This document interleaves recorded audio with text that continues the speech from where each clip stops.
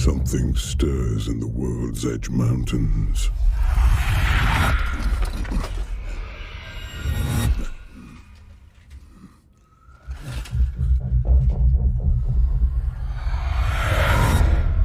Death comes to the Dwarven realms.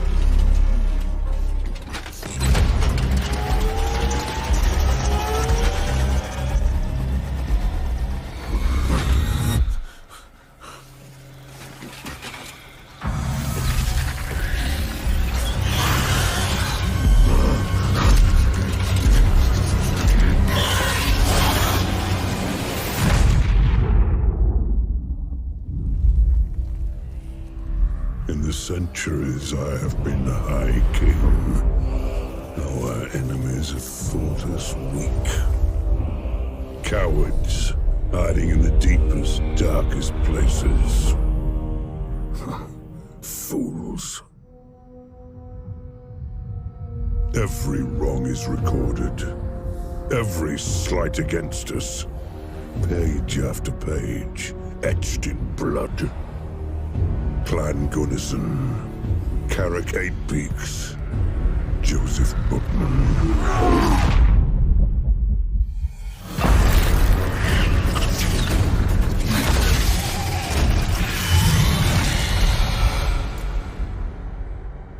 The Urks must pay. Let them come.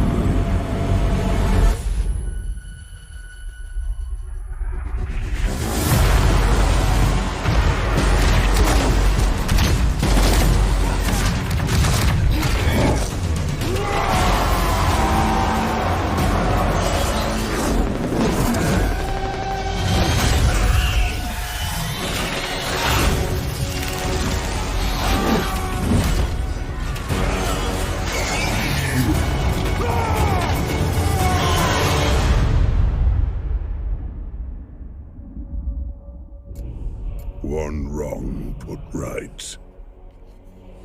But the great book of grudges remains full.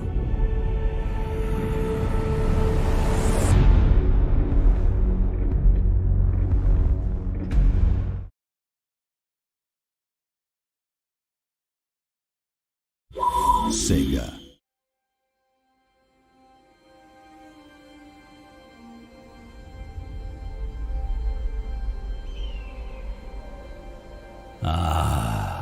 Karak 8 Peaks, Queen of the Silver Depths. What riches lie beneath the mountain? What horrors?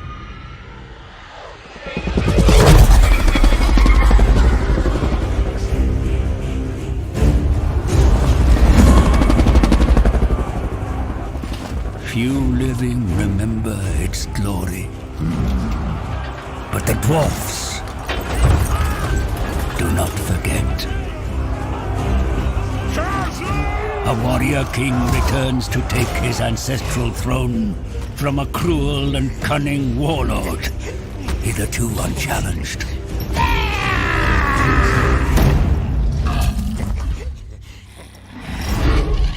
What fate awaits them in the darkness?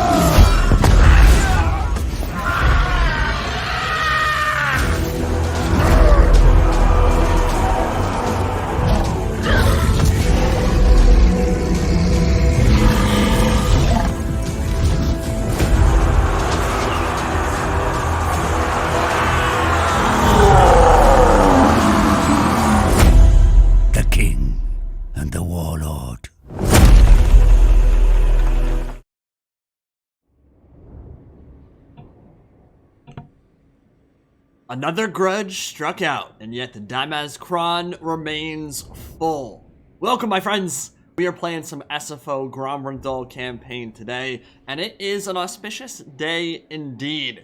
This Queek Headtaker is invading. We finally have a chance to put right so many wrongs. Now, again, we're not starting on turn 1 of this playthrough. Let me appear offline, because, as per usual, your boy's an idiot. But we are on turn 96, and what that means is there is a lot more going on than you would typically see at the beginning of a dwarf playthrough. So, I will say, beginning of a dwarf campaign, whether you're talking about SFO or vanilla, doesn't really matter. It can be a little bit boring, because by far, the best option at your disposal is to sit in Karaz Ankor, Pillars of Grungnir, and in Mount Squighorn, and just turtle. Build up walls, get crazy good garrisons, and have a little bit of a camp fest. Fun way to do it. Fortune favors the infamous. Carbon 199, CA $2 for the Slayer King. Yes, we're going to try to get Ungrim Iron Fist under our control very soon. Thank you for the donation, my friend. He is, of course, in Karak up north. But yeah, this is basically the start in this playthrough, is you want to sit in these 3 settlements for the first 30 turns, especially when you're playing as Grombrindal. Now, the White Dwarf has one incredibly powerful and unique mechanic to him, which is the teachings of the 4 ancestor gods, whether it be Valea, Grungnir, Grimnir, what have you. There are some very powerful buffs for your armies and your provinces, and the first thing you should do in a Grombrindal campaign, at least in SFO, is sit in the Pillars of Grungnir, wait till you get walls, and then build up your growth. Because one of the buffs here, and we'll see it in 7 turns, gives you crazy good growth, lets you build up Karaz Ankor really quick, and get your economy popping off. As you can see, we are making an obscene amount of money. And in SFO, one of the unique mechanics here is that you can, when you strike out grudges from the Daimaz Kron, you get some really powerful buffs. So for one, income from all buildings plus 10%, get that a little bit lower, goes up to 25% faction-wide, which is absurd because the Dwarf's economy is one of the best in the game, at least when we're talking about SFO Grimhammer. So, Karaz Ankor making me 3,000 a turn, took Mount Gunbad around turn 35 or so after we consolidated our home position. That's making me 4,500 a turn. So yeah, the economy's popping off, we're swimming in it, we're drying our tears with lots of Valea bucks. It's a good time. By Valea's bearded ass, we're having an enjoyable playthrough so far.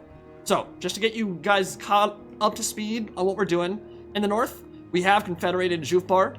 So this is a very powerful settlement right here. We have had to deal with some vampiric corruption, obviously. We are not at war with the vampire counts yet, but that will happen soon enough. And we have an army building. So, this is kind of the core tenet of how this entire playthrough has gone. This was the first thing I wanted to rush, because gyrocopters and gyrobombers in SFO are beyond godlike. You're going to see that very, very soon. We have them in all of our armies, because in Karaz Ankor, we have this unique building. The Karaz Ankor airfield gives us more movement range for all of our armies, upkeep reduction to gyrocopters and gyrobombers, recruitment cost reduction, plus speed, and plus recruit rank.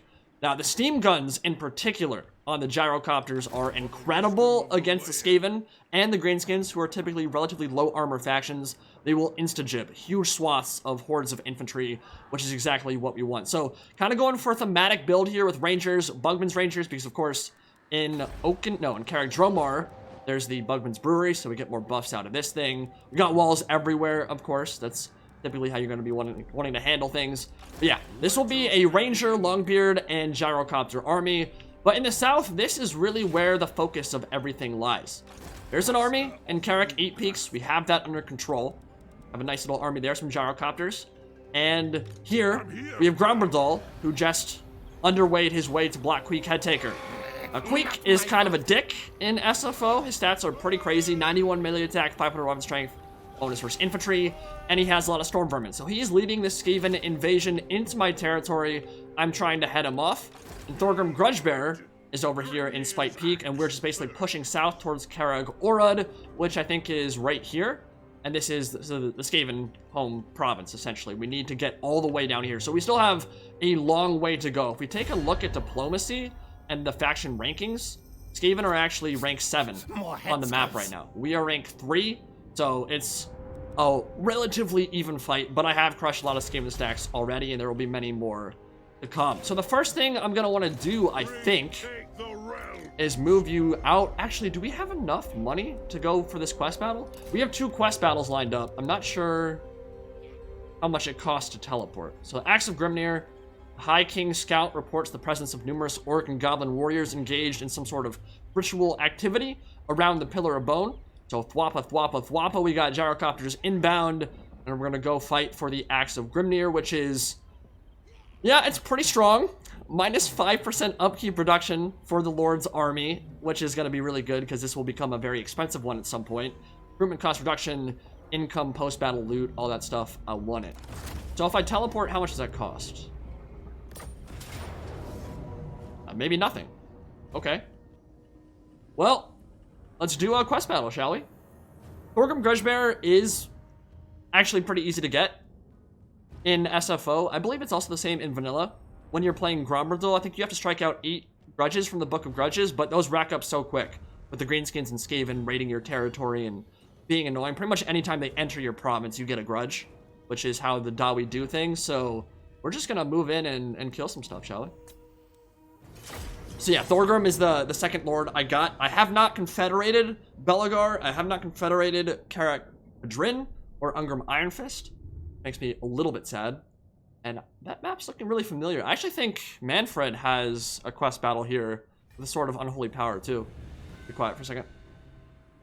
Behold, the stone fruits of the Engineers Guild's labor. New flying gyro machines will take to the air. Let me assure my traditionalist brethren within the guild that Morgrim himself would be pleased with this innovation. Now, let us test them against the eternal enemy, the ones who have more entries in the great book of grudges than any other, the orcs. See how the green-skinned filth flock round that vile pillar. Let us wipe them out. So confident am I in these new machines that I forsake my axe, and will not take it up again until victory is secured here. I do this in the knowledge that those orcs will soon be corpses scattering the battlefield. Let us be about this. That's one way to pussy out. Did Thorgrim just say he's not gonna fight because he's so into the whole gyrocopter shenanigan play? I mean, let's be honest, gyros are pretty strong, but like not fighting for your people, it's kind of messed up, Thorgrim. Okay, so we have a very nice army here. One of the first things I did when I consolidated the Karaz Ankor province was I got a bunch of grudge throwers because they are kind of the great equalizer when it comes to the Dawi campaign. They are obscenely good at killing hordes and hordes of gobos, of orcs, of Skaven, all that stuff. So we definitely wanted to get a bunch of grudge throwers, 5 of them in my army, nicely chevroned up. And of course, because upkeep gets so high in SFO, these dwarf warriors are going to stay viable until the late game. 50 melee defense before they even get gold chevrons, and that'll get even higher. So definitely going to be one of rocking those for a long, long time. You're not going to be seeing too many full stacks of iron breakers or hammers. We are using unit caps as well, which keeps the lower tier chaff stuff a little bit more viable into the late game, because you just can't afford to go full iron breakers because you can't bring that many to the field in the first place. So we'll have these gyrocopters operating in one little control group there. Kind of go something like this. And I am going to deploy a few units behind my lines because the likelihood of a vanguard ambush. I've not actually played this quest battle ever. I don't think I've ever done a full Thorgrim Grudgebearer campaign. I don't really know what to expect here. But you can be in the center, you can be on the flank, and let's just roll you back a little bit. Thorgrim can kind of just go in and face tank the entire enemy army. That's kind of what he does. So he lied. He will be fighting this battle. The clans unite! Okay. That looks good to me. And we're gonna force these gobos to come my way. Big question is, where are the reinforcements coming from? And it looks like my right and my left. Alright. Well, those are... Let's stop right here. Just make sure that our dwarf warriors are actually blocking off our cannons and our grudge throwers, because yeah, it's a lot of stuff coming my way for sure. Holy crap! Got a balance bar. All right, roll you back. Roll you back. You guys under control group. Rootsmith out here. Thorgrim come. And the grudge throwers can start firing at the Goblin Wolf Riders. And you'll see in a second here how much damage these gyrocopters do. They're firing into even Goblin Wolf Riders, but it's much better even against the low tier infantry. So yeah, just charge me and die, you Groby scum. We'll pull you back. I don't want to friendly fire myself, so I'll get these in their own control group and start shooting at all this stuff right into the center of their formation here. Kill those big guns, because they're a big problem in SFO. Hammers are crushing it. Good stuff. Yeah, and then one volley into the back of that should rout it. Actually, let's just charge the melee. Mitigate some of that friendly fire damage. So pull you into the front ranks. And we'll get you guys into your own control group as well. Guard mode. Chase them off the map. And Thorgrim, come on over here and beat the crap out of Wazhumpa Gobspit. What a name. Check this out, boys. Oh, that's money. That's money. Yeah, that's pretty goddamn satisfying. Let's do it one more time before we get charged. Hurry up, give it back to me. Oh, no. Okay. So we got a horde coming in from behind. Let's send the Peak Gate Guard backwards. Deal with them. Thorgrim can beat up on this dude. We'll pull you a little bit back, and then you guys start focus firing on the big guns. Savage big guns. And definitely start shooting them with the stuff. Okay. We'll have to pull you out. We'll have to push you guys out. Peak Gate Guard can just charge in. Thorgrim. Kill this guy. Rootsmith, let's pop this. Slow you down. And then charge in. Yeah, perfect. I have to pull these guys back in a second here. The Armor Scolder holding on for now. Gonna lose some Dwarf Warriors for sure. Oh, there are Doom Divers. Okay. I don't have a good way of shutting those down. Yeah.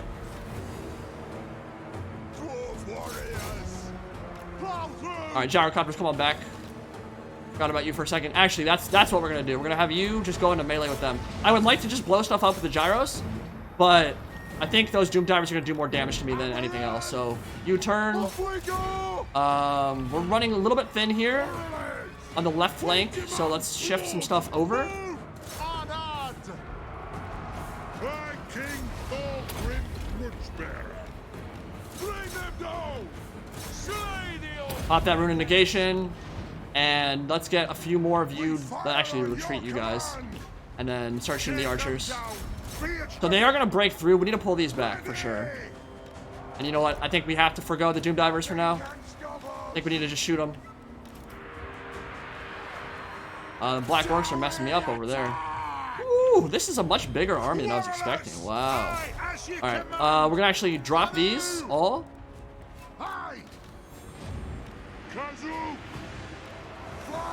And just start shooting into the front ranks. Now we're gonna drop bombs right now. Go, let's go, let's go. We're gonna need a big bomb drop. Run, guys, run. Are you firing over here? Taking me forever to chunk through these savage orcs. The Gate Guard are not doing quite as well as I would like. Alright, come here. Drop bombs. Oh, watch this. Oh, baby. One more. Alright, come here. One more time, one more time. Oh, we got more Black Orcs to kill. Alright, we might want to break this real quick. Alright. Runesmith back. Man, he's spending so much time right here. Not ideal. Alright. Come here. Start shooting the Black Orcs. I don't know if I want to deal with him at all. We're getting to break them on that left flank. You definitely need to fire on the Black Orcs right now. Yeah, they're beginning to break. Okay, Thorgrim. Those. Ah, it's a war boss in there. That's why. Bring them! Needs more help. Runesmith needs to come over here. Kill them! Okay. Finally, those black orcs are starting to get crumped. But it's hurting. These guys are holding okay. Orc by Ulthar won't help me for now. I wish the Doom Divers hadn't been able to stay alive for so long. Blow through! Alright, ignore the Lord. Down! Just keep shooting. Yes, Lord! All dead I'll get 'em. Understood, Lord. Kill the Night Goblin archers. They have wronged us. Thorgrim is face tanking this, but it's hurting. Just need the Lords to die. Quarrelers! So I think that's the big thing. You're supposed to kill the Great Goblin Shamans first. But they haven't really presented themselves too much to me. I don't have a lot of hero dueling characters except for Thorgrim. So I just gotta route everything, basically. Alright, you are just blobbing up around them. That's not useful. Where's my PK guard? Actually, they are crumping. They're up to 200 kills, dude. That's pretty impressive. Kill the Black Orcs. Ah, the Doom Divers are wrecking my Corlers now. We might need to get back on these pretty soon here. Grudge Thrower, fire into the Black Orcs. Alright, go in. Nothing can stop us. Cool. Have wronged us! Kazoo! So the Great Goblin Shamans need to die now. So the Orc War Bosses, where are they? Are there some like camping in the back of the map or something? I feel like that's what's happening. Charge! Dwarf warriors! Attack the orcs! Move now! I'm gonna try to avoid losing my PK guard here because I'd rather not have to re-recruit them. Gyrocopter! Go in on them, go in on them. Melee, and that should be enough to shut them down for good. Dwarf warriors! A fun battle. Okay. Come here. Move now! Run, run, get away from the Black Orcs. Warlords push up and kill these. Give them a little bit more space. They're gonna route, yeah, but as long as they don't route towards the opposition, we're good. With a Karaz Ankor. Hey! The rooms are Well, I routed him, but he's still alive. every crew. Attack the orcs! Okay, I can actually just beat the brakes off you. Move now! It is an order! Hey! Go back. Alright, we're gonna keep those PK guard alive, I think. Range far! Range fast! Dwarf warriors over there, don't care about them. We You guys run. demand blood. It is a reckoning. Gyrocopter! There is no greater authority.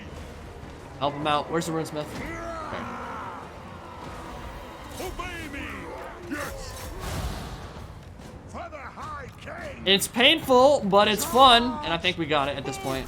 Unless something catastrophic happens. We got a nice little pocket back here, defending our home turf. The might Yes. of Karaz Ankor! Long be it! Up we go! Now I need you guys to close in.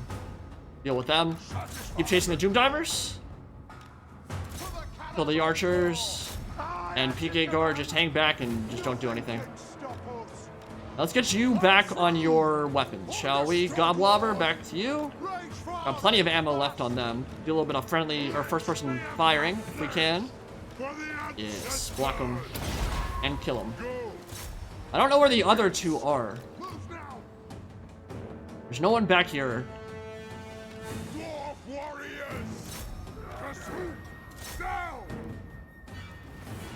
Long be it! Ah, they came back. Okay. That mass route? Looking like it. Except for this douche. Okay. Fire on your I didn't see him. Runesmith.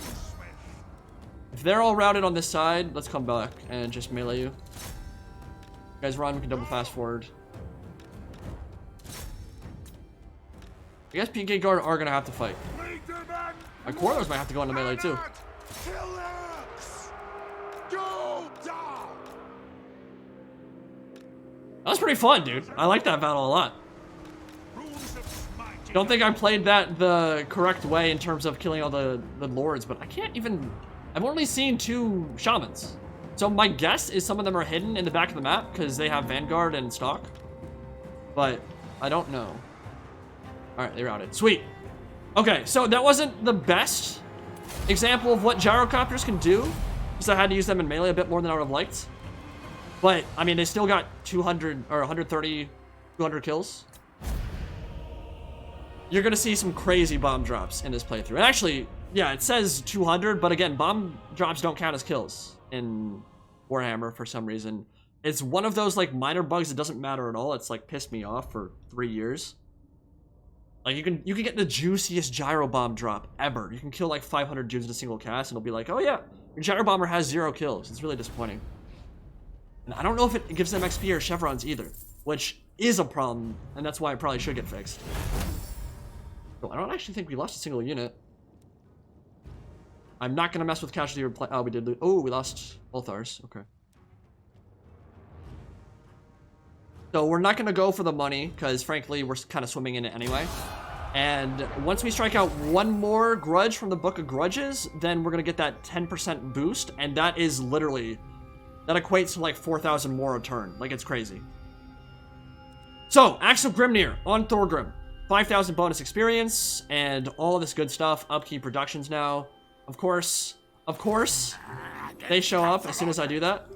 Throne bearers. Should we actually retreat and give up Spite Peak? Just clan rats. I mean, he's low. Let's see what we can get for this. Ooh, okay. This should get rid of all of our issues. Boulder Guard are really, really, really good. Yeah, this is pretty sick. Okay. And they have bonus versus infantry too, which is exactly what I want against Skaven. So let's get the Scolder Guard. Very expensive, but fun. And with this army, if they decide to attack, then we could have the Runesmith kind of face tank the entire enemy army, and then just have the Scolder Guard and the Goblobber just wreck them as they come in. Okay. So yeah, all that upkeep production recruitment cost is pretty good. And I just recruited a Thane up north that has Untainted. Obviously, we have some Skaven corruption issues. So there are 2 things we need to do. One is work towards Rat Poison. That +1 Untainted in all provinces will be pretty useful. And of course, it also buffs our income from iron mines and gold mines, which we have a lot of. Blaze Protection also gives a +1 Untainted, so we have to work through that anyway. And then there are a couple things up here. Gem Cutters, and Destruction Time that I'll work towards as well. So if you've not played SFO before, there's this.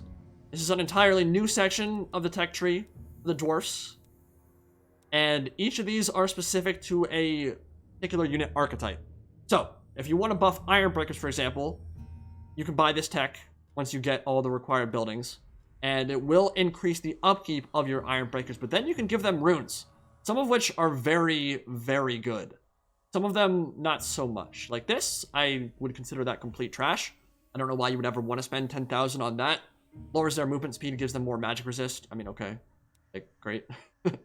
The 25% magic resist is the best you're going to get anyway. The missile resist, meh.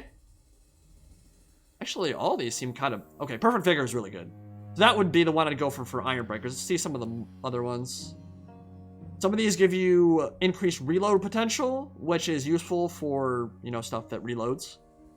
Physical resist, movement speed. So basically, you're paying money to trade buffs for some debuffs. Some of them worth it, some of them pretty terrible. This one's +20 melee attack, -10 melee defense.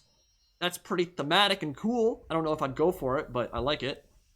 And a lot of ones like that. So this is basically your late game tech when you're super, super rich and swimming in the money.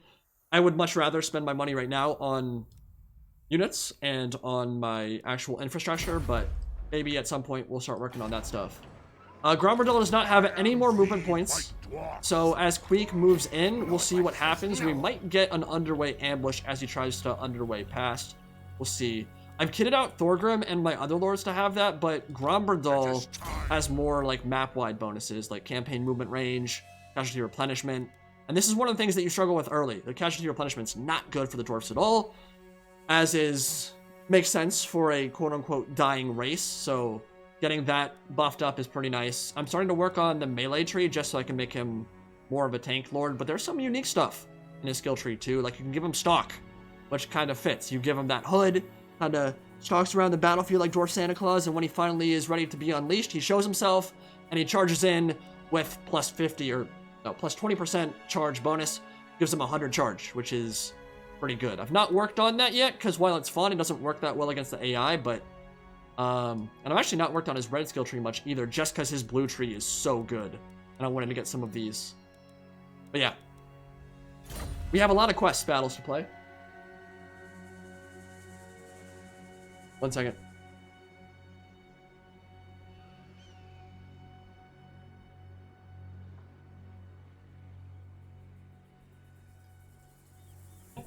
Sorry about that. Yeah, so that's the Grombrindal campaign with seal buffs right there. And I think what we're gonna do here is look. This army's about to be done recruiting. It is. I don't know. We might start a war with the vampire counts pretty soon. But let's take a look at diplomacy. I'm gonna be confederating Clan Angrund or Barak Var very soon. If I can. What you want to look for is essentially when their power gets really, really low. So the balance bar gets low for them. They've lost an army. They're about to get wiped out as a faction. That's when they're going to want to confederate. It doesn't look like any of these guys want to do it so far. So we're going to end turn right there and see what they do after we buff up. Ooh, got 4 skill points. Holy crap. All right, we're not going to be recruiting Everguard for a long time. So I'm not worried about that. Income from all buildings and research rate is pretty effing good. Definitely this, because we have a lot of Longbeards. See, we already have Lightning Strike and Casualty Replenishment Rate. And let's go... Missile damage plus 5% for... Oh my god, and ammunition, faction-wide. By the way, if you're wondering what the Everguard are, it's a unique hammer unit that only Thorgrim can get, or start with, rather. You can recruit it for anyone, but I don't know if they serve anyone else. Not actually sure how that works, but I think you can only recruit one of them. Unique hammer unit that kicks some serious ass, but they have like 1,000 upkeeps, so they're pretty crazy. We're not going to get that because we're not recruiting them for a while. What are the deeps? Let's go... Go that. And then...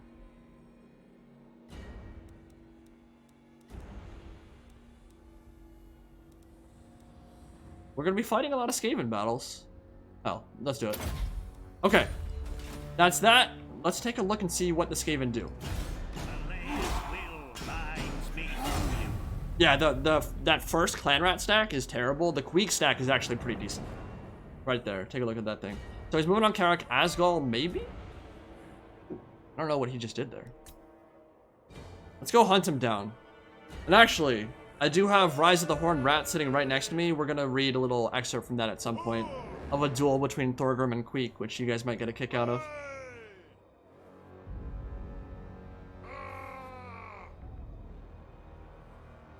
Welcome, friends of the Dowie. Alright, Brock Ironpick and the Dwarfs of Karak Norn want a military alliance. This is something you do not want to sign, because anytime you sign military alliances, your chances of confederating go way down, because it adds your bonuses together. Oh, and we can now go for the Armor of Skolder, too. Take a look. Both gold.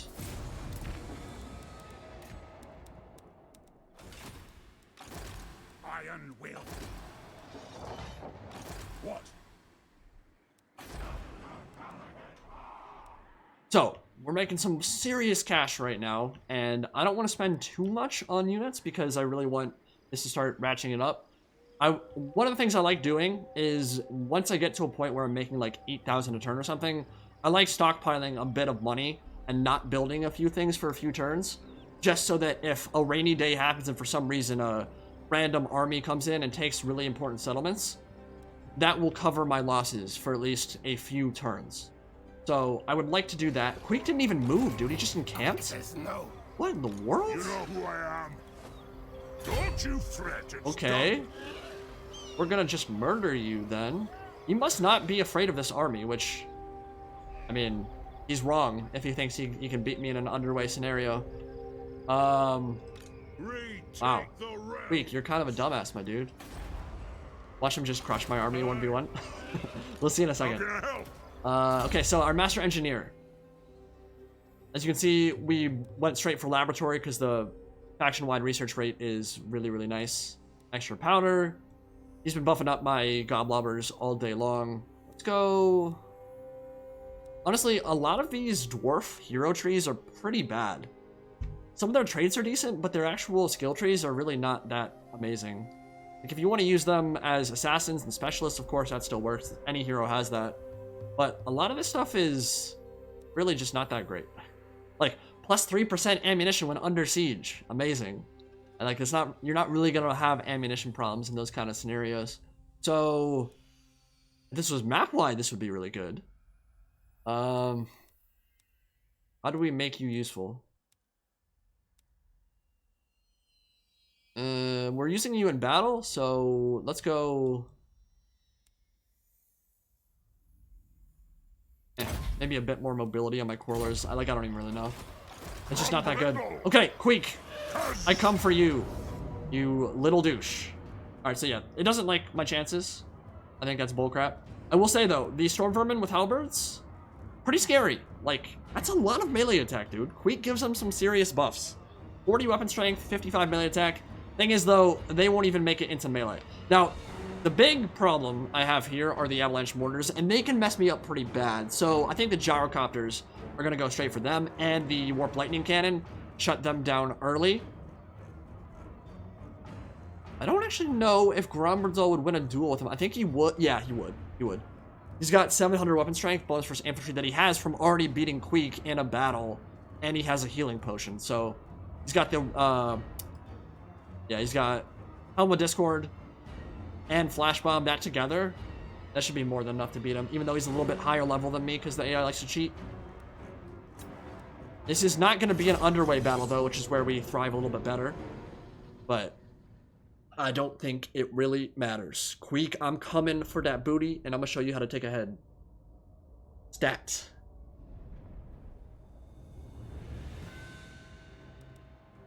Okay. Now, as any strong Dawi player would tell you, corner camping is the way to go. We're not going to full corner camp, but we are going to swing to the left side here to get a little bit of a better engagement. And what I like doing is making a pretty tight and compact formation so they're all funneled to the front into this kill zone right here, where the grudge throwers can really cause a lot of carnage. So that's the game plan. For these grudge throwers, spread them out, and the master engineer is going to be right on top of all of them. I'm guild approved. Guild approved. So I can catch 3 in the buff if I position him appropriately. So let's see. Yeah, that'll catch all 3. Gives more accuracy, more reload skill, and more range, which are all very useful things. You guys are going to be in your own control group. Grumbling Guard. Ooh, you know what? Thorgrim's Ironbreakers can just tank this front. Take a look at these bad boys. Yeah, pretty glorious. So, there are actually a couple buffs you can get in this campaign where the Ironbreakers get, I think, double the ammunition. I think that might be a Thorgrim trait. I can't quite remember. But there are a couple ways to buff that up, and against Skaven especially, look at that, 53 missile damage. They will completely eviscerate a low armor unit from the front if they charge in. Any low armor unit. The Storm Vermin have enough armor that it won't decimate them, but it'll still hurt. These guys have bonus for infantry and that burn contact effect, so what I've liked doing is having Grombrindal kind of be in the front, and then putting a little space in between my lines, so that he engages, and then the Iron Drakes just toast anything that gets close. And we have the 3 gyrocopters, so 1 brimstone gun. That's probably going to be to actually kill warp lightning cannon crew, and then you guys will be your own control group and just worry about the infantry. Bring you guys out a little bit more.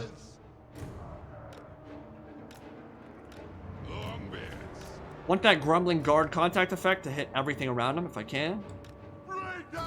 And we'll have to be careful with Gromby, obviously, but I think he can take that duel with Queek for sure. Okay, let's get started. And they will come to me. So avalanche mortars, find them first. I see him. Right there.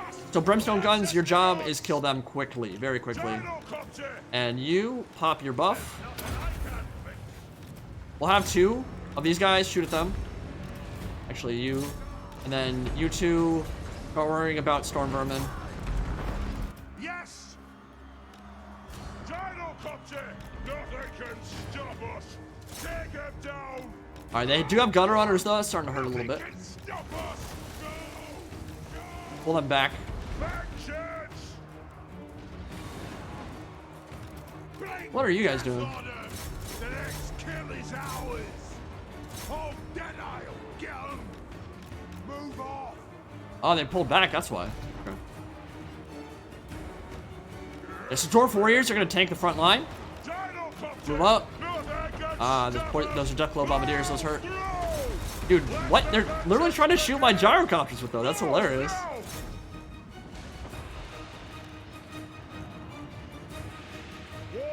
Oh yeah, the Storm Vermin are getting absolutely torn up. Gromby, come over here, get ready to duel. Alright, we gotta pull these back now. Starting to get messed up. So I'm distracting a huge swath of the army, but they have bonus versus large poison globes that are really starting to wreck my gyros. So I guess you can stay back, deal with that stuff, but you guys need to retreat. Come here, Queek. Warlers. Let's shoot the Storm Vermin, because they don't have shields. I don't want to send Gromby in there unsupported. I don't think that'd be a smart idea. We'll get a volley in on that. Actually, what we could do is drop bombs. You guys are just going to retreat, man. They're getting messed up. Yeah, that's perfect. So he's going to get torn up by the Iron Breakers, and then I can come in from the flank, drop flash bomb, drop all my buffs. Oh, perfect. Oh, my God. Oh, my God. Did you guys just see that bait? That wasn't intentional. I'm going to say it was because it was dope. Deathglow Bombardiers just wrecked their own Warp Lightning Cannon. Just go into melee now. Alright, Grombrindal, pop your debuffs. Where's Queek at? Alright, outduel him. You guys are getting wrecked. Perfect. So the Death Globes are a problem. Let's kill some of them.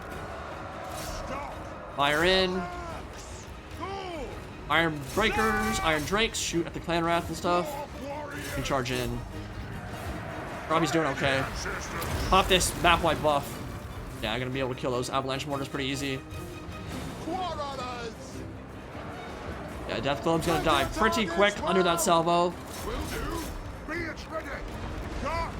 Get you on the flank so we kind of mitigate some of that friendly fire damage, and let's burn some Poison Wind Globadiers.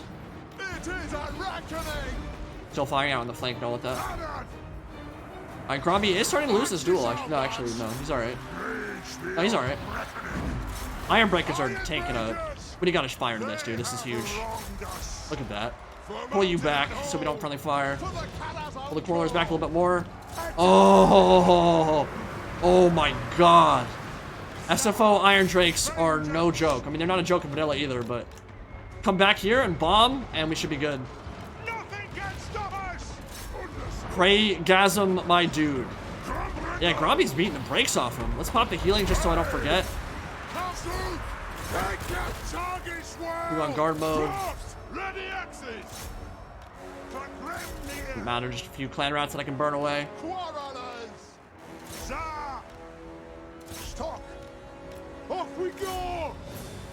Oh, this bombing run. Check it. Check it, boys. It's gonna be glorious.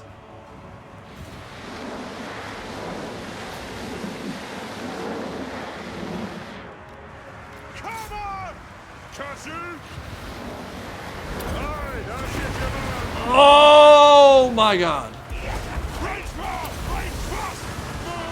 Yeah, that's one way to do it. Yeah, I wasn't lying, boys. Gyrocopter's pretty strong.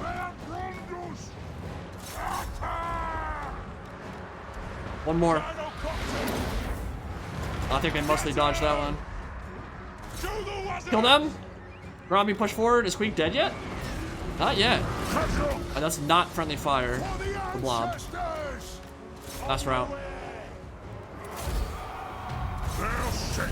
Queek can't handle this. He wants none of that action. He wants absolutely none of that action. Okay, so that's a pretty powerful Skaven stack dead. I don't think I can go offensive at Karak Orod yet. But I'm gonna try to soon, because the longer you wait against a Skaven, the more of the Vermintide starts coming out to play. And they kind of do just swarm you with stacks over and over again. I think I want to actually kill him. And let's do some first-person action, because I love this. This is one of my favorite things in the game, like, period.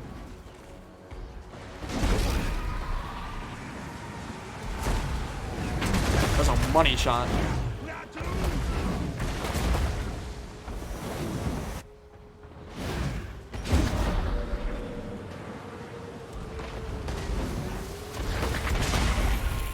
Save my alpha!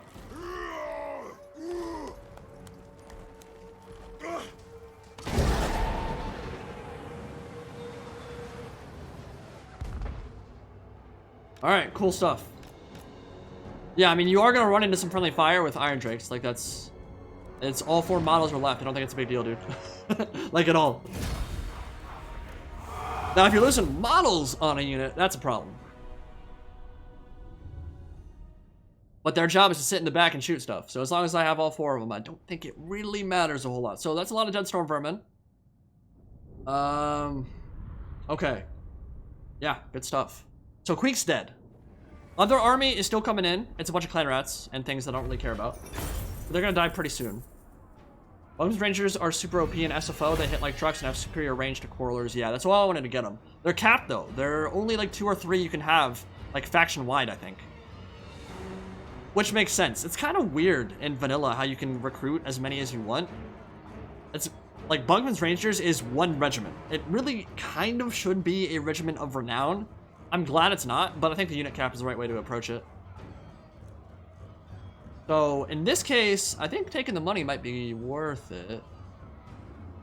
We already have casualty replenishment rate stacked so high. I think we'll take it. Then move into Karak Asgal, and yeah, like this army can't do anything now, so I could chase. How can I help? Yeah, you know, I don't want them to like underway away. Let's just kill them. So this is one of those cases where I am going to... Okay, I don't... Like, I never know with these kind of balance of powers. It gets super awkward. I actually did lose a Dwarf Warrior unit. That's annoying. Oh, wow, we don't get that much. I don't know if this stacks. I think the casualty replenishment debuff will stack. But it's so much money to make in 1 turn. Yeah, it did. It definitely stacked. It's only 1 turn, though. I am the White Dwarf. Okay. So they're dead. Let's re-recruit a Dwarf Warrior. Check out this. What do I want to spend? Cloaked Figure. Well, I haven't been using global recruitment much at all. I don't think it really matters a whole lot. So far. It will at some point once we start spreading far away from the Karaz Ankor, the Everlasting Realm. Should I go for the memes, guys? Should I go for that enemy leadership penalty and Cloaked Figure? I mean, charge bonus plus 50, like that's... It turns Grombrindal into like an elephant on the charge. Get your Slayers. Yeah, I've not gone any of those Grimnir buildings, which that is something we need to talk about as well.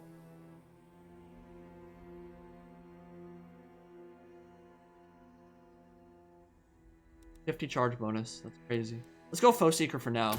But let me know if you guys want to see me work towards Cloaked Figure for the memes. I mean, it's not bad. Like, plus 50 charge is pretty scary. Okay, so this is one thing I wanted to talk to you guys about. By the way, this guy's one duty right now is to go all the way to Karak Norn. Take a look at the Book of Grudges. Karak Zorn, rather. Reclaim Lost Holds. Yeah, in the Book of Grudges, we're back to Karaz Ankor. Take a look at this. So I've wiped out a ton of them, obviously. Like, there's a unique grudge for each of the major holds for the dwarfs. Mount Goodbad, Black Crag, which is Karak Draz. A lot of them have already been wiped out, and you get some really good buffs. Really good buffs. So you get Oath Gold, Battle Masters, let's see. Where's some of the, yeah, like Slayer of the Ironhide, Lord Recruit rank, Pillars of Grungney. Capture the following settlement, yeah. So like a lot of these give you some really, really good stuff. Karak Ankor, like minus 10% construction cost for all buildings, which is huge because dwarfs have some pretty expensive ones. But there are some really crazy ones like Elgi Urbaz. So you take out the High Elves or go to war with them, win 10 battles against them, get income from trade plus 25%, unit XP. The big one I'm going for right now though is Reclaimer of Karak Zorn. I actually should have done this way earlier in the playthrough, but I didn't notice that it was not retake the hold. It's literally just move any character to that region. Gives you map wide, plus 10 growth and plus 5 casualty replenishment rate, which is going to stack with all the buffs I already have from Grombrindal. So yeah, that's really, really good. I want that for sure. So I'm sending a Thane down that way. The other thing I wanted to talk about was the building in the Silver Road. So once you get to tier 5, you can build these buildings, and they are extremely expensive, but some of them are super good. Now, I need to reread these because I've not looked at them in a while. I haven't had the money to afford it yet, but there are some super good ones. Balea Shrine gives growth, casualty replenishment rate. I think that's only in that territory though, so it's meh. Because I'm not going to have armies replenishing in Karaz Ankor because Public Order is so good there because of this building, the Throne Hall of the High King. Super good building, plus 2 Public Order faction-wide in all provinces. Yeah, I like that. And the tax rate, too. But yeah, so Balea Shrine, that growth is... Oh, it does give plus 10 growth all provinces. Okay. Yeah, if you stack that up, like in a bunch of tier 5 settlements, that could be pretty strong. There's the Thungni Shrine. Each of these are, of course, an Ancestor God. Campaign movement range, only in that province, though. Upkeep for Lord and Heroes. Oath Gold. Not bad. Armor. Magic attacks. Global recruitment cost. Local recruitment capacity. Don't really care too much about that. Upkeep production for gyrocopters. I could stack that up more because I am fielding a ton of gyros in all my armies. And that research rate plus 25%. Now that would be a crazy one to stack. It's kind of getting irrelevant because I already have so many good researches. Like, I've already researched most of the good tech, but income from mines, that's really, really, really good. And upkeep production for Iron Drakes and Iron Breakers. This is the one I've kind of been leaning towards. It's either Grungnir or Balea for me so far, I think. But let me know in chat what you guys are thinking. This one's okay too. Campaign movement range, which I've been stacking a lot. And then there's Gazul Shrine, which gets rid of Vampiric Corruption, but that's much more important in Zufbar than it is in Karaz Ankor. Upkeep production. Yeah, so I mean, there's some good buildings here, but they're all really expensive.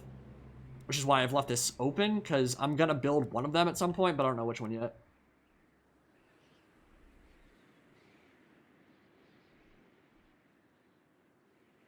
Okay.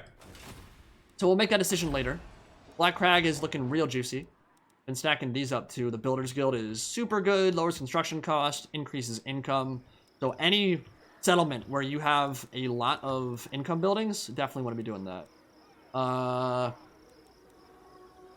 Public Order is good. It's like really good. But now that we're making so much money, let's focus on finishing this stack up north and pushing southwards and stack up a little bit more. Okay, so that's gonna get me to 17. I need a couple more. Could get Iron Breakers in that army and then think about moving on the vampire counts. Castle Drakenhof is making 5,000 a turn. I want that. And they're gonna declare war on me at some point, so...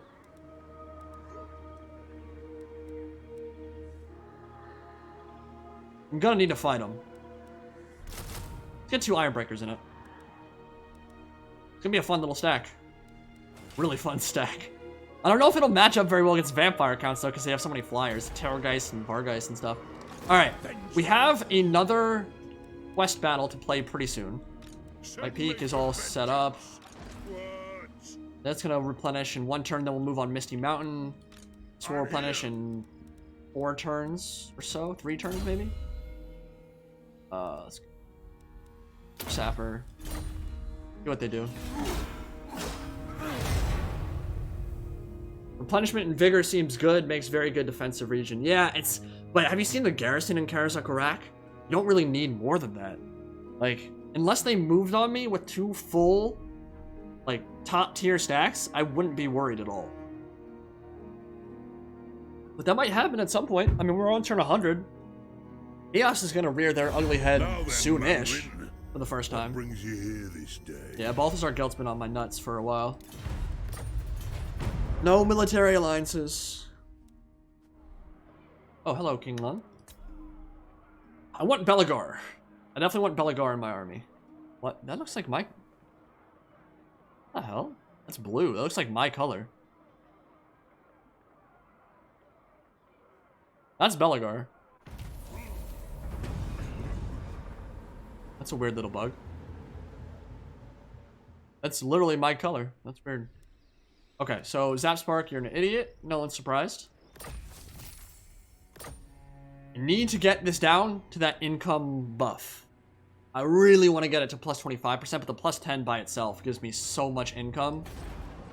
So let's take a look at the Book of Grudges and see if there are any that I can easily modify here. Yeah, I mean, I've killed so many Skaven stacks, dude. What are the ones that are active? Are there any that are active against actual... So, Pestilost. That was the stack that we saw for a second. The Clan Rat stack, that was garbage. Skaven Blight. Yeah, none of these are going to be easy to get. I can't go to Nagarond or Ulthuan right now. Not much of a worthy investment, but Pestilost will do it, and Karak Zorn will do it. So those are the 2 that I can strike out. So, Thorgrim, do you have any more quests for me? Giant Huff. Dude, I want to go north? Why? I hate those quests. They're so boring. Just march a character there. Why? No, it's not happening. Okay, so I guess we won't do that quest battle for a while. Grombrindal. Gotta move this stack. So Karak Apex is getting rid of all the corruption. Garrisons there is decent. Hold on, okay. You have Crookback Mountain, and actually, we're not that close.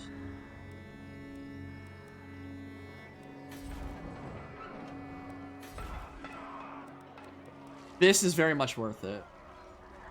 We'll go from plus 10% income to plus 20. 7,000. That would probably make its cost back pretty quick. Look at how fast it builds, too. And I'm making so much money from Mount Goodbad. It's actually insane. Okay, we'll build that. Garrison there is insurmountable for pretty much any faction. That's all AP. Really good. Look at all that. Ironbreakers, Longbeards, great weapons, Thunderers. Beautiful. Averland is getting aggressive. That's a bold strategy, Cotton. Let's see if it pays off for Marius Lightdorf. This is why I like typically using Mixus Lord mods. Kind of wish I had it equipped right now, to be honest. One more unit. What would be good? I have enough range firepower. I don't think I need any more of that. Let's get some more infantry. Be just a regular Longbeard great weapon. That'll finish up that stack. Okay. So I think we'll hang out in Karak 8 Peaks for maybe a couple more turns just to equalize public order and Skaven corruption a little bit more. Bromby. I'm here now. Oh, that is gonna take forever. Jeez. That's one more turn. It's hitting me, I think. All right, Thorgrim. Let's underway. It will better our cause. Ooh, this could get a little bit dangerous. I don't actually know what's back here. YOLO. Against council orders. Now they're gonna attack. All right, how's the garrison there, by the way? Actually, they will. They can't actually get there in one turn, so we're fine. One rug. All right. Well, I could snipe out Misty Mountains, or I could just go kill them. Let's see what they do. They might try to just move towards Spite Peak. I imagine that's what the AI is going to do. But then, actually, just have you guys start moving instead of hanging out. If I move out, that's the public order penalty. I don't think it really matters. It's not going to rebel anytime soon anyway. But we'll underway, and then we're into Spite Peak. Alright, so we got 3 armies moving southwards. Death Gorge is next on the agenda. Misty Mountain. I do have to worry about Nagashi Zar, because that'll have Vampiric Corruption. But actually, the Skaven might have all this stuff. This is all Clan Eshin territory, and Queek confederated him. So, I know for sure they have stuff over here. They haven't been sending stacks. Crookback Mountain's not been attacked at all. But it might soon. Thankfully, I think it'll be able to hold out really well. This is the nice thing, dude. Like, SFO gives you crazy garrisons. It lets you defend your home provinces pretty well.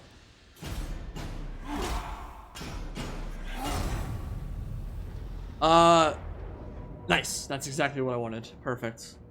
Any reason I don't have Mixus enabled is essentially... I mean, it's really fun, so I usually do use it, but I think I wanted to, like, not worry about crashing or any of the compatibility issues you can sometimes run into if patches come out, that kind of thing. It can get a little bit wonky. So I just said screw it for this one. But yeah, I usually run Mixus because it adds so much flavor to the game, dude. Really nice. And but it does get a little bit weird with SFO too, because it's like sub-mods instead of like the actual Mixus itself. Alright, Pestilust. Come on, baby. Die for Papa.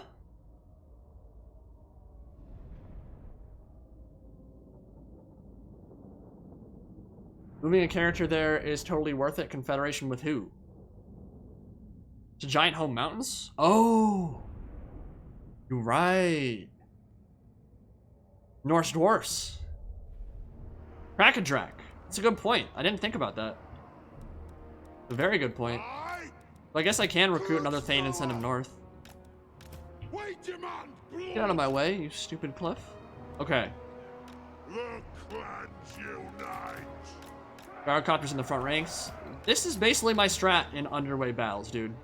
Thorgrim, Grudgebearer, the High King, goes forward on his toilet seat, tanks the entire enemy army, and then I blow it into smithereens with grudge throwers and bomb drops from on high. It's a very high-level strat. Only the best players in the community can pull off tactics like this. Dwarfs and underway are, honestly, they're pretty OP. They're just a little bit ridiculous. For the Karaz Ankor. Alright, so we have a new addition to the fold. Scolder Guard. Bonus versus infantry of 20. Really nice range of 100. Take a look at them. They have a different skin in SFO too. I've been looking to get a replay for them in multiplayer for a while. I've not actually played with a Scolder Guard in a while, but seriously, when's the last time any of you guys saw this unit in action? Besides, like, maybe a campaign. In multiplayer, it doesn't get used, and it's actually not that bad either. It's actually not a terrible unit. I have one dwarf up here. Dwarfs there. They're worth showing off, I think.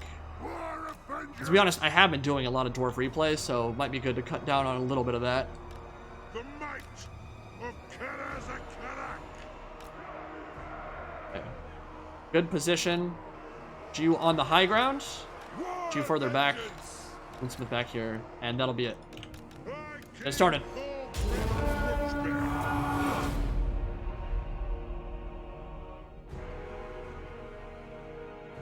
Line of sight gonna be an issue here, for sure. But it's all clan rats, like, I'm not particularly worried about this stack at all.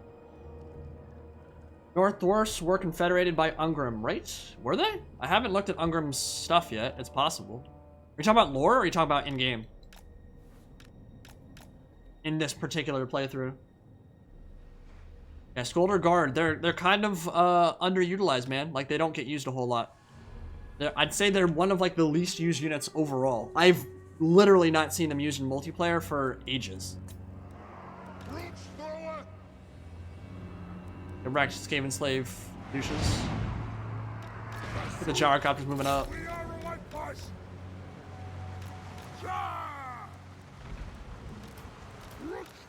I guess we can shoot you.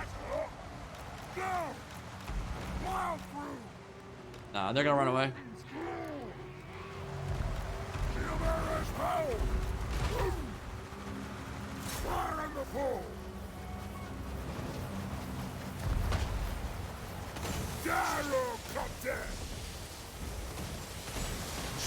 They have missile resist, so I think that actually does stop. I don't think this counts as artillery. I think they do count as missiles. I could be wrong. If someone knows the answer to that, let me know. But I think missile resist will mitigate some of the damage of steam guns. But the rest of this stuff doesn't have it, and that means clan rats are about to go bye-bye.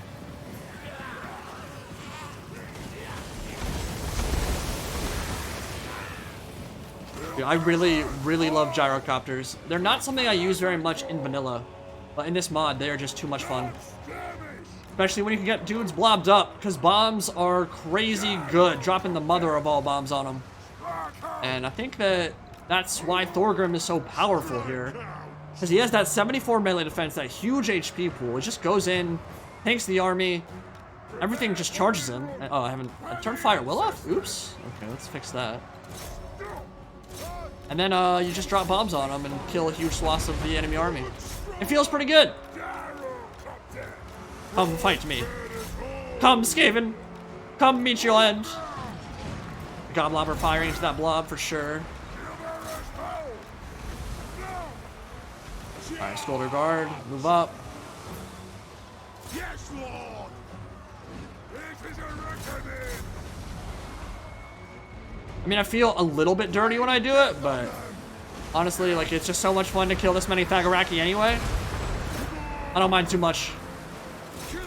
God damn, they're already up to 130 kills. Hold, Thorgrim!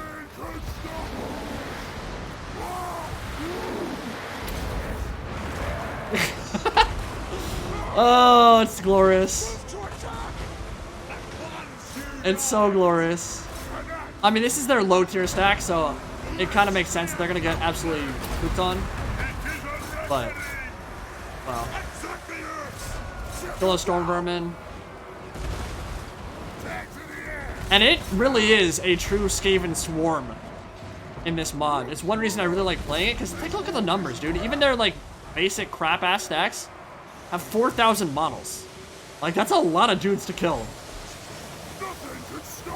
They're up to 600 kills already. Yeah, I think they might be good, guys. Get the dwarfs out and then bomb drop. Oh my god. Yeah. So, they weren't going to be able to win that anyway. That was always going to be one-sided as hell. Clan rats in an underway against top-tier dwarf stuff. Usually not going to go well for them. But, yeah, that was... that was pretty mean.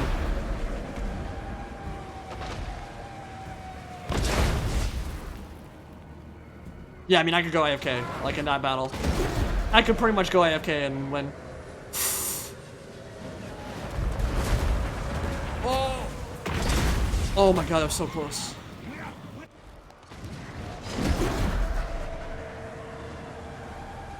Kobe! Dude. One more try. Oh, it's too high now.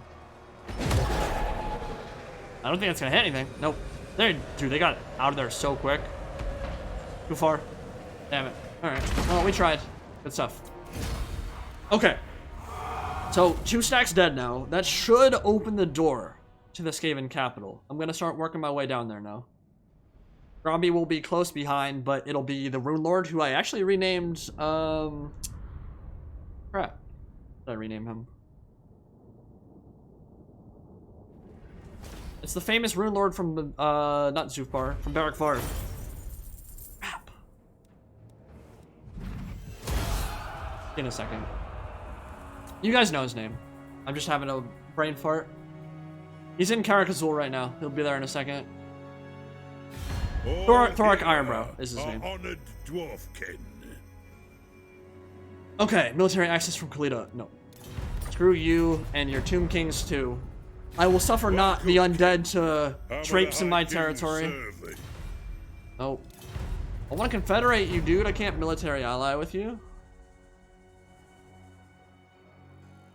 Is the dreaded 13th spell cast by Gracier Lords or also heroes? I think that is just Graciers. I don't think heroes have it. Alright, so that should strike out the book. That's still not enough? Really?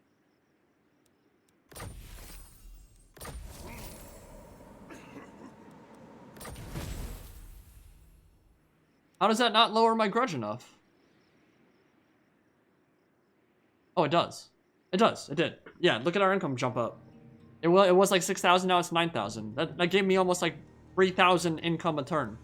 Just from having the grudges a little bit lower. Perfect. Okay. So, I will look at diplomacy, Karak Kadrin, and see if they confederated anybody. Well, that's not helpful. I don't think so, dude. Yeah, they're way too weak to have the Norse Dwarfs under their hold, and I don't think they would confederate with them anyway. I'm not sure I've ever seen that. Alright, so we're swimming in the money. I like that. We're super, super rich. So, we're gonna let that stack up a bit so we can get a little bit more infrastructure and armies going. I don't want to spend too much at the moment. Pestilos retreated. Well, he's dead now, but banning Hemlock replaced him. We're gonna go... Alert worth it? Not really. Oh, you know what? We are fighting a lot of Skaven. Chance of intercepting an army using underway. That's actually pretty good. I would like to make him better in melee. Give him more HP too.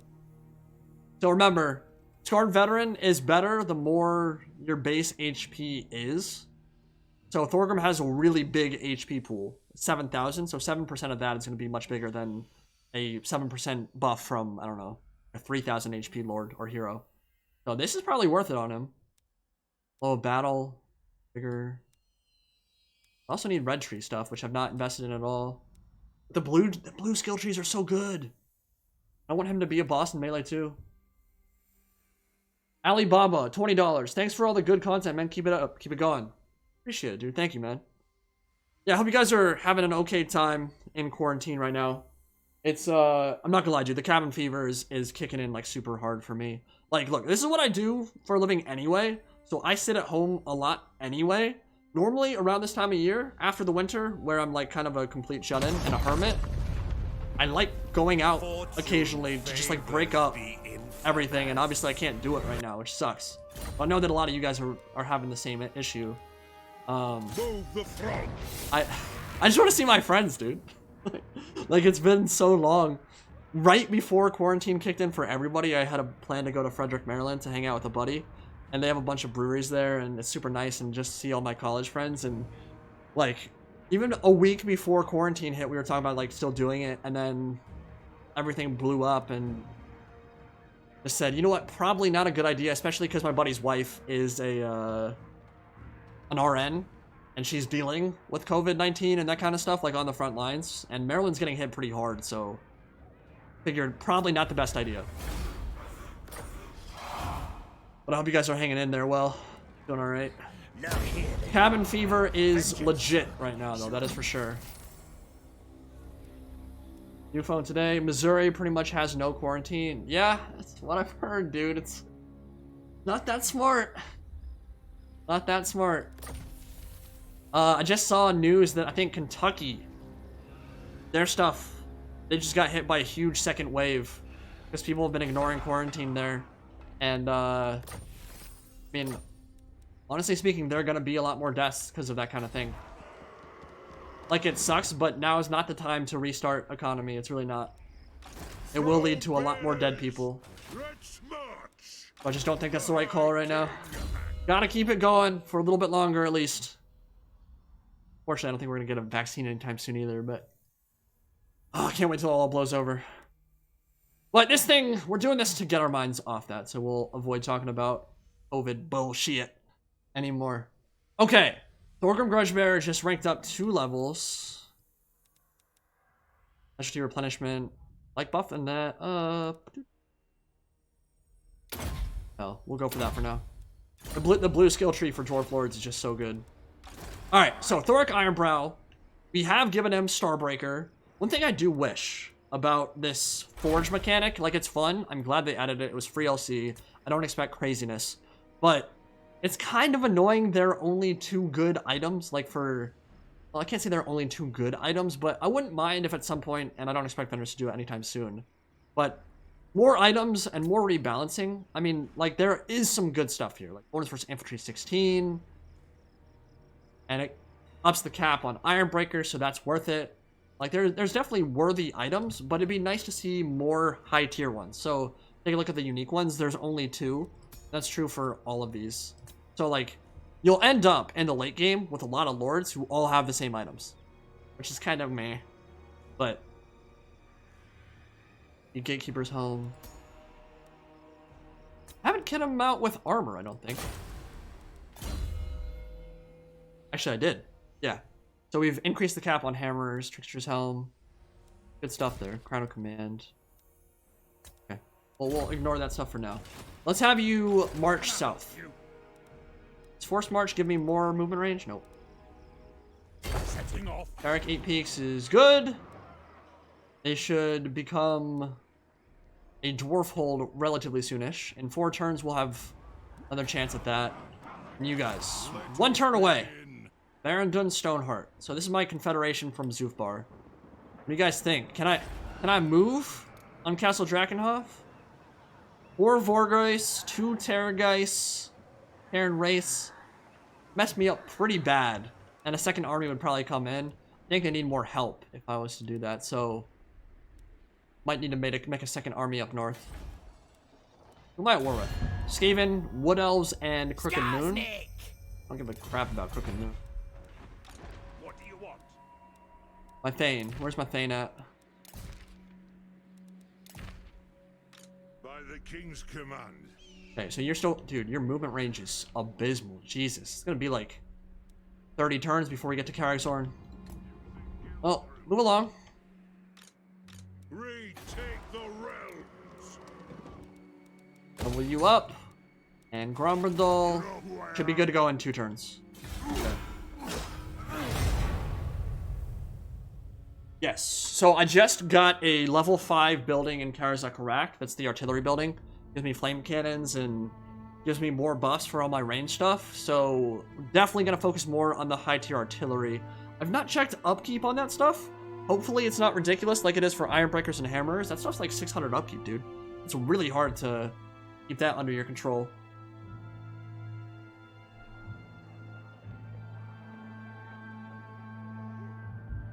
Well, I have done a lot of work to get to this point. Like, once you've gotten much of the Everlasting Realm under your command, like, your economy is popping off. As you can see, I'm making 10,000 a turn. It's pretty good. I don't think you can make as much as I'm making now in the base game, but you get swarmed by a lot more stacks in SFO too. So it's kind of a trade-off, but both gold, quest issued, the crown, dragon crown.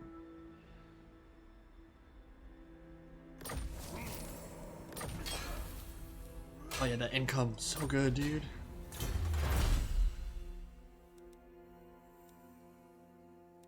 Do I go income or do I go rat poison?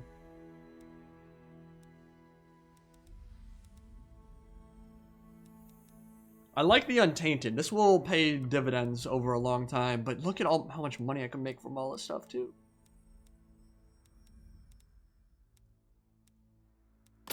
We'll go for this for now and worry about that later. All right, Misty Mountain is now on the front ranks, getting some builder traits, which is good. Runesmith right here. You make a lot more in the base game. Well, that might be true. Yeah, it might be true overall because upkeep is so high in SFO. That might be why. But in terms of the actual like buildings themselves, the way you can stack it up in this is pretty crazy. Let's see. A specialist for now. I don't know how much I'll be using him as a... Lamia's right there. And it has a gemstone cutter. I don't want to go to war with them yet. I don't want to make this a 2-front war. But... Vengeful Rune Lord. I gotta just end this war with them, dude. The issue that I'm running into right now is there's all this stuff over here that I know this game can still have. So, I think, much as I like stacking up my money, gotta just start building another army. Then I can go to the right. So Alaric is already level 5. This guy starts out at level 12. Okay. King Lun Grungni. Ooh. Pretty good. All of that is really good, actually. Mountain Master. And he starts at level 12. Cleric, you're cool. I like that too, but yeah, I think we'll go King Lun Knucklebreaker. Summon me if you dare. And we're gonna start stacking up stuff here. So the lower upkeep things first. Yeah, okay, flame cannons are only 340, that's pretty good. Let's get some gyros, because I like gyrocopters a lot. We got 4 of them. Gold chevrons to start. Pretty dope. And definitely... Oh, wow. Level 15. God dang. Well, level 12, but he starts with 15 trait points. Alright. Venerate Morgrim. Gives me upkeep reduction to gyros and more research rate to stack that. Grudgebearer, upkeep reduction to Ironbreakers and Longbeards, which we'll probably get. Upkeep reduction to Grimnir. Casualty replenishment, public order, all prop. Dang, that's so good. I like Valea. I like Valea a lot.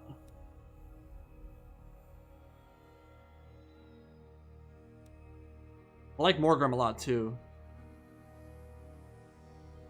We're gonna have a lot of artillery and gyros in this, so let's just go for Morgrim. Okay, so definitely Miner's Instincts, because we're doing all these underway battles, and the blue tree's so good. Work towards Lightning Strike, because we're gonna go probably into the east all by himself. So, whatever. Iron Willed, Lightning Strike, Casualty Replenishment.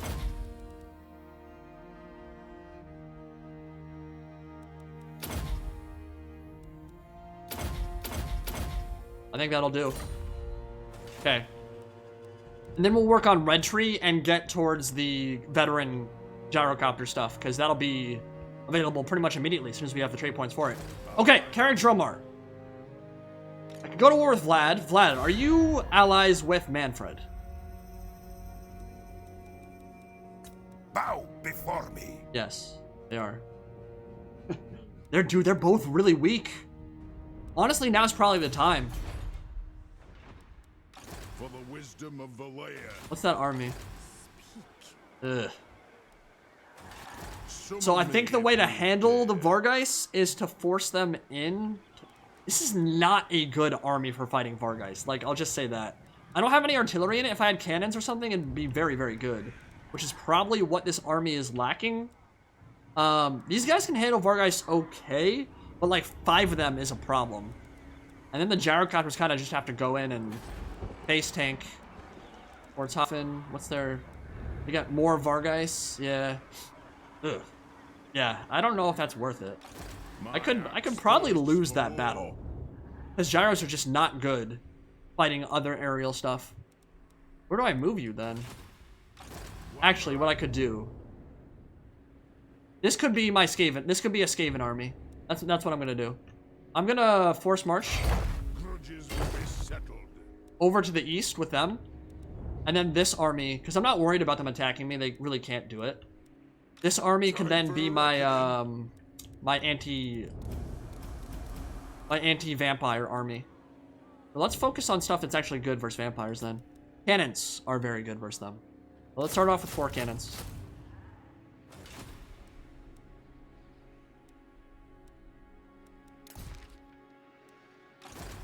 Alright, you go south. Hurry up, dude. Where is Karak Zorn? Is that right here? Lost Plateau. That might be it. I'm not actually sure.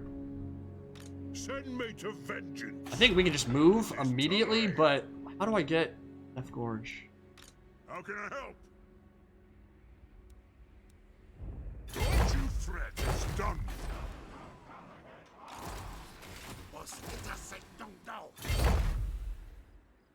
One rug. Okay. This is actually good for me.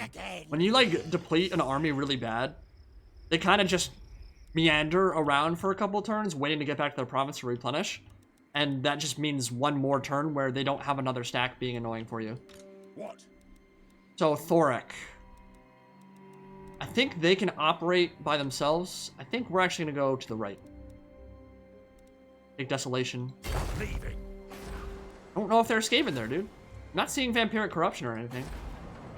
Light Peak is mad at me. Go figure. Level us up. Karak Azul. Deep Peaks. Crag.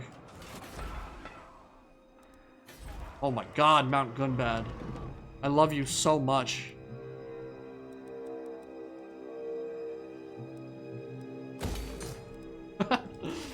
Now, what you might notice, so in all my provinces, for the commandments, I always go growth first. Obviously, you want to get that up really good, and it gets very strong. I mean, income from trade, growth, that's really nice. But as soon as you've established yourself and you're near that like top level, just switch to the High King's Tribute. It starts out at 5% tax income boost, but if you go for the tech, I think it's right here.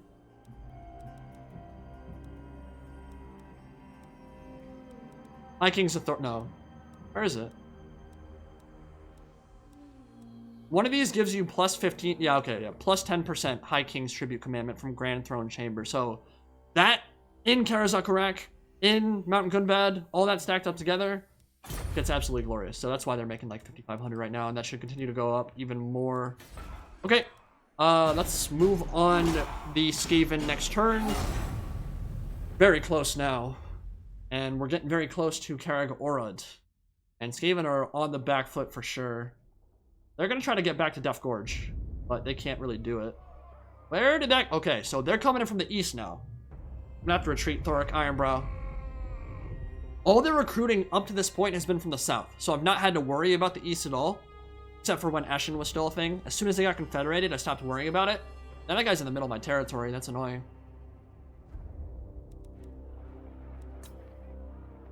First time catching one of your streams from Musical Addicts. I'm also playing an SFO campaign right now. A little tip. Organ guns are really good and versatile against vampires. Consider it. That is a good idea. I do like that idea a lot. Yeah, they would probably be good against the Vargeist and the infantry as well. Ready. So we could maybe go 2 organ guns to round out the rest of this artillery. And then... we won't go gyrocopters in this build. And we'll focus more on the infantry. So, we got another grudge, and, it's so annoying, dude. Look at that income change. That's crazy. Dude, I went from 10,000 to 1,000. How does that even work? It's a 10% income change. It's not a 1,000,000% income change. Time for a reckoning. Onward. That's why I do like keeping that treasury stacked up, so you have something to fall back to if it gets a little bit wonky. For the wisdom of Valea. Okay, well, I don't know if I can afford to build these then yet. We can keep the 4 cannons for now, I guess. So the grudge. The grudge that just got issued was what? Them raiding, I think. Okay. Rune Lord. Just force march back. I guess I ignore this for now. It's just a waste of time. I don't think there's any Skaven there. Onward. You? Come on back. What? Force march. This faster? Should be. Oh. Forwards. So he's gonna take the high road on the Silver Road down to Crookback Mountain, and then Ash Ridge. I know the Skaven have probably all 3 of these territories. Lord of You Clan deal with him, and then you guys One Jack. move on Death Gorge. Hey, bother. I'll do it. Flame Cannon are better against the infantry, but the garrisons that I'm worried about all have Vargeist and Terrorgeist, so having options to kill those easy is probably more important. Grombrindal. But yes, Flame Cannons are better at killing... Dude, I hate balance bars, dude. So dumb. Yeah, Flame Cannon's better versus undead infantry, but not overall. They're not as versatile as organ guns are, so I think the other guy's correct on that front. Okay! We've got plenty to attack this. Let's just do it.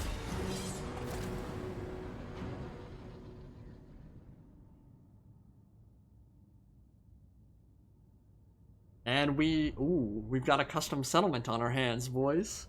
We are using GCCM. Really love this mod. Well, this is very interesting. Oh, there's an actual bait house there too. So this is one thing that I don't like about it, is that there's no walls to kill now. So I can't actually get in and use my infantry well. But really the gyros and the grudge throwers are going to do the majority of the work here anyway. I think the infantry is going to just kind of hang back and chill.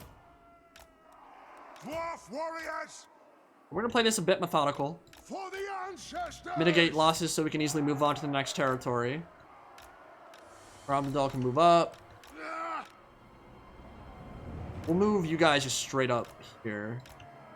Grombrindal in the front. Master engineer. One desert. They're all one control group. Grombrindal there. Ironbreaker or Iron Drake's right behind. Quarrelers right behind. Infantry. Okay. One change I have noticed in SFO, I think Fenris did this on purpose. Their Vermintide summon, their Clan Rat summon, can no longer be used on top of your stuff far away. I think it's bound to distance from the Lord, so you won't see a situation where Clan Rats just appear under your artillery, which is kind of cool, but it's kind of annoying in the base game when that happens. Like, it's thematic, but I kind of like that it's bound to, like, close to their army in SFO. So, we'll have 2 of you guys kill the gate. You can. Hopefully this thing doesn't block it. And you guys will focus on killing infantry.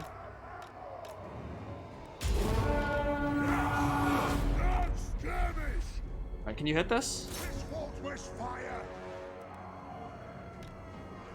That's a hard shot. They might not be able to. I'm hoping this thing just doesn't have a hitbox. Let's take a look. Oh, they're not gonna put it over it. Damn. Nice shot. Okay. Then you two kill some infantry. Oh, there is a plague claw. Alright, that needs to get fixed right quick. Oh.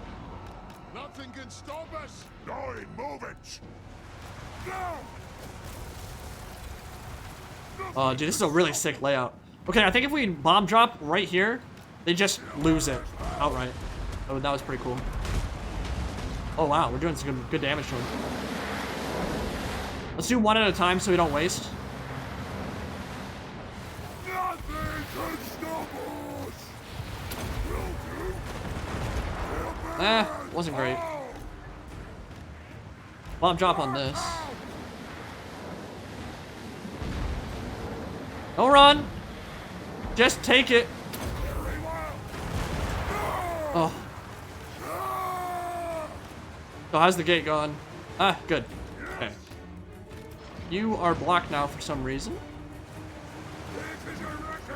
How do I kill this many Skaven?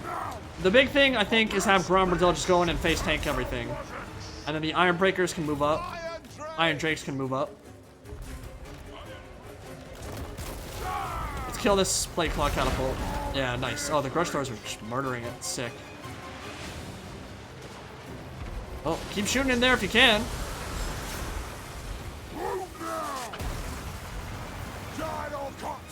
Come on, baby. Come on, baby. Oh! Yes.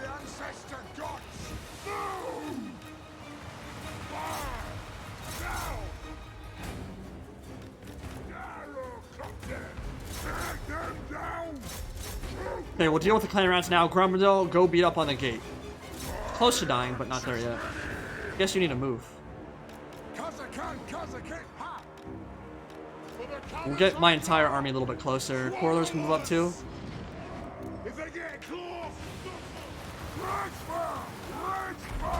Look at all that crimson, baby. So the interesting thing about the lore when it comes to dwarf technology, like the majority of dwarf tech needs to be tested for years and years and years and years. But there's a fun little thing in that Thorgrim Grudgebearer campaign quest battle that we just did, is he talks about how he just needs new tech, and he knows, like, okay, this is sick. We don't need to wait 100 years before we start actually utilizing this high-level tech.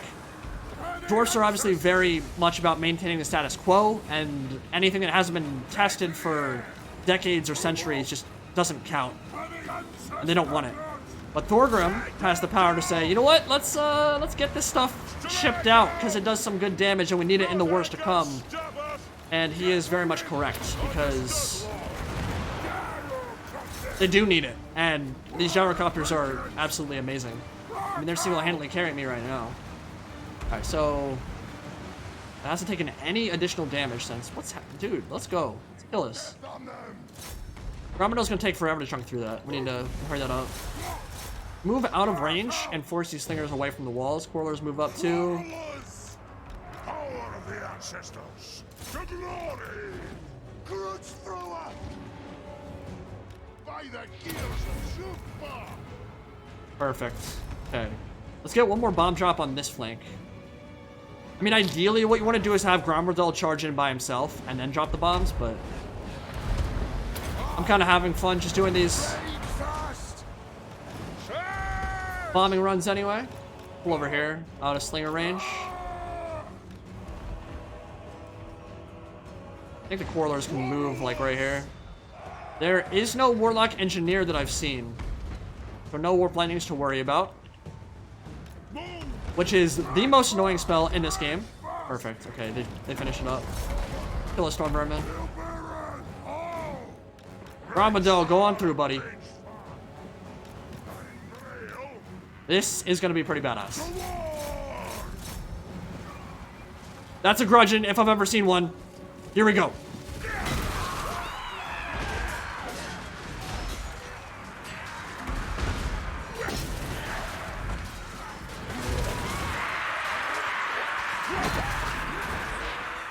Okay, now's a good time to get the gyrocopter stuff going.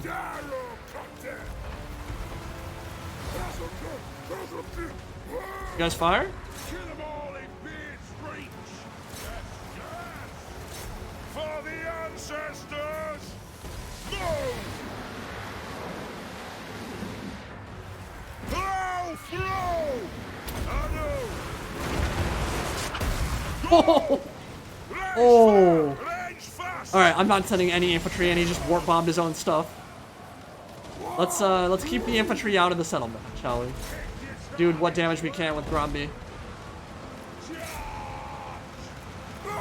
Which unfortunately means it's gonna take longer than I want, but I do not want to get warp bombed with my iron breakers or something. That would not be fun.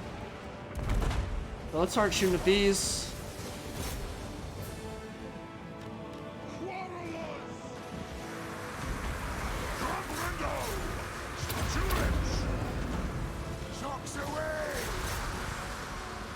I think the brimstone guns should go worry about the rat ogres. No!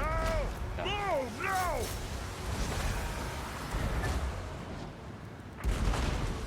I'm gonna play this nice and close to the chest, I think. Fly! Gosh! Nothing can stop us! This is pretty glorious, though. I don't know who made this map in particular, but I really like these kind of layouts. Very asymmetrical style of gameplay. Not like your typical sieges. Yeah, keep warp bombing Grombrindal. Good idea, boys. It's working out real nice for you. Oh, there are Storm Vermin, okay. Can't stay in the pocket too much longer. Let's go kill the Lord. There is a Warlock Engineer, and he does have Warp Lightning. Okay, he's just not using it? That's really strange.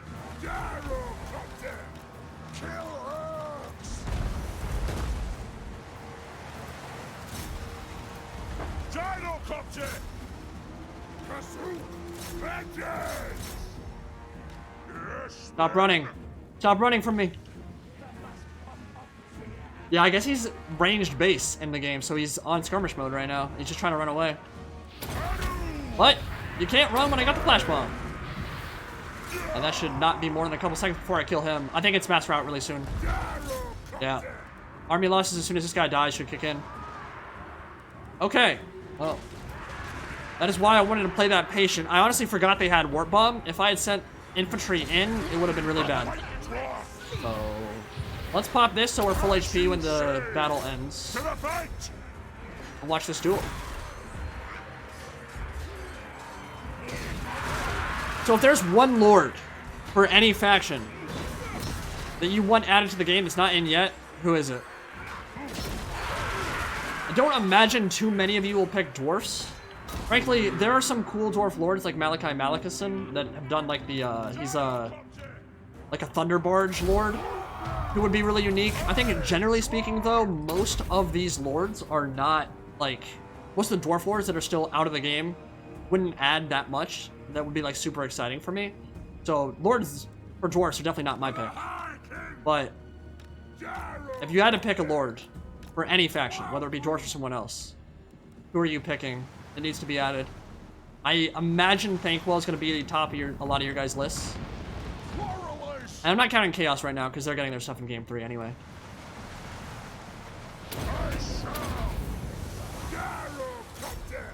Abarash. Abarash is an interesting pick. There are, dude, like, people meme the vampires all the time. They're talking about how, oh, like, they got so much love. And they did. But I think that speaks more to the strength of how many cool characters they have. How well written some of those characters are. I wouldn't say Abarash is a particularly well written character. He's really just, I'm the greatest warrior of all time. Bow before me. He's pretty one note. I mean, he's honorable. He's cool. I like his inclusions. But in terms of like being a really well fleshed out character, I don't think he really counts. I can see why you'd like him from a gameplay perspective though. I don't know if he offers a whole lot over a regular Blood Dragon Lord, who already buffs up Blood Knights, already buffs up all that kind of stuff. You could give him a kind of unique mechanic that lets him go after Lords and like outduel them and prove his superiority. But again, that kind of thing kind of already exists in the game. So I don't mind the pick. I like Abarash. I'd like to see him in. Neferata, of course, is my top vampire waifu. She's the one I want the most. Because I think there is a lot to be done with Silver Pinnacle and with Lamian vampires, their spy networks in general. I think she'd be really sick. 0 losses. I'll take it. Easy. Gyrocopter's pretty good, boys. Okay. You mightiest now. Land Wars. Yeah, oh wow, a hidden settlement revealed, huh? You know who I Sure. am? I do know who you are. You are the White Dwarf. Dude, did you just hear that? I said White Dwarf and he stopped saying it as soon as I started saying White Dwarf. Sentient. Okay. Is the White Dwarf's call worth it? Do I care? Or do I just go for more melee attack and turn him into an absolute beast? How many? I have like 13 skill points remaining. So I've got choices anyway. Blade shield, really good. The melee defense is probably more important than melee attack right now. There are diminishing returns on the melee attack once you get up to like 85, 90. Like you're already hitting as much as you're gonna hit anyway. Oh god, your skill so useless.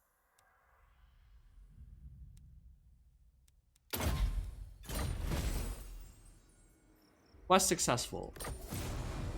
Forge a defensive or military alliance with Averland. Well, that's easily done. I think they'll gargle the Narthok to get my alliance. Averland, where you at? All right. Marius, come here, buddy. The dwarves have come. I hope they've brought a few barrels of Bugmans with them. You gonna pay me some money? Oh, wait, what? No. Dude, okay, so you want to be my friend, but you're not willing to pay for it, huh? Is that how that works? Unbelievable. All right. Drive a hard bargain. Black and yellow. Alright, Death Gorge under my command. We need to level this up. I don't want to spend... Ooh, wow, we made... Where'd that money come from, dude? This game is very confusing. I got 1,500 from the Dragon Crown. And, I don't know, like 3,000. I guess that adds up. Money's a weird thing in this game, dude. Walls. We need walls everywhere. That is all we will invest in for Meow. You. Good. Hurricane Grimnir's Irma. house thirsts. Kicking in with the $5. I just started up a Grimhammer Ikit campaign. How do you set up Ikit's armies when I have full access to the roster? Like, how would I set up my army compositions with him? Well, it really depends what you go after with the Forbidden Laboratory, right? Like, whatever buffs you get in the lab are what you want to focus on in your armies. And there are some crazy buffs in that too, dude. My axe thirsts for war. There are some crazy ones in it. Let us begin. We'll finish up those cannons and then chill. I don't want to run in the negative. Upgrade those walls. Do I need growth here? Yeah, I do need growth. Barley field there. Okay, so Karak is getting pissed at me. Don't really blame them. They got wiped out by Queek. So all I'm doing here is trying to get vengeance for them. Alright. Deep resource extraction, commandment. Fortune favors the infamous. Graham Elliott, been waiting for one of your live streams so I could do this. Thank you, my friend. Much appreciated. Yeah, I don't know what the deal is, man. Like, YouTube needs to get their shit together. I'm not gonna lie. The live studio beta, which is what I'm using right now to do this stream, is, in my opinion, a hell of a lot worse. Wrong as mustard, LMAO. Is a lot worse than the Creator Studio Classic, which is what I used to always use for streams, and it's actually what I used for the Malagor stream like a week or so ago. Apparently, like, half of you guys didn't even get a notification that I was streaming. Like, I don't know why that happens. I don't know why YouTube can't put a system where if they give you the option, and literally when you click on Live Studio, the first thing it does is put you on a tab where it says, do you want to use Creator Studio Classic, the old one? I'm like, yeah, I do. But you guys don't send out notifications when I use that, so why would I use it? But, like, the old system is way better. Like, it's all on one tab, on one screen, so much easier to control. It saves your stuff, so you can just carry it over to the next stream. Like, this new one, I'll get used to it, but as with many things on YouTube, they love changing things that don't need changing, and then people get really frustrated. It's like, I already had a system that worked perfectly. Why are you focusing your efforts on this when there are so many other things that need fixing, like notifications not sending out to subs? That's a problem that's been around for like 8 years. How has that not been fixed yet? It seems like it, and I get it, it's probably not a simple thing at all, but if your entire platform is built around, look, you're gonna upload content, you want your viewers to see it, right? Like, that's the entire point. That's how everyone makes ad money, not just me, YouTube too. They want that ad money. They take half of my income from the start, literally. Like, why would you not want subs to see uploads and streams? It's crazy. That's a problem that's been around for years and years and years, and it's still rearing its ugly head. Very frustrating. Alright, military alliance, no. 3. They actually declared war on me on like turn 15, which was the weirdest thing ever. I don't even think they shouldn't have even known I existed as a faction.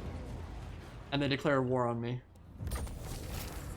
We're friends now, but it was very undawi-like, and it definitely ended up in my book of grudges. The Damaz Kron, one grudge is stricken out, and yet the Damaz Kron remains full. Okay, so the Crooked Moon tribe just got wiped out. Not Scryer's will. What? And now I can't get Runehelm? Or does it move me to the next one? Okay, good. That scared me. Ekrund? Okay, I've not actually moved to the west at all. It's under Belagar's command. Yo, well, what do you guys confederate with me now? Seriously? You're weak as balls? Have you come to pledge me your loyalty? Ooh. Okay. So if we do this, we'll go into negative. See if they'll do it. Well, hold on. Let's go look at my financial position first. I will never recover financially from this. Come on. I stand if together we're stronger. Let Let our our clans clans be as one. Alright. I've seen worse trades. Okay.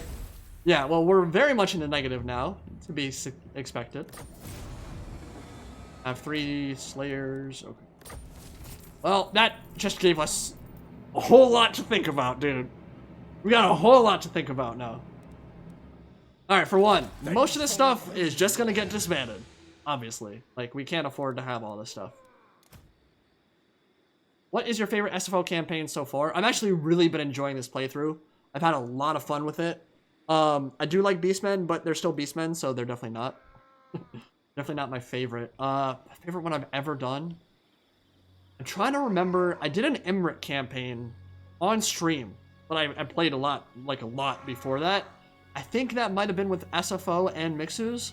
If that was SFO, that was probably my favorite. I did an Emmerich of Calidor with Midnight Aether, the Star Dragon, just expanded everywhere in Ulthuan, took over the world. It was really, really fun. Loved that one. So that was up there for sure. But I don't remember quite if that was SFO. Dude, what are you doing, Belagar?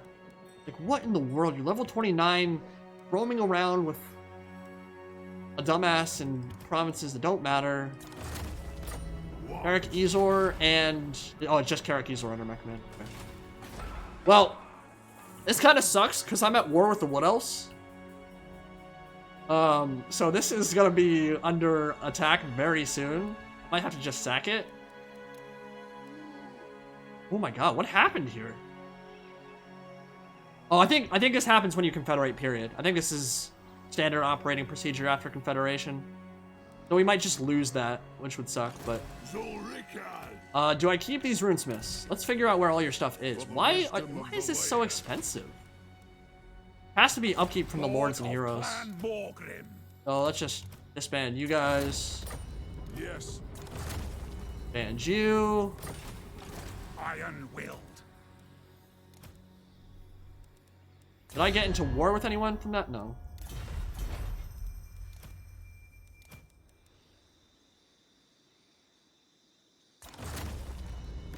Okay, that actually solves pretty much all my upkeep issues. Master of Rune. Do I need a Groby Nutter? That just sounds like the most pornographic name I've ever heard in my life. Like, what in the world? Like, I get Nutter means like bonking someone over the head, but it just sounds, I don't really know. It just seems like a weird name to me. Okay. Do I need you? Probably not. Armed and ready. Probably not. We'll keep Belagar, and we'll keep the Runesmith, because the Runesmith will actually be useful to deal with Vampiric Corruption. Okay, what have you been skilled? Damage walls. Really not the most useless skill tree I've ever seen from the AI. Okay. Tuco, what was your opinion on the Proving Grounds beta? Well, I did make a video about it. I honestly have not played as much of it as I wanted to, because I had my own regular campaigns going in the background, setting up this kind of thing. What I've played so far, I love the change to upkeep our supply lines. Obviously, I think that's the one thing everyone can agree on. What I don't agree on is making the campaign so slow. And I think that is one of the biggest issues with it. I don't personally like running to like turn 120 to start unlocking cool units. I don't personally find that fun. I like it when you start getting some cool stuff by like turn 50 or so, and then it ramps up to like, you have tier 5 settlements around turn 80, turn 90, that kind of thing. I feel like growth and the change to settlement buildings, it's just, some of it's too expensive. I definitely do not want all of Proving Grounds just carried over one-to-one to the base game. Definitely not.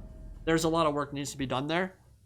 Overall, I had fun with what I've done so far, but I played vampire accounts, which already kind of get the advantage of supply lines not being an issue, because you can go full stacks of skelly boys and zombies and stuff anyway. Ew. Wait. What? What am I looking at? Why? It's like being portrayed as a bad thing. Wouldn't you want to have your ancestor gods smiling upon you at all times? That's weird. Okay, I'm not putting you in an army. What's your passive? Spread public order, discover undercities. Well, how expensive? Does he have an upkeep at all? I don't see upkeep for him. I don't think he costs anything. Okay, well, whatever. Let's move you north, then. I answer to clan and hold. So to the giant home mountains we go. What is all this? Dude, Prague has been getting assaulted like mad. Holy balls. Look at all these remnants of battle. Got my frame rates drop so hard like that. Okay, so, I mean, fixing the economic issue there is pretty simple. I think Belagar, we do want him for sure, obviously. But he can come... Well... You stay in Karak Ezor and start building an army or what? Can't move anyway, so can't do anything with him right now. Alright. Thorik, can you attack this idiot? Yes. We can move. We might get ambushed doing this, but I have... No, I don't have Miner's Instinct. Ooh, we might get ambushed doing this. Impossible. I don't think it would matter, but... On my way. Okay, we're fine. Whew, a little bit scary. Okay, so he's ready to reinforce if he does attack. We'll kill him next turn. What else do I need? Thorgrim. Thorgrim. Come here, buddy.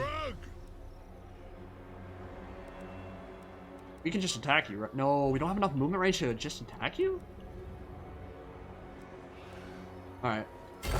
We'll underway right there, and then if he tries to underway away, there's a good chance he gets caught. Okay, so Grombrindal move on Cutter next turn. Oh, there we go. That is the Skaven capital right there, Karak. So we're 2 turns from that. How can I help? And actually, we can move right now. For clan honor. That might be his last settlement on this side of the map, and then we have to worry about all of this. You need to go east more. Onward. Alright, you've already done that. Okay. Take a look and see. Yes. Anything I need to build? Walls. Definitely hold on to Ekrund. And that actually should wipe out a grudge, too.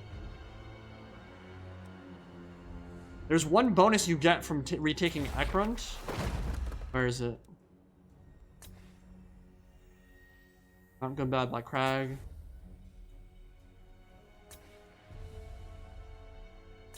Where did that go? I might have passed it. Dark Azul. I don't see it. Okay, whatever.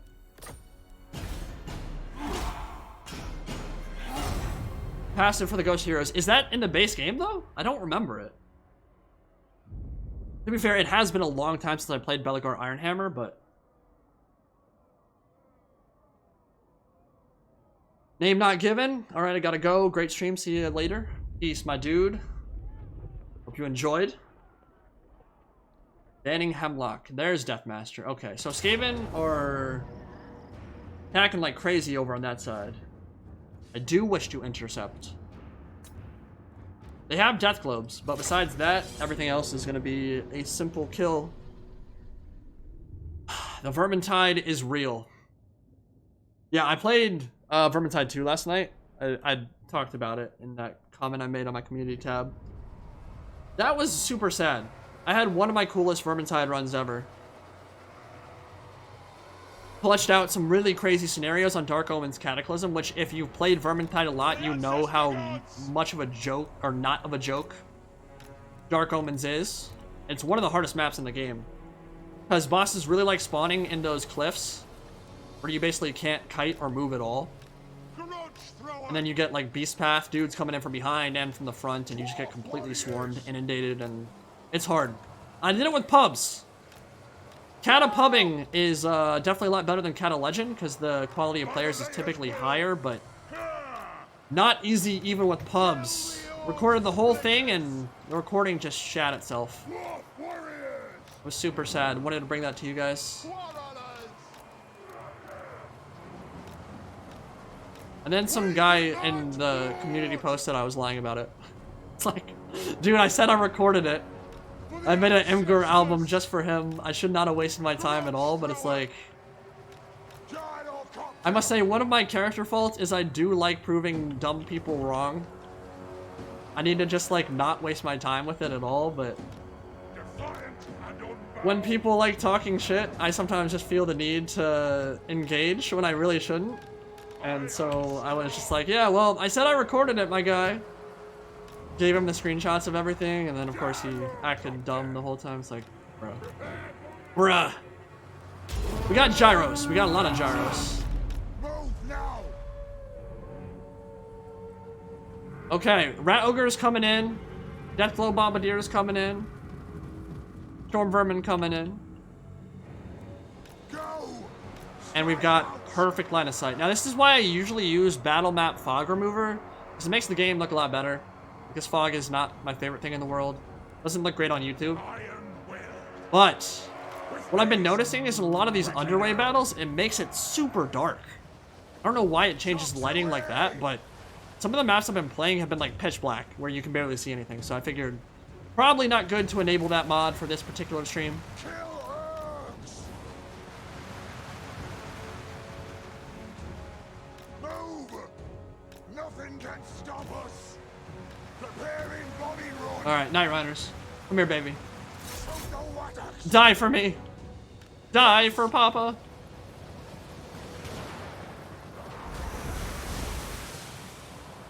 Dive bomb! By the way, give me some video ideas, guys. I've been thinking of stuff I want to do. I do have some ideas. One in particular, I don't know when it will happen, but I want to do something with the fall of Altdorf and kind of do like more of a lore video. I haven't done too much lore in a while. Typically, like doing that like in the run-up to the game when people are like really hyped for it. So like when Warhammer 3 gets announced, it's a great time to get back on the lore train. But if you guys have some ideas for me regarding anything regarding videos that's like that I can do, just shoot. And I'll jot some notes down and see if I can tackle some of those things. Again, ad rate's pretty bad right now, so I have been wanting to stream more. And I've been taking it a little bit easy just because I don't want to get worn out, because I know as soon as the Grim and the Grom comes out, we'll have plenty of content to cover and I'll be going hard then. Don't want to get burned out before then, but if you got ideas, drop them on my head. Alright, so Thoric Ironbrow, go forward. Ekron's Miners in the front ranks. So I think the Brimstone guns go kill the Rat Ogres real quick. Or the... Actually, Death Globes would be good to kill too. Get a good shot in. Actually, no. Pull over first. We gotta move.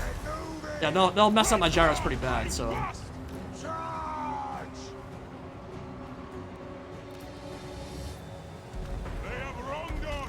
Oh, let's just shoot into the center of this, honestly. Shoot him. Shoot him.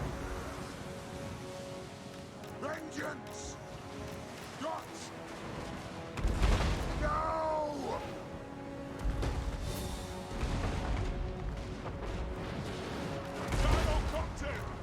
Yeah, I mean, I've got the gameplay side of things covered. Gameplay's not too much of an issue. Like, I can bust out sieges and, regular multiplayer content, whatever. I'm thinking more like discussion video ideas, that kind of thing.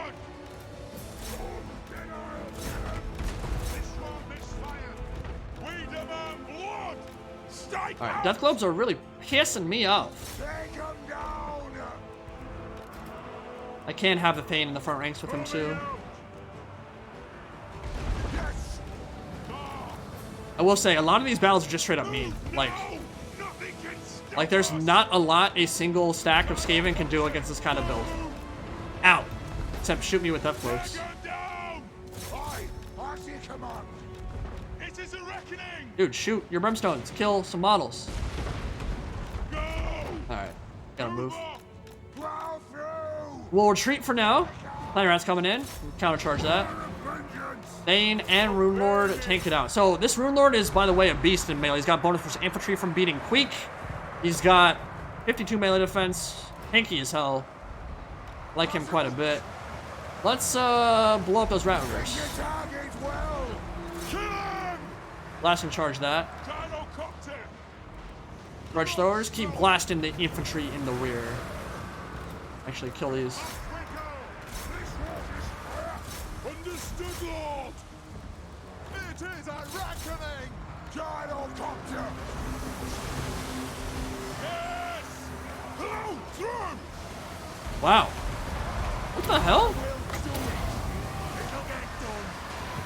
Got beat up a bit.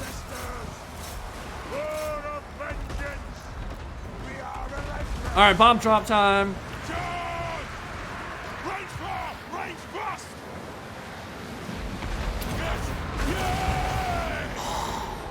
Jeez. It's a source of eternal disappointment that my kill count doesn't go up when I do that. What the hell? That bug has been in since Warhammer 1.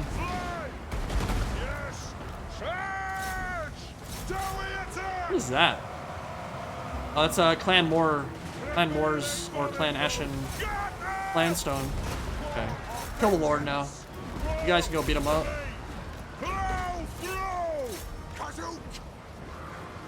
Any more bombs? One more bomb. Nothing can stop us. We'll fast forward this. This is over.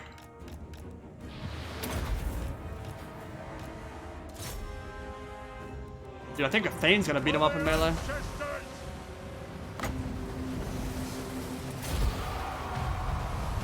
That's a cool little buff that I've not seen before. So Patriarch. Unit is a lord or hero. It's kind of like a little mini Gotrek and Felix kind of thing.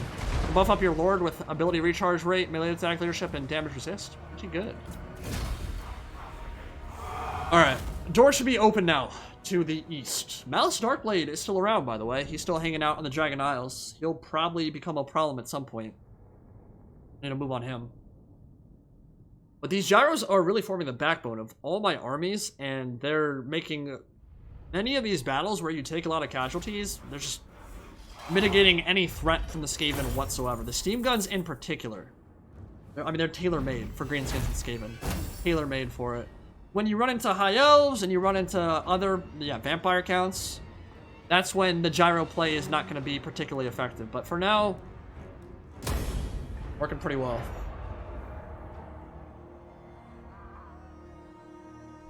Or Deep Rock, huh? I do love me some Deep Rock, man. Been having a lot of fun with that.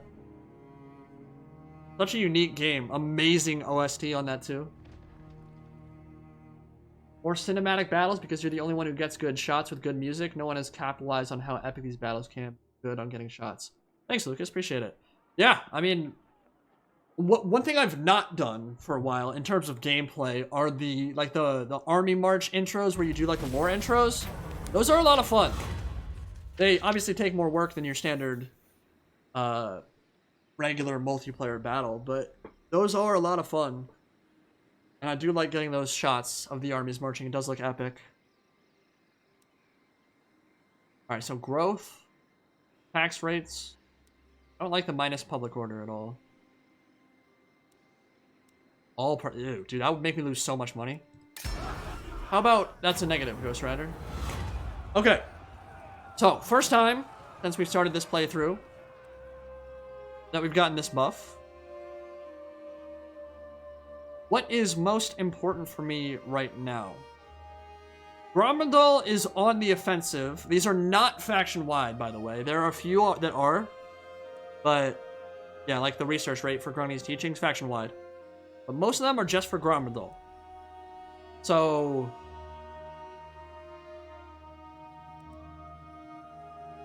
I like the upkeep reduction a lot for them, but that army's really not that expensive. The movement range and melee defense might be better. Especially because after we take Karak Orad, we're going to have to march him all the way back. So maybe that extra movement range is worth it for this part of the playthrough. Not going to be building with him too much. Yeah. Oh, mighty lord, the fates have surely selected you for greatness. Thanks to my guidance, your tremendous power grows, as if driven by some divine power. Your enemies tremble before you. Lore question. Why doesn't Malice just let the demon take over? Well, would you? I mean, I think that's all I can say, right? Like, would you want the demon to completely take over? The answer is no. Typically speaking, Malice wants control of himself because Malice is Malice. And if he lets the demon take complete control of him, then it's not really a symbiotic relationship. It's more of a parasitic one, which, to be honest, it is anyway. Their relationship is very much not one of... The only time both get benefit is when they're fighting in battle, essentially. The only time. The demon wants complete control of Malice because he's a demon and he's evil and he wants to just have full control at all times. Malice doesn't want that because the only time he ever unleashes him is when he's about to die, which is all the time in his stories. So the simple answer to your question is nobody wants a demon possessing them. even if they're a Chaos follower, they would much rather retain their own mind and body and call on the powers that be whenever it is conducive for them to do so. Grave news, my lord. Word is spreading across the land of a dark power rising in the northern wastes. The armies of Chaos are on the move. They surely plan to invade the world of mortals once again. With Empire versus Vampire of the Prepare Coast, your you found a way to get defenses ridiculous well, arty buff in for the campaign, and forces SFO it's of possible to Chaos replicate that in spare multiplayer. no Is that what you one want me in to their read? quest Or for the Spiffing Brit bloodshed. one? Do a Sub-Commander vid based on this. Warhammer 2 and do a Sub-Commander vid based on... Wait, he's done multiple Warhammer 2 videos. Which video? Okay. Chaos is coming. Go figure. It is turn 103. It makes sense. Armed and ready. Alright, Thoric. Where are you going, man? For the wisdom of Valea. Or the wisdom of Valea. Alright, so Snickich is coming my way. Black Iron Mine is under threat. Crookback Mountain is not. Yeah, they're good to go. So you Rune, Ricky. I'm off. get into Black Iron Mine. Public order is definitely becoming an issue here because of all the Skaven corruption and the raiding he's been doing. Alright, we are pretty rich. They cannot do anything, I don't think. They could take Drinko Rakaz. Can I make a wall there? Oh, I didn't even notice it's just built. Let's make walls. Carbon, $1.99, $2. Now or never. For the Slayer King! I cannot confederate him, even if I wanted to right now. I just confederated Belagar, so that's on cooldown for another... there it is. 9 turns. So I cannot get Ungrim yet. I've tried multiple times. He's not wanted it. At some point he will, because we are very strong. But it will not be yet. Lord of the Ungrim. Okay, so Wood Elves are going to come out of the woodwork anytime now. What I think I need to do here... This building. That's a lot of money. I don't want to get rid of the Rune Forge. Fortune favors the infamous. Damn, like, these are some good buildings, but I need walls here. Or maybe... Are they already built? Oh. There is no wall to be built here. You Gedney, what's up? How are you doing right now? Also, I'm just saying what's up and have a glorious and safe day. You as well, my friend. I am doing well.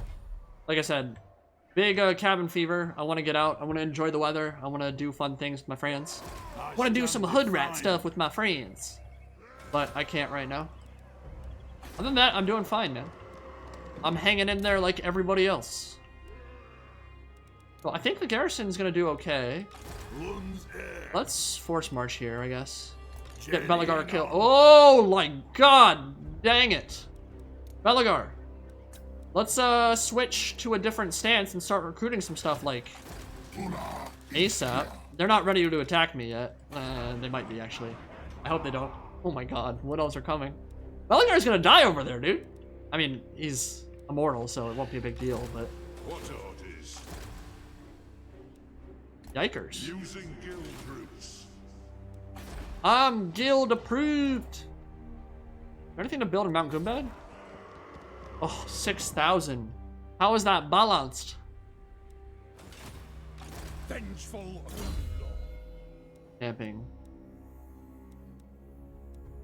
My army. It's Gyros. Oh, how are we on the red? Ooh, here we go. Thorgrim's favored. Reload time reduction. Wait, where's the Gyros?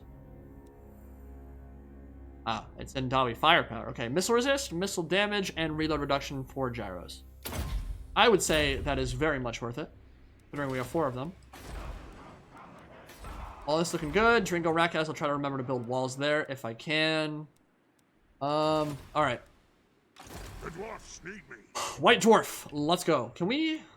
Cannot force mark down there. Can My axe. come here.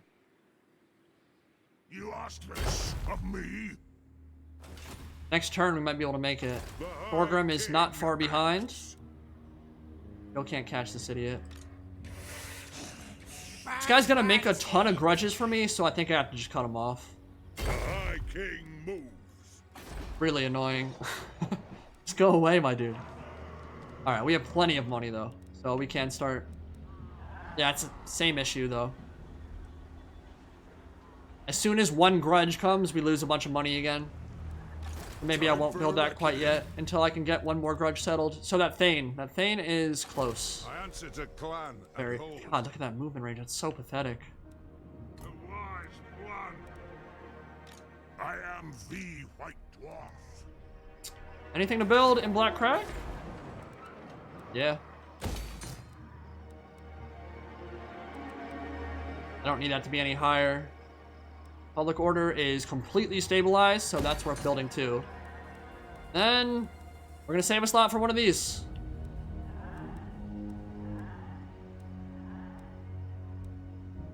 Okay. Save some money. Summon me. You go.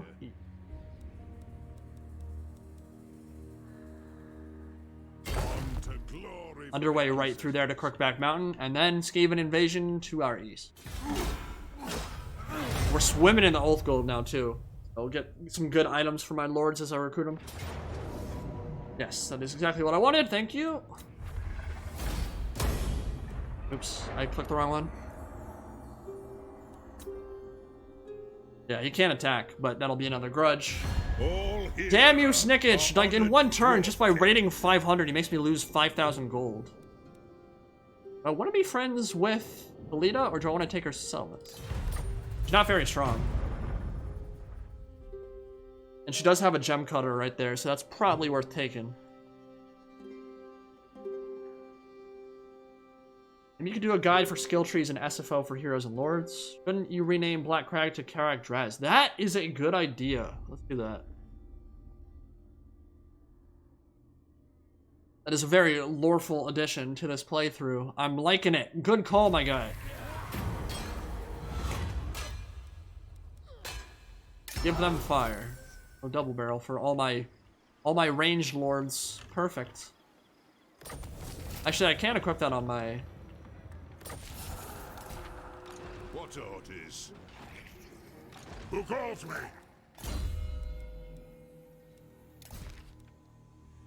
That'll do.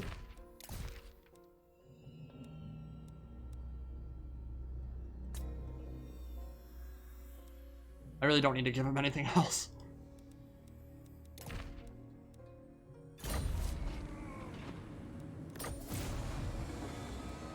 Yeah, look at that, dude. From 5,000 down to negative 500. My axe thirsts for war. March. What do you want? No. What? Lord of Clan Morgan. I'm coming for you, Snickage.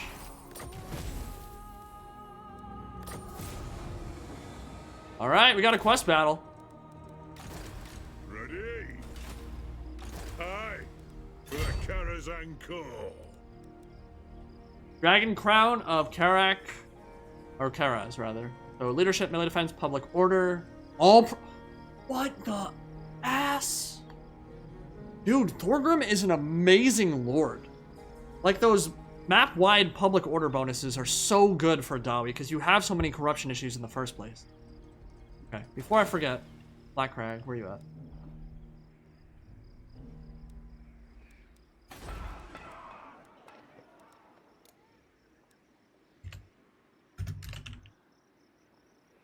There you go.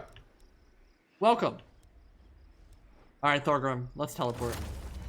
Wait, how's your army looking? What? A teeny bit depleted, but not a big deal.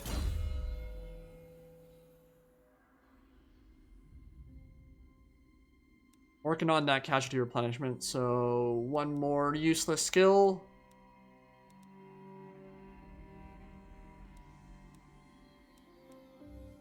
Yeah, I mean, those are all so trash, it's actually crazy. Okay, definitely need some lovin'.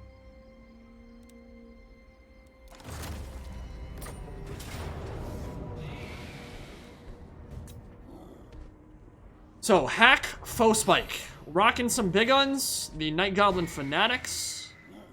A giant, a doom diver, which this time will be our first play with the gyros to shut those down early. And I'm sure there'll be plenty more coming my way. Another quest battle, let's go! Promo video for each of the factions. Just a fun, well-cut montage that shows off each faction at their most badass. Definitely not a bad idea.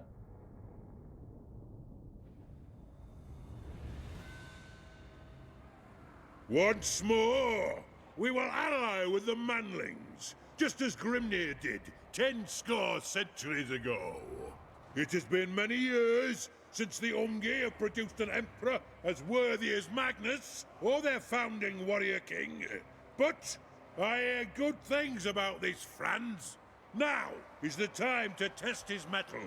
We will stand with him against the Groby at Blackfire Pass, as King Kurgan did long ago. If the men of the Empire fight with bravery and honor, then the runes of my crown will glow with pride ever after. A gesture of my will, just as this Emperor awaits to take up his Warhammer. A gift from the Dwarfs, no less. So, gird your loins, my kin. May your eyes be sharp and thirsty for Urk blood, for they come. We will repulse these vile creatures with our dying breath and renew the oldest and greatest alliance this world has ever seen. Thorgrim. My ass is sharp. Karaz Ankor. Get your asses sharpened, boys. We got a quest battle to win. And they've got the high ground. But I have the real high ground because I have gyrocopters. Easy game, easy life. Oh, they're gonna go right for that stupid Doom Diver catapult. We're gonna have hammers and you guys in the front to absorb the big gun's charge. Runesmith stuck right in there too. Yeah, this is not the best map for artillery, I'll say that. For the High King!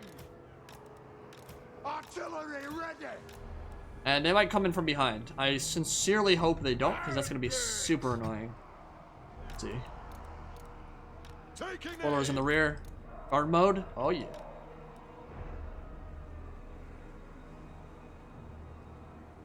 By the way, I think CA should turn the Throne of Power into a proper mount that can't be unequipped, but also has bonuses appropriate for the Throne of Power. Well, one of the biggest bonuses is you get a huge HP pool, dude. Take a look at this. I mean, he's got, like, 2,500 more HP than just a regular foot lord or foot hero. So that in and of itself is pretty damn useful. And he has really high melee defense. Like, even in multiplayer, Thorgrim is very much a viable lord. He can't get knocked down, he just kind of goes in and he face tanks like entire armies. Pretty fun to use. Grombrindal brings a lot, like, he brings more utility with the flash bomb and stuff, but there's a lot to be said for Thorgrim for sure. Oh, I forgot about the Wyvern. That does throw a wrench into things, doesn't it? Honestly, this is probably not the best location to stand in. Let's get you more like here, back.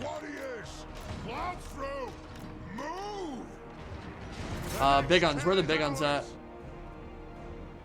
With the Orc boys, they actually do have bonus versus infantry. Goblins are gonna. I forgot they had Goblin Wolf Riders. I don't have enough stuff back here.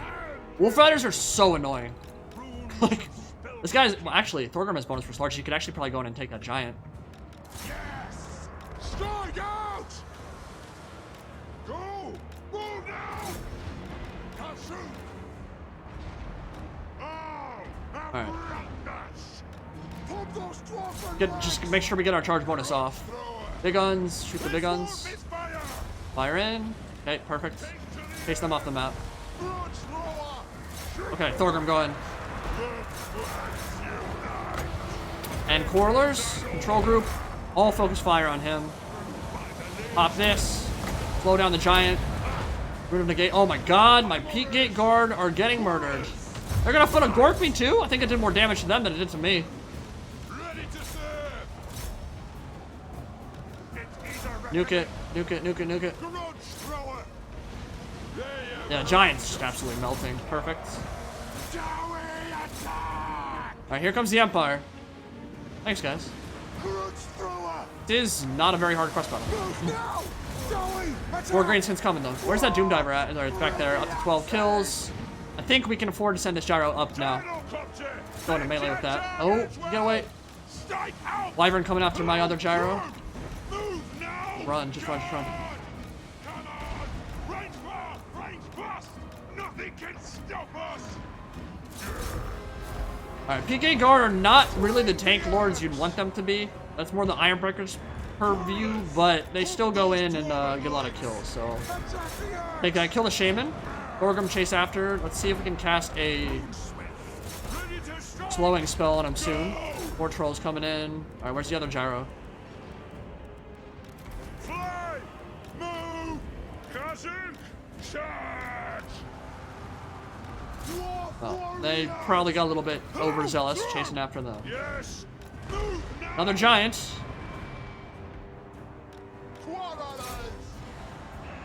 Okay, and now he's munching on my back line. So how do I deal with him? I think Thorgrim, that's your job. Just shoot out the giant for now. Runesmith, slow him down. Okay. Yeah, I can go into melee with that. It is a reckoning. Pick your targets well. Definitely pull you off. We demand Oh, that's blood. that's an awkward turn of phrase there, boys. I'm gonna pull off the wyvern. Alright, the giant cannot be long for be around for too much longer. Pull you guys back. Dwarfs are actually holding out okay there. Might lose them, but more greenskins. There we go. Alright. Alright, this is not a joke anymore. Crimson Killers are here. Definitely get out on melee now. Holy balls. Take off, take off. Alright. Slow him and beat the crap out of him. Grudge thrower. The clans unite. So Crimson Killers are #1 on my priority. Kill it now. Warriors. They're gonna murder my front line. Otherwise. Can bomb them into oblivion. Dwarfs get back. Holy crap, you're way too far up. A lot of black orcs on the way, dude. A lot of black orcs.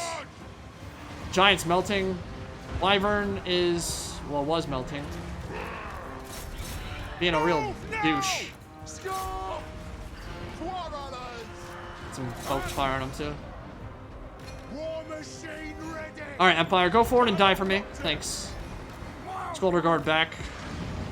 Dwarf warriors. Here they come. Wasp popped again. Oh, and there's a Shelob too. Holy crap. Yeah, SFO definitely did rebalance some of these. The legit armies. Alright, Wyvern's dead.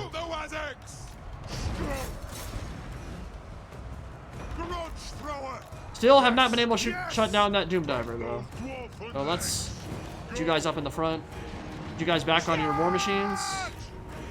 Hold. Hold. Oh my god. What in the world? Look at these dudes that are coming in. Do I need to be spamming more of my like high tier stuff? This is crazy. Nothing can stop us. Move. I don't want my PK guard to be the first one that's in.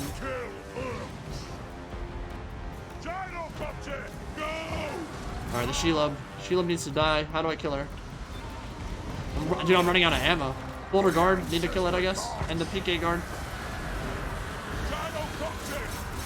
Black orcs are dying.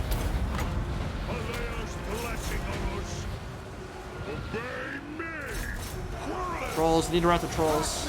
My standard's about to buckle. Oh, get out of there, Scolder Guard, get out.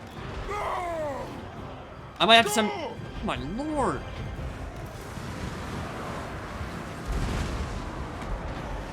Dude, I'm getting swarmed. I'm running out of ammo. Like,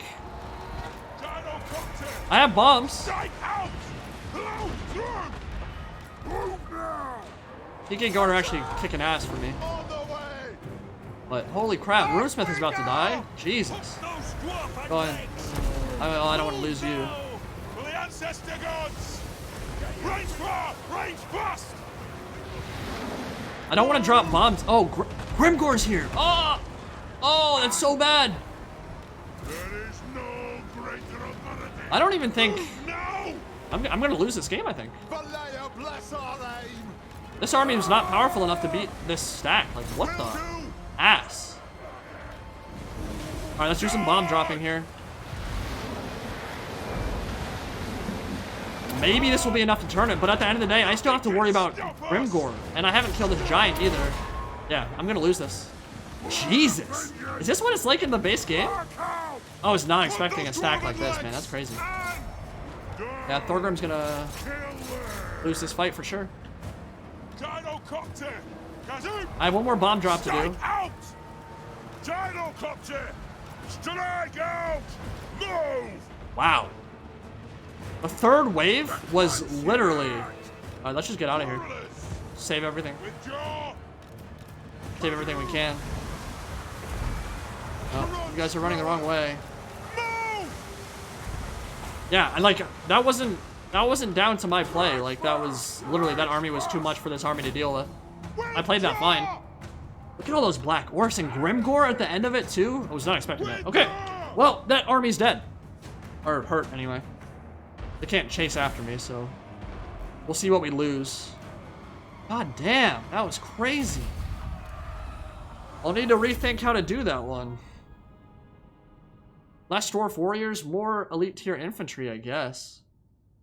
Third army. Grimgor coming in with the, as Turin would say, the steel chair. Grimgor's no slouch in this mod either. Like, I don't think Thorgrim would have beaten him unless he was full HP. But yeah, like the first armies were not a big deal. But the Black Orcs, Goldshev, Black Orcs, and Grimgor coming in as a hero and Crimson Killers, like, what the F?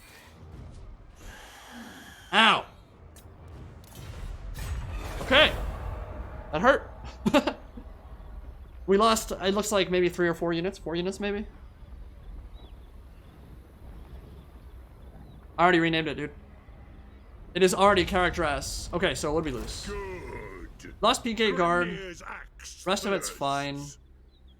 Might have to send him back to do some more recruiting at Karaz Ankor, though. Okay, Thane, go south. The throng is mustered. Using guild troops. Yeah, let me know in chat. Is that how that quest battle plays out in vanilla? It looked like a more powerful army than you'd expect from a normal quest battle. So Karak Draz looking good. Walls are upgraded. Okay, so what would I need to beat that army? Flame cannons would help a lot. I think the grudge throwers might be getting phased out at this point. They do really well, but might be good to upgrade them. Grombrindal by the king's command. Yeah, they buff up all the quest battles, yeah. Okay. That makes sense. I mean, I like that. That's cool. Because they're a joke in vanilla. Like, that was not a joke. That was The dwarfs need me. pretty crazy. Stay bother. I'll do it. If we go to mining camp.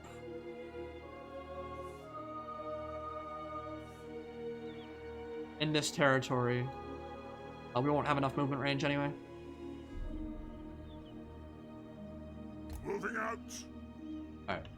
Well, I think he can only have 1 stack here.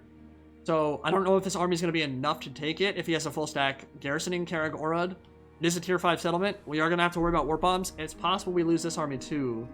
It's a good one. You saw that I lost 0 troops in my last siege, but if Queek is there, it will be very, very hard. Snickich is attacking on the east side though. We have him surrounded. Armed and ready. So we'll attack him next turn. Take a look at Belagar. Just moved in. Can't recruit or change stance yet. Oh, can I? It shall be done. Oh, I can. One's air. Alright, well, let's get a few Longbeards or something to help. Well, what's best against Wood Elves? What's the play? Maybe just a couple Longbeards to help garrison a bit more. I have the forge fires glowing. They are glowing. Let's have you come east and help scout. Lord And of you... Clan Thorgrim. gonna be fighting with you a lot, so might as well get your melee prowess up. Time for a reckoning. Alright. We'll wait one turn and see what the AI does. Wait, let's look at Thorgrim one more time. It is Damn. time. Thorgrim got his ass kicked.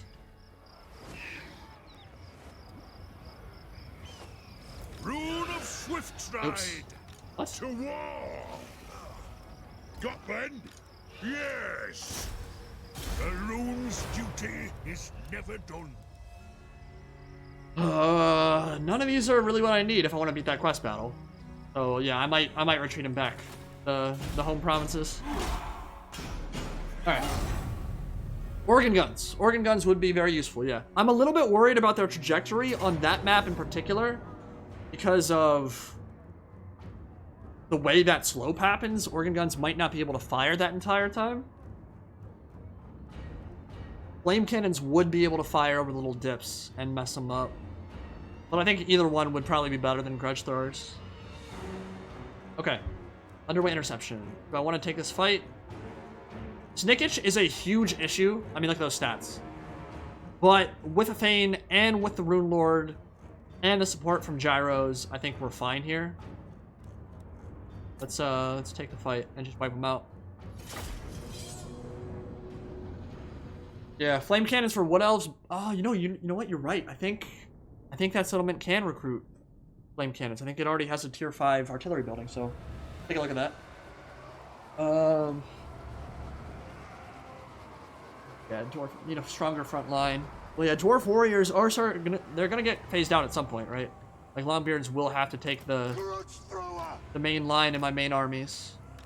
Vengeance. Yeah, this is not a foregone conclusion, actually. Dwarf warriors. Let the vengeance begin. Quarrelers. Nickage is a problem for my characters. And that is one thing that I've noticed about this mod. If you lose micro on your Lord for a split second, there are a lot of heroes in the game, and Lords especially, like Queek, like Snickage, that will dumpster him in about 5 seconds. So you've got to be pretty on point with where your Lord is. If he's in the wrong spot at the wrong time, that 5,000 HP pool disappears real fast.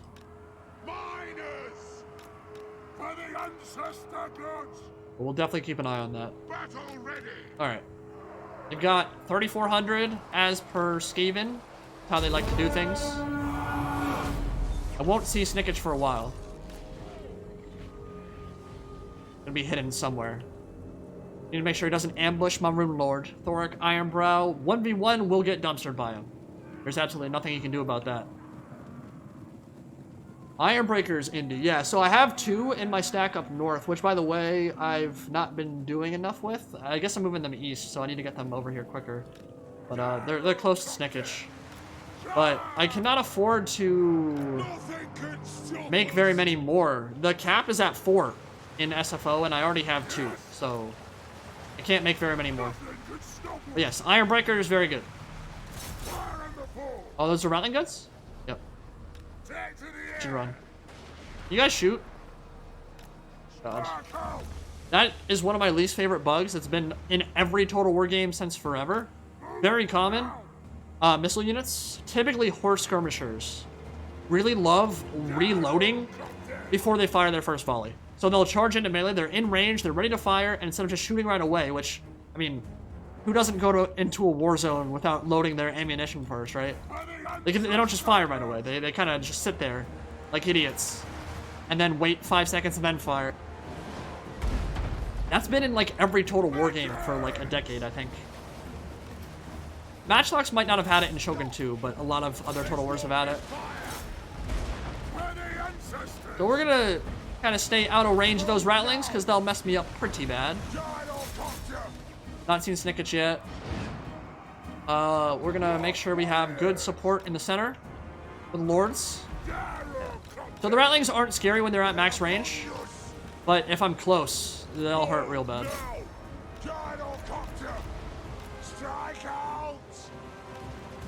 What do I want to shoot? Storm Vermin. Where are the Storm Vermin at?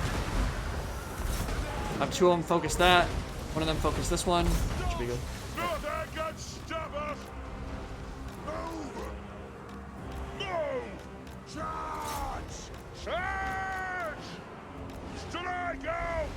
Teeth Breaker's still an issue, but I think with a couple more shots from the Gyros, we should be good.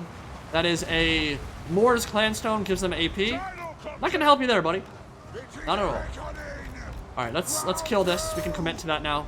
And let's kill, or find Snickage anyway. Oh, Dawi firepower. It's a thing of beauty, man. I have still not seen... There he is. Okay, he's coming in now. Oh, what a scary beast. For the Karaz Ankor! That'll do! This is an order! We're gonna pop Heroic Killing Blow. Pop this. And we're gonna get ready for a gyro bombing run. Let's have two stay on that side. Two of you stay over there.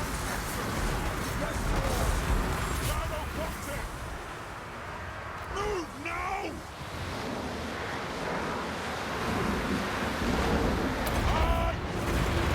Oh my god. I'm not done any damage to Snickage though. Alright, you guys definitely bombing run right here. Oh, it's gonna be so juicy. Oh my god. Oh my god.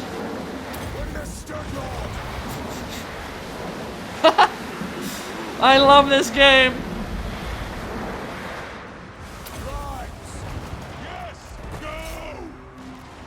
Alright, here it comes again.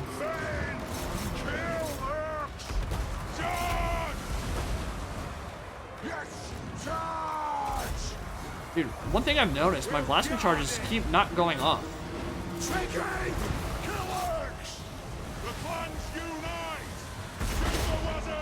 Alright, you guys doing okay? He's running, as he should. Alright, I don't want to overcommit to him.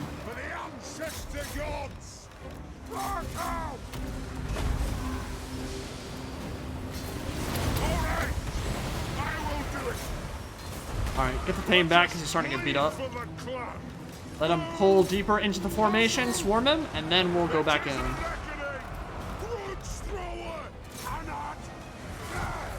Easy. Easy.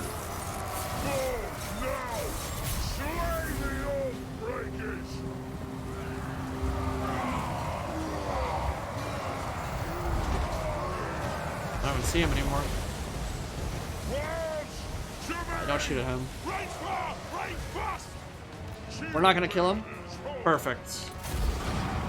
That's what we needed. Okay, so Snickage is off my ass. That money? Wow. I actually did I tried my hardest there to miss every single dude.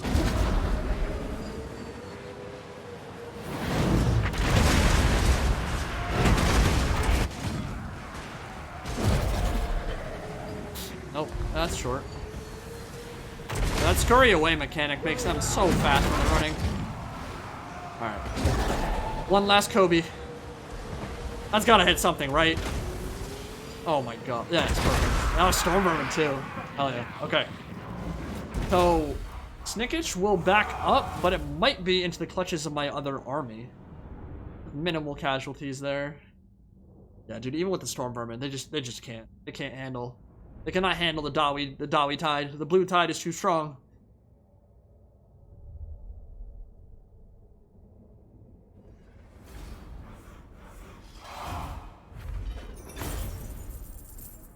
Gorgeous. Alright, we'll go catch tier replenishment this time. I want them in tip-top shape to move east very soon. A little nervous for Grombrindal. He's a bit isolated now. I was planning on beating the quest battle, then have Thorgrim join him at Karak Ankor, because that is their capital city. It's going to be a tier 5 by now. But, Greenies, OP. All here are honored dwarfkin. No. You're going to make me pay for that, Kalita? You're a weakling. Bring me Neferata's head. So in Karak Izor, I don't know if I'm going to be able to afford a legit stack for them for a while. really all my aggression is going to be focused on the east. I can't afford to go to war with the vampires right now. Oh my, they're getting absolutely pooped on. Now remember, this is Greetings, not the honorable Proving Grounds ally. beta. Obviously that's been shut down, so the Order Tide is still, I think, still an issue. I can't speak fully to late game SFO. I don't know how it works typically. In fact, I've seen the Skaven snowball like crazy, and like in my Beastman campaign, you guys saw it. Skaven are out of control. Like they have everything. But obviously, I'm keeping that threat down with the dwarfs. So, I think in the north, the vampires might still have some issues. They are getting beaten up by the Empire. I mean, they're losing territory to Ostermark of all factions. Like, what the hell? Alliance. Yeah, if you pay me.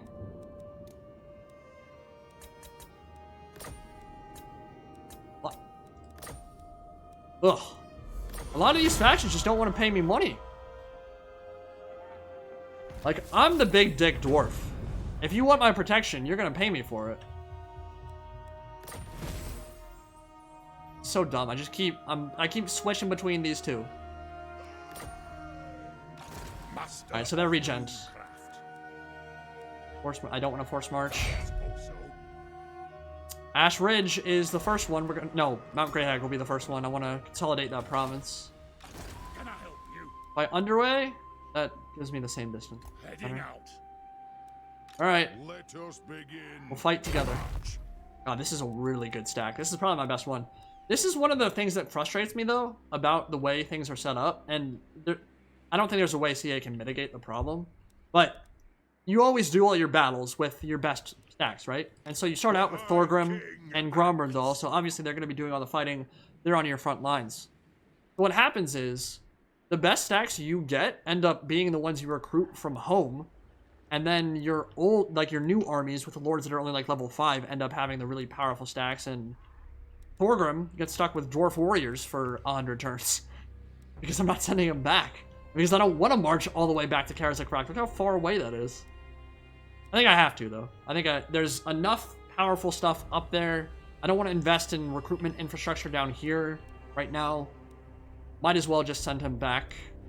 Karak Asgal and all this is relatively well defended. Make walls there. Level this up. Aye. So, I mean, yeah, you can use global recruitment, but it increases the price, like, ridiculously. And, of course, the timing is also, I mean, 6 turns for hammerers, no thanks. I can get back in that many turns. So, well, unless, actually. Let's force march. We're underway. And get our way back to Karaz Ankor. Get some cannons, get some other good stuff. Belagar, I think he's good to just chill for now. I mean, it's kind of lame. I don't want him to just sit there, but I don't have much of an option at this point. I don't want to give up Karak Azor because it's making me almost 2,000 a turn. Yeah, it does have a tier. Yeah, it does have tier 5. So it needs a secondary building though. The Engineers Guild Hall. I'm gonna need to drop something. Public order a problem? Yeah, actually, kind of. Kind of is. Is the Rune Forge worth it right now? Do I actually need it? The Untainted is nice, but in terms of synergy, I have to drop either this or this. Build marketplace. Growth. Come from trade. Faction wide. Say this is probably a better building. I like that Untainted a lot, but I already have some of these, and it's really not doing... Wait, no. Wait. Where do I get iron breakers and stuff? Is that only...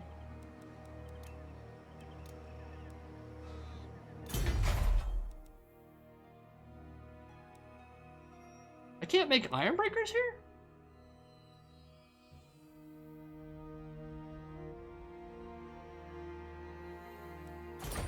That's weird. On Karak Dromar and this settlement.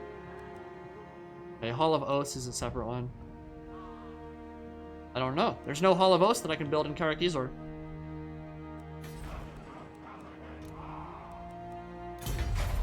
Oh, there is. Okay.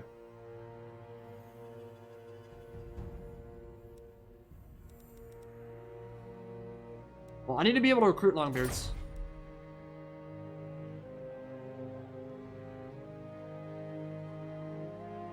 Drop the marketplace. Revenge incarnate.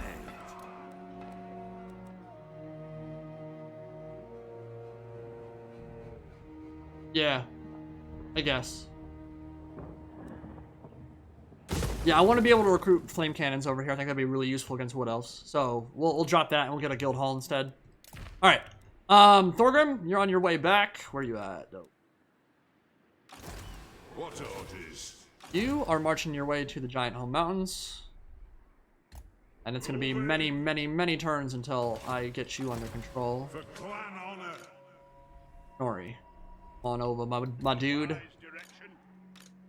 Alright, Grombrindal. Here we go. How can I help? Keep marching towards Karak, which I think is right here. I do this for honor, not greed. It's been a long journey for you, my guy. I'm ready. Alright. Here we go. I'm leaving.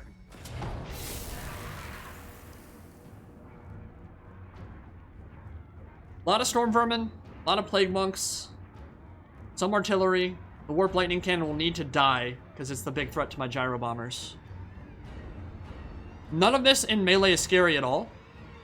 And they do have a warp lightning, so again, this is going to be the same tactics I used last time, really. It's Grombrindal goes in, face tanks the enemy army, I drop a lot of bombs and shoot them up with artillery. But they have tier 5 walls, so their firepower from the walls will be painful. I think this is very much winnable, though. So let's fight it. Yeah, the shrines, I don't have the money to do right now, dude. If you're talking about the tier 5 stuff, like, yeah, those are really nice buildings, but I can afford one of them, and considering how much we've been fluctuating between 6,000 income a turn and 0, it's not worth it for me to build right now. There are more important things, like army upkeep and other stuff I have to worry about. So if I lost all my bank account just from building one of those shrines, the benefits I get from that at the moment are just not worth it, I don't think. Alright, so because sieges are not the best designed battle type in Total War Warhammer 2, we are going to hide all of our stuff on the right flank. We're only, no, definitely not. Oh, 3 towers right there. Go to the other side, where we can't get shot by towers at all. Cheesy, cheesy. This is where battle map fog remover is real nice. Okay, so that fort tower is the first thing to die. Grudge throwers can take that out super easy. War machine ready. Get you in range. Perfect. Alright. We'll spawn there. Engineer will be with them. Gromby up front to tank any of the tower shots if required. Gyros in their own control group, and then Long beards. all the important infantry back here. Long beards. Dwarf warriors.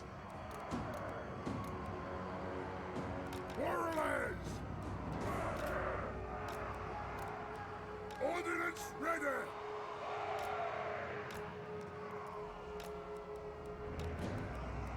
It is a reckoning. Perfect. Okay. Long beards. Shine like Rome. The last thing I want to do is block my own shots. So let's get them back. And all 3 grudge throwers. Gyrocopter. Blow some stuff up, shall we? Oh, baby. By the ancestors. Alright, Gyros. Let's see what we can do. So, Warp Lightning Cannon is really far back, so is the Plague Claw Catapult, which means we have free reign over on this side to blow stuff up. Actually, what I could do, I could have Grombrindal go climb the walls and force a blob. Gyrocopter. Don't skirmish. Move now. Move. Charge. Race fire. Plague Monks are super, super easy to kill with Gyros, so let's get a couple shots in with them. And you guys, let's kill that wall. Gyrocopter. Nothing can stop us. Alright, now where does Gromby go? How do we inflict maximum carnage here? Do I just send him into this choke point after we blow up the wall? Oh, get back. Are they in range? Oh my god, they are. Well, what I could do, go deal with that right now. I'm not sure how much support they have back there, but let's just go.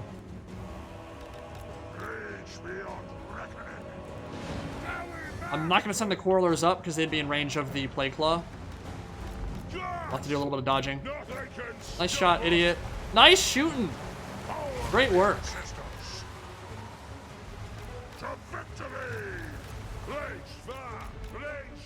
So I'm going to use this stuff right here for a nice little shot blocker. That might hurt.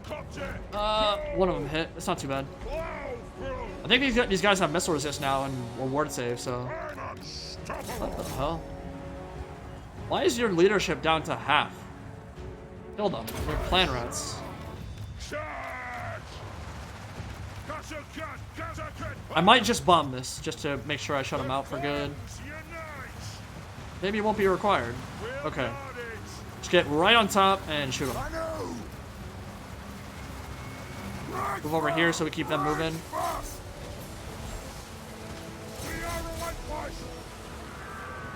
Alright, we'll let them do their thing for a while. And Quarrelers can move up. Yeah, I'm taking some damage there. They're not running from me. They just need to start running. One bomb drop should do it.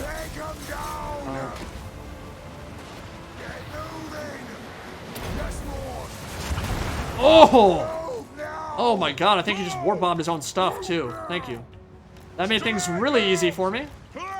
Is there another? No, that's a screaming bell. Okay. That's good enough. Pull you back. And Grombrindal. Oh, that's gonna hurt. Fast as you're able. You guys hit this stuff? Start pounding them on the wall. Is it time? Staying Bran. Oh! Oh, that damage.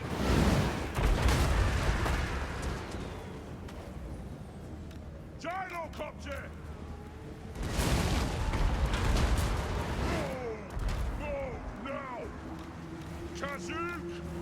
Okay, well that makes things really easy for Grombrindal then.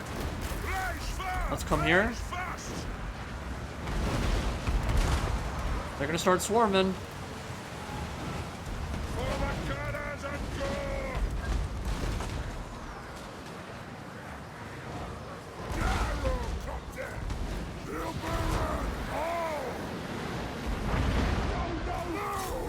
Cannot get an angle for these bomb drops.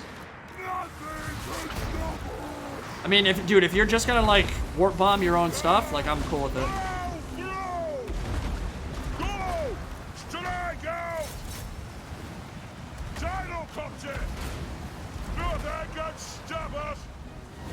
Take him down! Hey, dwarves! Dive bomb! Boom!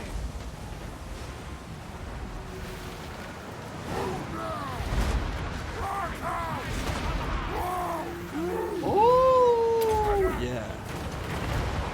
Not quite. Not quite what I wanted. Alright, can you ignore these? No, I can't ignore them. Just die then. Just hurry up and die. Seriously. I don't want to send my infantry all the way. One thing I've noticed, and I don't know why this is. In vanilla, if you're playing, then a Warlock Engineer will always cast, like, infinite Warp Lightnings at you. For some reason, in my siege battles against the Skaven, since I've started playing this campaign, they've not used it at all.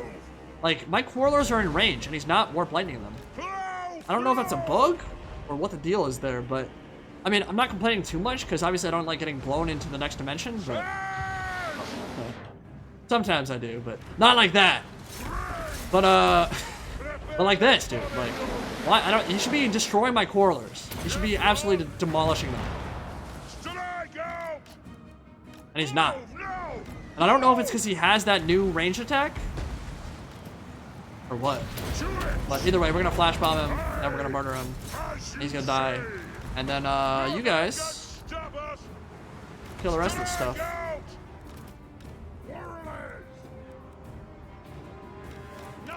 This doesn't feel incredibly cheese to me. Like, obviously, I don't want to be losing my infantry for no reason, so I'm not fully committing there. But, like, I'm still using a good section of my army to kill stuff. I don't know. Do you guys consider this, like, high-level cheese or what? I don't consider it high-level cheese. I'm tactically using all options at my disposal to eviscerate my opponent.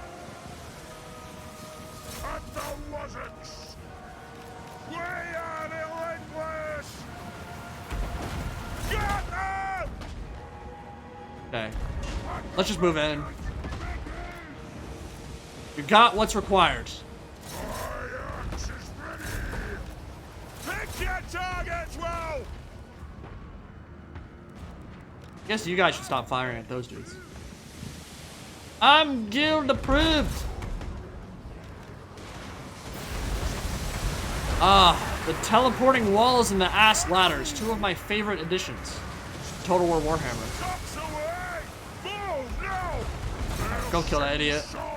You kill the rat ogres, and that should be army losses real soon after that.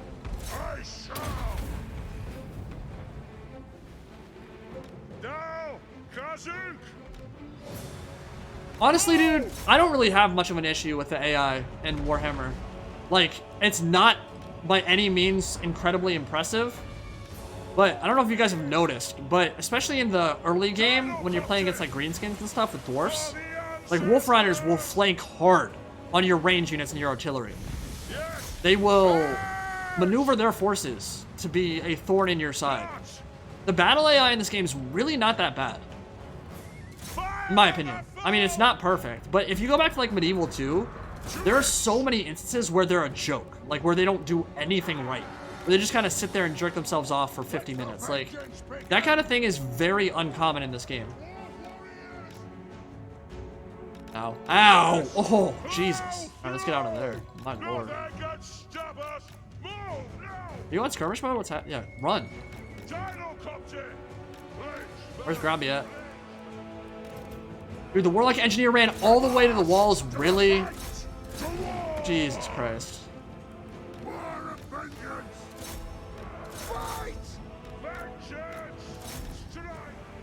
Alright, we can double fast forward some of this now, it's taking too long.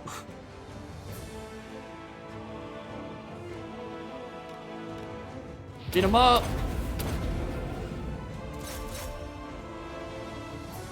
Let's chill with this stuff.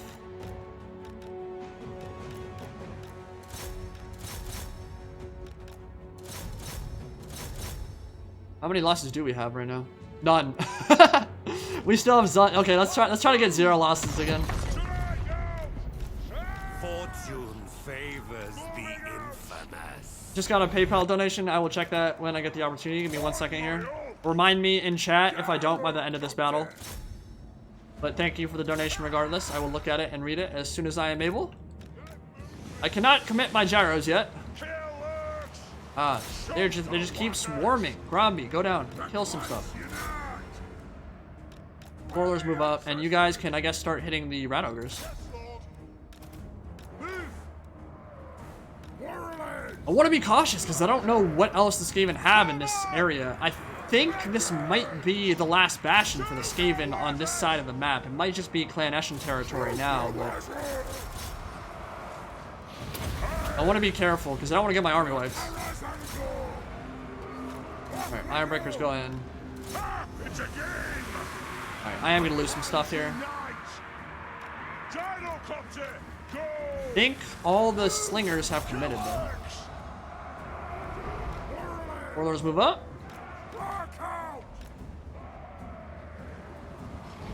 Papa Gromby up to only 83 kills. I will say he's a great duelist. In terms of his army mulching capabilities, there are much more impressive lords. Okay, let's check that donation. GG. I think this game got 0 kills again. Yep. There you go. Nice. Nice la. Yeah, it says 107, 152, 192, but with the gyro bomb kills themselves way more.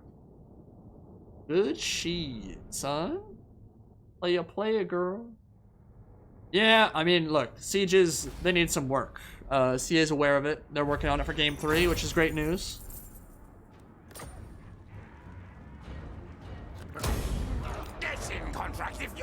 One thing I will say I love about the Dwarfs is how many suitable climate settlements they have near them. Like, you can make such a large empire without going far afield at all.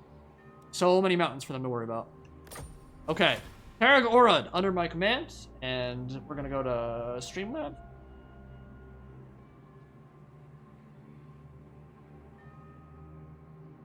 White Pharaoh, $50. Wow, thank you, mate. Much appreciated. Thank you for the support. Love it. Hope you guys are enjoying the stream so far. Got plenty more work to do. And I think we might go to war with Khalida, and take a look at that. Malice Darkblade. Coming in. Hag Grafe. Taking Marak. So, we're going to be moving east and dealing with that with Gromby. Definitely not retreating north. I think we'll just move eastwards and fight Khalida. Thorgrim, the problem now is there's a hole opening up in this territory that would be Thorgrim's territory to hold down, but he can't because he's going all the way back to get some actually cool units. Alright. The axe thirsts for war. Got money in the bank. We got Shorty what you drank. Master of Rune. Thorak can go to Ash Ridge. Barendon can go to Mount Greyhag. We'll do that next turn. And I guess we should build a couple things, right? Right. Actually, you need walls. That. Growth is good. Masonry good. Income good. Public order not so good. Start stabilizing that. I don't think Rebel Settle... Oh, okay, Spite Peak and Black Iron Mine are definitely not resilient to this kind of thing. So let's get some more walls. Back Mountain. Okay. Alright, we're looking good.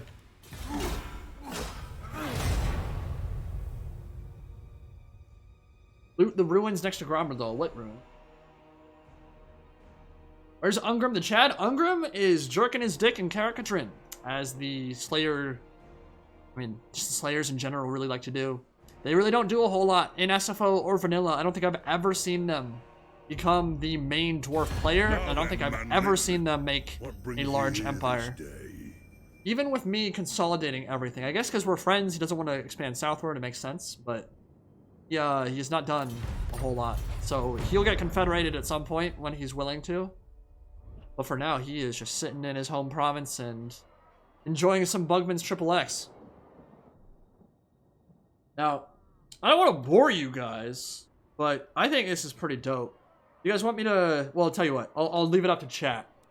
You guys want a 2-page story time from Thorgrim and Queek? You want me to read that? Or should I just forgo that?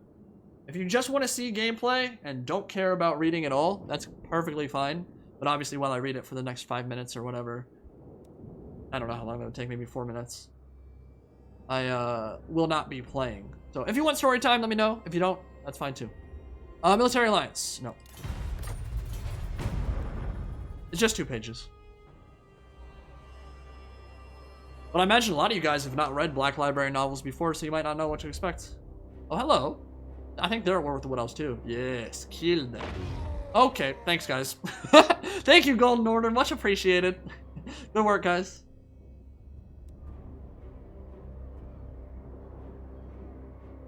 I can read? Try my best, dude. Not the easiest thing in the world. That is the quest battle we just lost with Thorgrim. Feels bad. Oh, we could march to that one next time. We wouldn't have to teleport to it. Lore.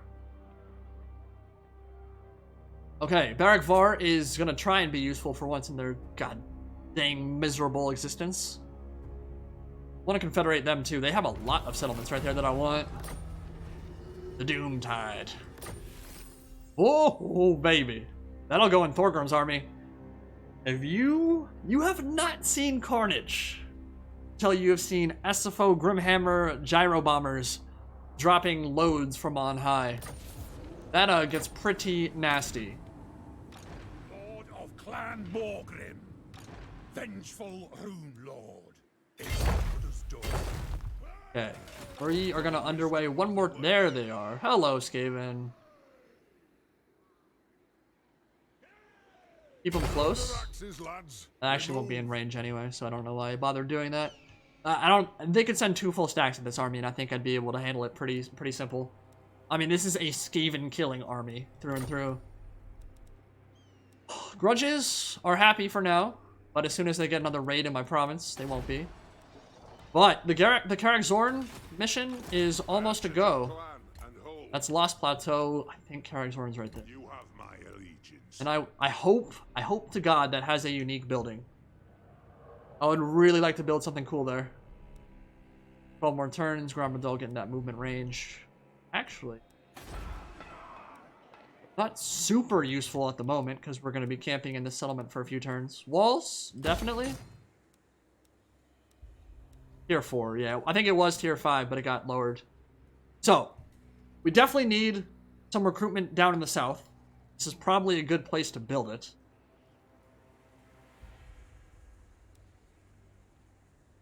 I wish when I just moused over this, I could see the cap right away. Let's take a look in...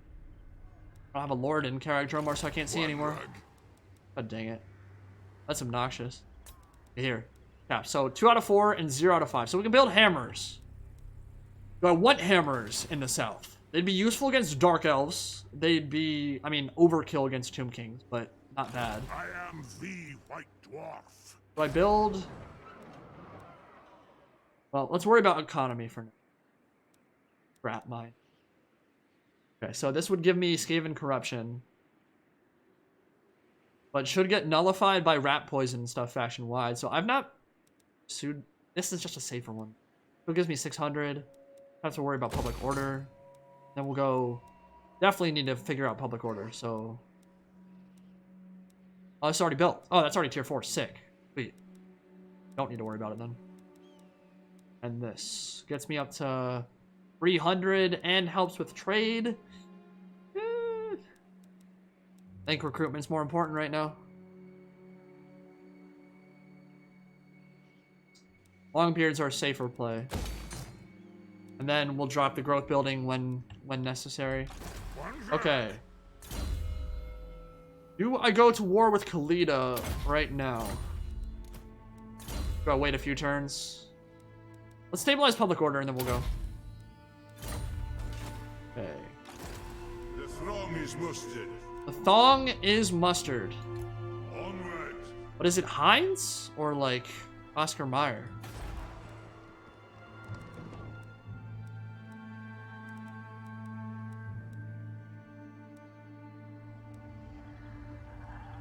Karak drawn. What do I build for you, my dude? Don't know yet. Oh, we're making so much money there. I've not been able to get down to the 25% income bonus, but when that happens, it's going to be a glorious day. I will become a rich snitch. I'm a real big timer. True king of 8 peaks. Flame cannons? Almost? No, we need one more building. What's the building? Oh, yeah. Engineer Hall.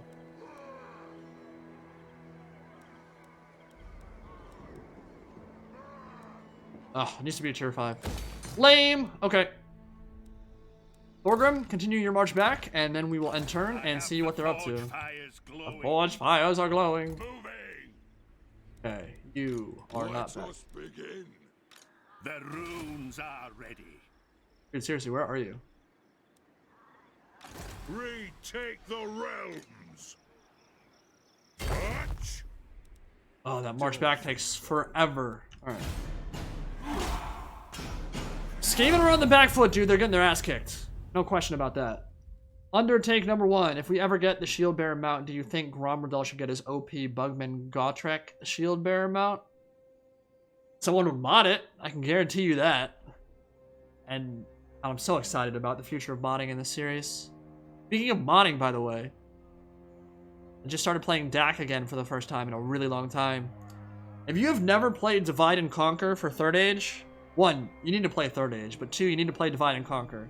Mod is amazing, and they have continued updating it for years.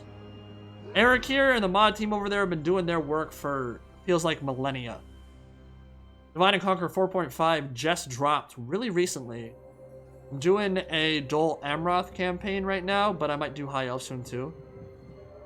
Jesus, can someone stop this monster? What is Orion doing? He's murdering everyone. I'm like legitimately scared. Oh my god, he's coming. Dude, Orion is a manimal. Like, I don't know what to say. All here are honored dwarfkin. I don't actually know what to say to that. Like, he just killed 3 armies, and then on the same turn, he attacked my province. We might lose Belagar there for sure. I don't know how well the garrison's replenishing. Probably not that well. Dwarf-based replenishment is not good. I think the Confederation is messing with that too. Yeah, I was watching Eric here's High Elf update last night. Trying to get a grasp on things. I've actually not played a lot of Medieval 2 campaign, like in a really long time, so obviously Divide and Conquer is a different beast entirely, and it has a lot more scripts and that kind of thing, but Welcome, Ken. it's kind of a shame because all the cool factions, like the Variags of Khand and a lot of the stuff in the southern part of the map, Harad and stuff, like they're cool factions and I want to play them, but you don't get that 3rd Age vibe when you're in that part of the map. Like all the custom settlements are up in the north, like around Gundabad and Angmar and Lothlorien, Dol Guldur, Imladris, all that stuff. That's where all the unique, like, 3rd Age flavor comes in. You don't get to interact with those for like 100 turns at least if you're playing in any of those factions in the southern part of the map. You will pay me the money, or you will not get your trait. Oh my, look at you. You're a joke. Screw you. Screw you. You're useless to me if you're not willing to pay me money. Mel Gibson is unstoppable. Freedom! Yes? Thank you. Oh, okay, okay. Alright, alright, alright. Del, do you want to make yourself useful as well as ornamental, my guy? You want to come over here and help out a bit? Is the taint of chaos upon you? He said taint.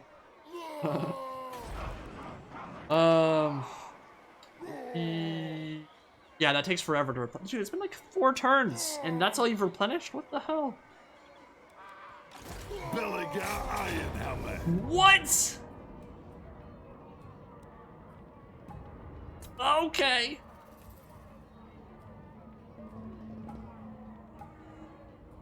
Jesus, look at Orion's stats.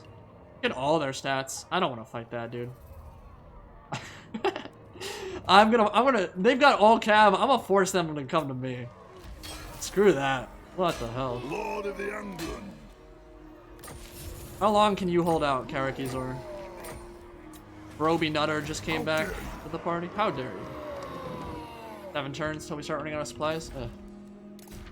Damn it, Orion. Why are you such a dick? Funny thing is, he thinks he can win.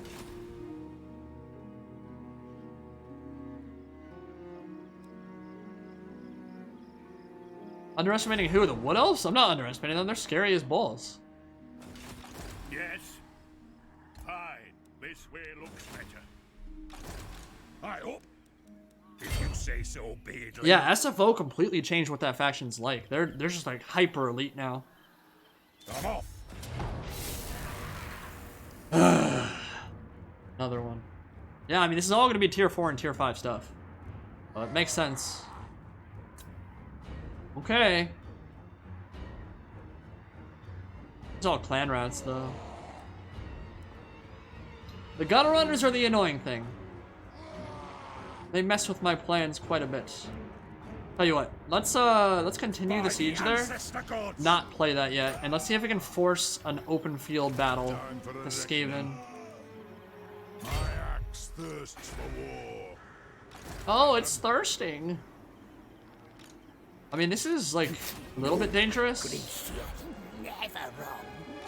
They don't know what's over there. Beards in belts. But yellow. Oh, well, that's lame. Okay.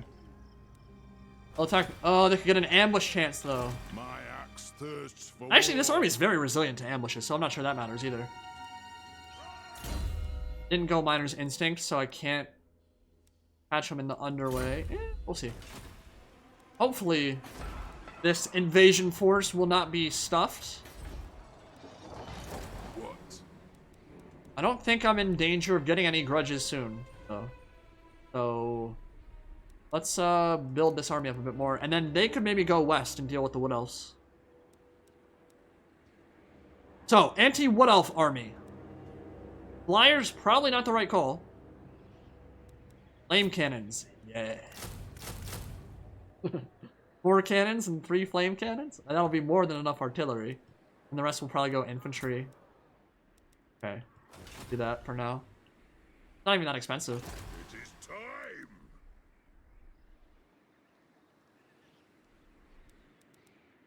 The runes are cast.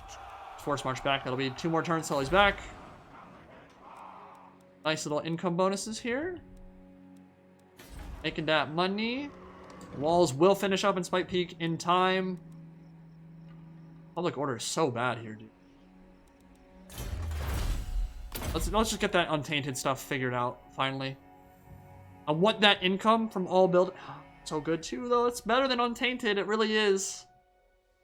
It's way better. I gotta go Grundy's Blessing first, man. It's way too good to pass up. Do shields even make much of a difference versus Wood Elves? Yeah, they do. I mean, they're actually the one thing you want. You want high armor and you want missile block chance. And missile resist, obviously. Against Way Watchers, it helps, but you're still gonna get dumpstered. Like, there's no getting around it. If Way Watchers focus fire any of your troops, you're sad. Like, there's no getting around it. I'm here now. Way Watchers are scary boys. I'm here. It's one of the reasons. Oh, hello.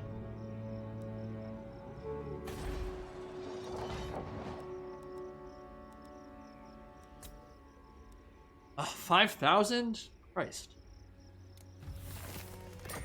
Well, that's a big reason why Skaven corruption is getting annoying. Level you up. Okay. I think we're good for now. We'll hold on to some money. Vengeance. Vangren! 84 melee defense. Hell yeah. Imminent Rebellion in Black Iron Mine. Ready. Are they capped? Yes, I believe they are. I think a lot of Wood Elf stuff is capped, actually. Yeah, dude, the Doom stacks with like 19 Way Watchers are so cancer. To watch and play against, honestly. Alright. Ooh, wow. Yeah, let's back up a little bit. And hope we don't get ambushed. So that's the one thing that worries me. If I retreat here, they might ambush me. And if I get an ambush off with 2 armies, I'll be in a little bit of trouble. But let's retreat, because I think we can get better ground and cut out one of these armies so I don't have to worry about it.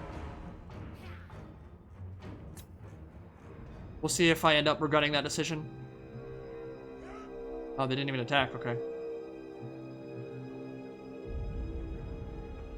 Well, Clan Wars is real close. If this invasion in the east ends up working, we win all of our battles here, like, they're going to be done in the next probably less than 10 turns. Now, rooting them out of every single Karak that's over here is going to get obnoxious, but it's got to be done. Because the longer they stay alive, the worse things are going to get. Help me, Gelt. Do something useful, please. You're just walking around raiding with a depleted army, and one that is not good for fighting Wood Elves at all.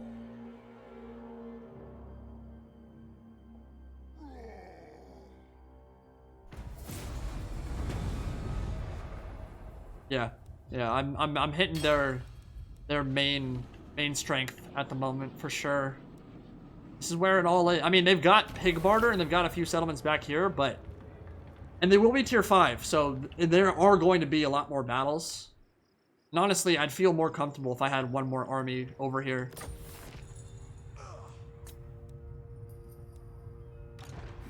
The council is So we'll let them deal with public order for the next 3 or 4 turns. Well, I don't even know if they'll get to a point where they can take these settlements. Black Iron Mine is definitely susceptible, but everything else is not really an issue. We'll use that Runesmith to start cleansing corruption, pushing them back, and Rune of Fury or Rune of Might. Might do some fighting. Alright, King Lun. Help me out, buddy. Ready. Oh, Belagar. You're in trouble, my dude. You are in trouble. Gather the old clans. Is there anything that buffs up everything faction-wide? Rally the holds. That's really good. If I want to confederate, it might make things a lot easier. Oath Gold. Rune of Grimnir.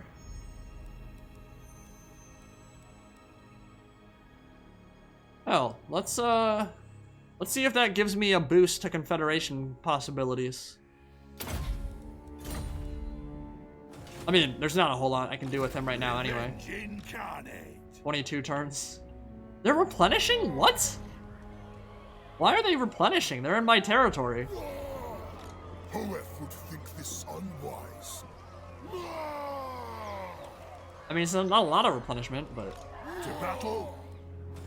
Do I have a stack that could go help them, like, quickly? Thorgrim could. Yes! But I need to recruit with him. Forwards! I can't just send this stack by itself. This is just not gonna work. Throw Okay. bears! Gromby. Gromby. Karak Orod looking safe. I think we'll stay one more turn to stabilize public order, and then we'll just move. Yeah, it's going down by 3 untainted every single turn, so... Stabilizing, that's good. Walls.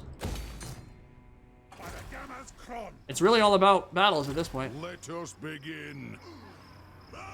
Actually, tell you what, let's do this. On to glory. Let's keep them together.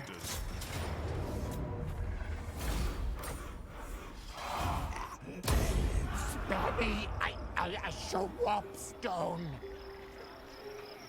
Sieging replenishes in SFO? Well, that does make sense. And looks like the Purple Sons of Barak Var are heading this way too. So they might help deal with some of this stuff. I think Confederation is still on cooldown for me. Yeah, 4 turns. Master of Rune. Did my dude make it to Karak Ankor? I think he's like 1 or 2 turns away. We'll check on that in a second. And you're out. And what? For the wisdom of Valea. The wisdom of Valea. By Valea's bearded ass. Alright, we'll go Miner's Instincts. Level that up. So we can get to the next stage of the blue line. And then, yeah, let's check for Thane. That's it. Wise plan. We did it! For some reason, this counts as reclaiming Karak Ankor. It certainly is not what I'm doing right now. And in fact, I think this is all owns it. This can even take... Dude, if Queek Headtaker came all the way down here and took it, I'm be... But that's casualty replenishment and growth. I think faction-wide. It doesn't say. But I imagine that's not just for the Thane that did it. That should be faction-wide. The throng is mustered. And that will lower this even more. Grudges should go down even more. Which, I've not actually done the math on grudges yet. Like, when I do one of these, does it say how much it lowers the grudge? Yeah, age of grudge severity. Total, Jesus, yeah, some of these are like actually crazy. Lord belonging to Nagaron. So yeah, you wipe out 7 grudge severity if you do that one. I don't know what the Karak Ankor one was. Raz, Karak 8 peaks. All of these are... doesn't say anymore. I hope it was a lot. Ready. Okay, so he levels up. We're gonna use him more like an actual hero, so assassinate and bolt, I guess, would be good. One more turn for Gromby, and for any infrastructure I need. Level up walls.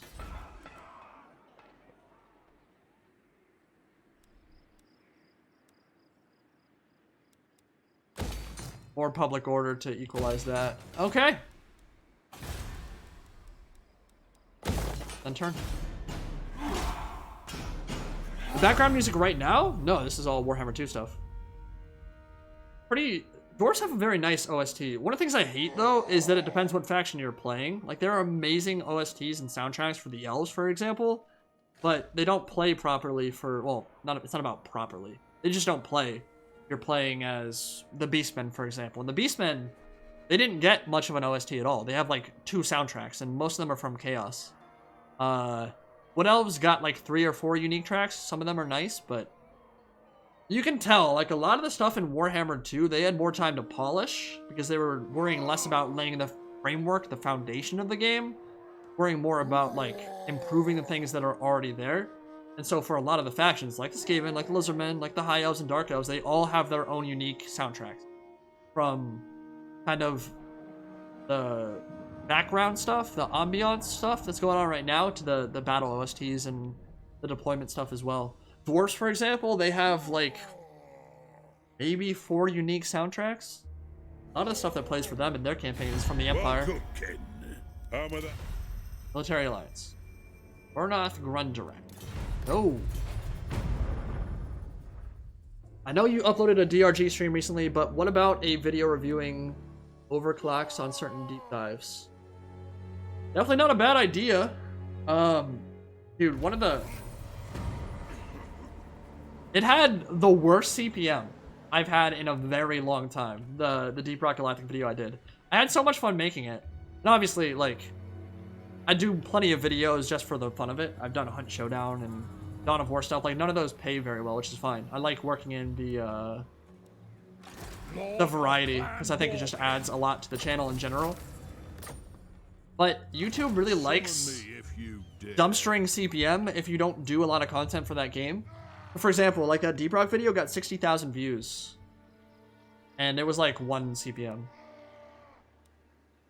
So, like, even though it was, I think it came out in, like, February or something, which isn't a great time for ad revenue anyway. But it's just weird. Like, you'll see, like, a 60,000 view video, which you would think, like, would make pretty good money. Like, that's a lot of people watching. Barely anything. Which is okay, but it means that Deep Rock, it makes it harder for me to invest a lot of time into a Deep Rock video. Which is why last time I made a video for it, it was just a stream. And the streams are very relaxed and cool and chill. They're pretty fun to do. How can I help? Alright, Karak Orad is... Wait, what? Wasn't that 33 last time?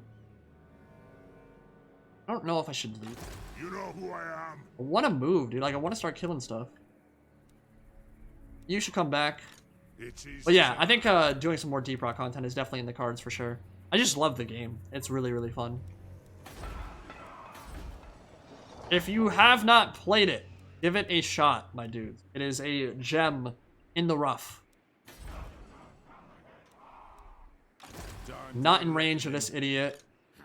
Oh, that's actually a powerful army too. I don't think it can take Crookback Mountain, but now that they're separated, what we could do is... Okay, Ash Ridge. It's its own thing. Where did my buddy go? They got wiped out? The Barak Vard team just got riggedied, I think.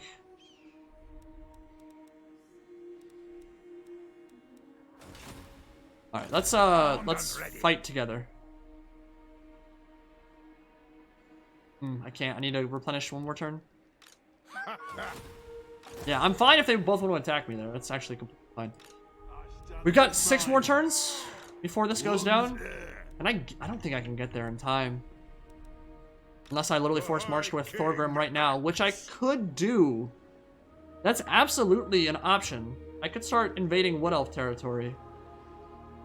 But I almost feel like ignoring them is better. Like, they're not going to come this way. They've got so much stuff to worry about. Ockendorf and Barak Var, and all that stuff's at war with them. To war. Ready? I don't know if it's worth it. Aye. Moving to Pillars of Grunny for now. Alright, infantry. Better infantry that can actually deal with black orcs. Well, tell you what.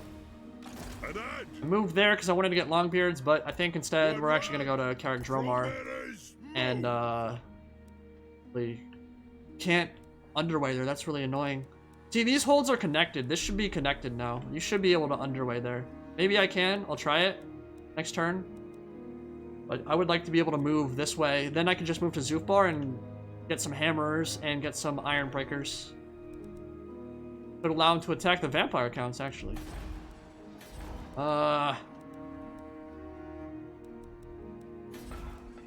One more turn, I guess. And then I'll declare war. By the king's command. As my... so, I think a lot of people didn't get the right vibe from what I was saying in that Vermintide video about how it's dying. A lot of people think that dying means dead. It doesn't mean it's dead. Like, literally any update that is really well put together from Fat Shark could completely change the outlook of how things are going to go. I don't think the game is straight up going to die, as in no one will play it. It will be a dead game. Like, there are too many people playing right now. I think there are like 5,000 on, like, over the last week or so. Like, that's a decent amount of players. I don't think it's a good enough amount of players considering they sold more than 2 million copies. I don't think they've done as much as they should have in terms of improving the game after the release. And then a lot of the issues that people had in Vermintide 1 never got fixed going into V2 and still haven't been fixed, which is super frustrating. With that said, one good DLC or patch or update is more than enough to get, like, lots of people coming back. And it's not like it's a dead game right now. I was never saying it was dead. I was saying it was dying, as in every single patch, subsequent patch, less people are returning. There will be a spike of players that comes back, but less people overall come back. I think Drakenfels was really good. I think it did a great job with that. It's free, so it's really hard to complain, but they're good maps anyway. It remains to be seen what the versus mode will be like, dude. I don't know.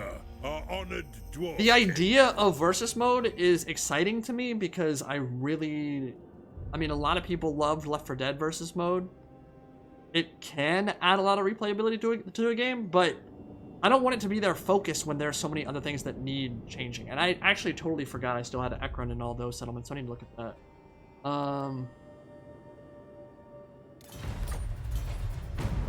Yeah, like, when re-rolling is still as frustrating as it is, when the red drops and the cosmetic drops are still as bad as they are, when there are still cosmetics that are in the files that haven't been added to the Owner's Emporium and have been in the game since launch day, like, why? There's just so much of those, like, little things that if it was just one thing, you'd be like, okay, it's not a big deal at all. But it stacks up, and it gets frustrating. I love the game. I love Vermintide. I love Fat Shark. I think they've done an amazing job, but there have been a lot of things that they've really misstepped on hard when they should have learned their lesson from V1, is my ultimate opinion on that kind of stuff. And I'm not saying I could do a better job of developing the game than they could. They're professional developers for a reason. I would like to think I'd do a better job of listening to the community and what people want, though. Okay. Perhaps a more humble approach. Fitting. Recruitment cost. Minus 25% or war for, yeah. We'd be doing a lot of recruiting. Okay, so we got a grudge and immediately sends us right over. Like, this is so annoying. Man. Just come in my province. They disrespect me. Take our land, our homes. By underway, can I get past you? Nope. Wow. Yeah, we need to stack some more movement range with you, my dude. They're just gonna keep running. They could take Black Iron Mine. That might be what they do. My anger burns. Alright, let's underway and see if we can catch them out. Master of Runecraft. Not too worried about Ash Ridge. Okay, so Ekrund and all these settlements over here. Do I use an SSD? Absolutely. It has been a godsend since I upgraded my computer. I've not fixed the monitor yet. I'm still using my decade-old Insignia HD TV. That's 1080p and that's it. But everything else is looking really good. I still need to, well, it's that and the graphics card. The monitor and the graphics card I need to still improve. The whole idea had been to, in March, they were gonna unveil a new line for NVIDIA. But obviously that all got delayed because of COVID-19, so I still need to do that. Still need to get a 1440p monitor, but everything else is kicking ass. I've got 2 SSDs, one for all my games, one for my boot drive.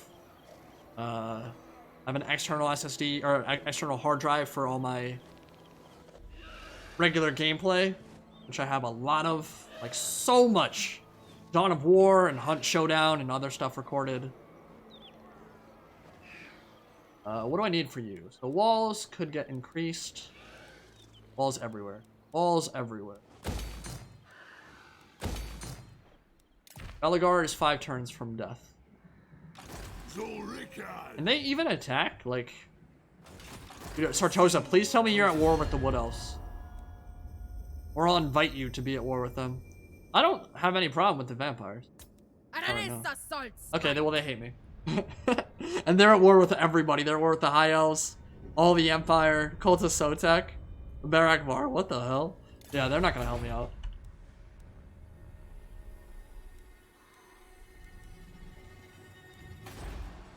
How do you feel about a Total War Age of Sigmar? Love it. Love it, love it, love it. After this is all done, after the trilogy's over, I'm all on board, my dude. I love you guys, but there is some bandwagoning with hating Age of Sigmar because it's the popular thing to hate on. It has plenty of issues, but like I said, I've talked about this a million times. I'm not going to go too much into it again, but there are plenty of reasons to dislike it. There are also lots of reasons to like it, and it is only getting better and it will only improve over time. And once Warhammer Fantasy, this trilogy is completely done and has all the content we could ever want, which it seems like CA is going to be giving it content for a long time to come, then I'll be completely on board for Age of Sigmar later down the line. Like, I'm talking years, like not anytime soon. By the way, that April Fool's joke was the best thing ever. Got so many people with that one. Again, didn't do an April Fool's joke this year because I felt like there was enough bullshit going on that it probably wasn't the right time. Italian did one though.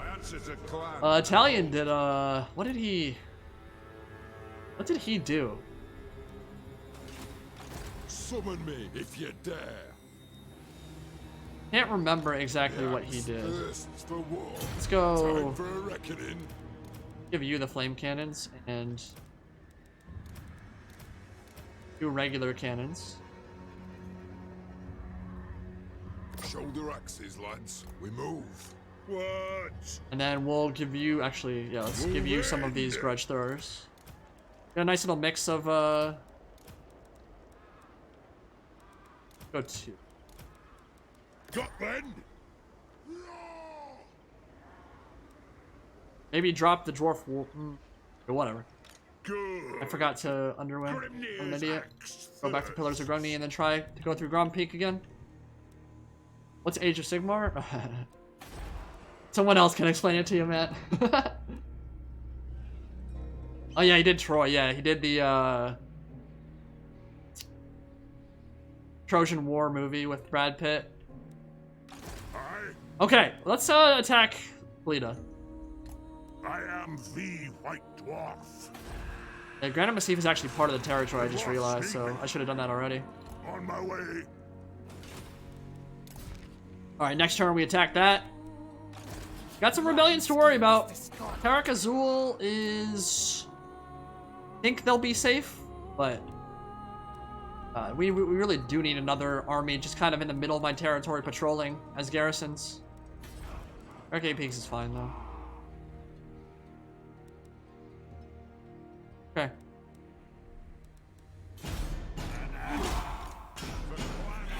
Wait, I didn't have... That was my runesmith. I don't think that was my army. I think I'd already moved it. Alright, so Granite Massif will fall next turn. Gonna try to wipe out this stack. Yeah, just attack me. God dang it. Pissing me off. I'm gonna have to just siege it. No more grudges. Yeah. That's what I wanted. Perfect. Alright, we're gonna wipe out some storm vermin. That's a lot of them. You might notice they have bonus versus infantry in SFO. They do not have that in the base game. So, bit more impactful, but they're not even going to get to close into melee. We'll die long before that. Are we going to see you play Dao 2 again? Yes. Thanks, mate. Appreciate it. I am probably better than the average person who has ever played Dao, because I've put a decent amount of time into it at this point, but in terms of like the actual people who play Elite mod, I am very average at best. Because the people who play that game have been playing it for a really long time and are really damn good.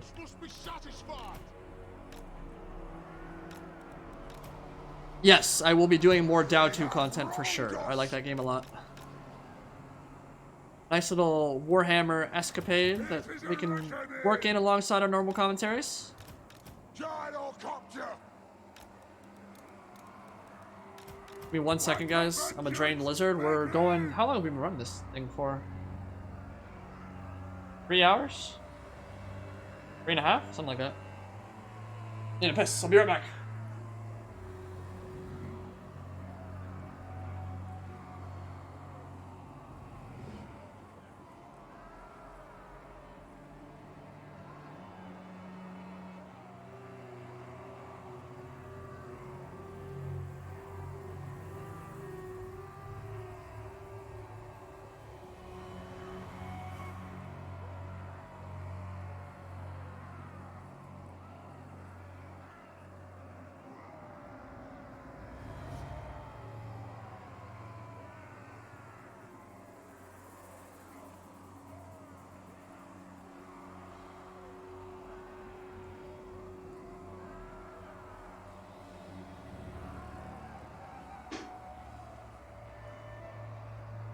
I don't know why.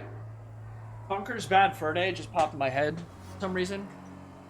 And it reminded me of my games playing as a child. Conker's Bad Fur Day is probably not the game you should play as a child. It looks like a kid's game, very much not. If you played it, you would know. You would definitely know. But that one and Jak and Daxter, for some reason, both those games just popped in my head while I was pissing. Those are those were core tenets of my childhood. I have been, obviously, I mean, I'm like 28 years old, so I've been playing games for a long time. What were your favorite games playing as children? Like, what games did you absolutely adore growing up? I never had an N64, so whenever I played Conkers, I played at a friend's house. If you don't know what that game is, it's basically Happy Tree Friends in a war zone. So you've literally got like cute little teddy bears who are Nazis who hunt down Jewish squirrels and try to kill them, and then the Jewish squirrels fight back in the army and like blow their heads off with bazookas and sniper rifles. It's completely bizarre, but it's an amazing game. Favors the infamous. Absolutely adore it. If you've never played Conker's Bad Fur Day, go check it out. Bjorn the Fell-Handed. Oh, we got some Space Wolves up in here. The next Total War GW property most certainly must be 40k, and I shall be one of the legendary lords for Space Marines. Space Marine! Tell me the Siege of the Fang would not be epic to play out. Dude, I totally agree with you. I would not be surprised if it is already in the works behind the scenes. Well, let me rephrase that. I'd be very surprised, but I think it's very possible. I would be so incredibly hyped to see them announce 40k. I would really poop my pants. Jak and Daxter, another game I played as a child. Precursor Legacy. If you've ever played Crash Bandicoot or Banjo-Kazooie or any of those classic N64 games, it was like that. It's a platformer on PS2 is what I played it on.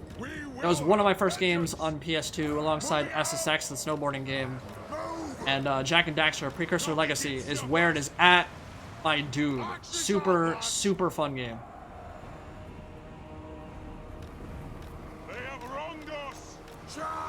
Worms Armageddon, yeah, I played that on PC. At my friend's house, I never owned any of them.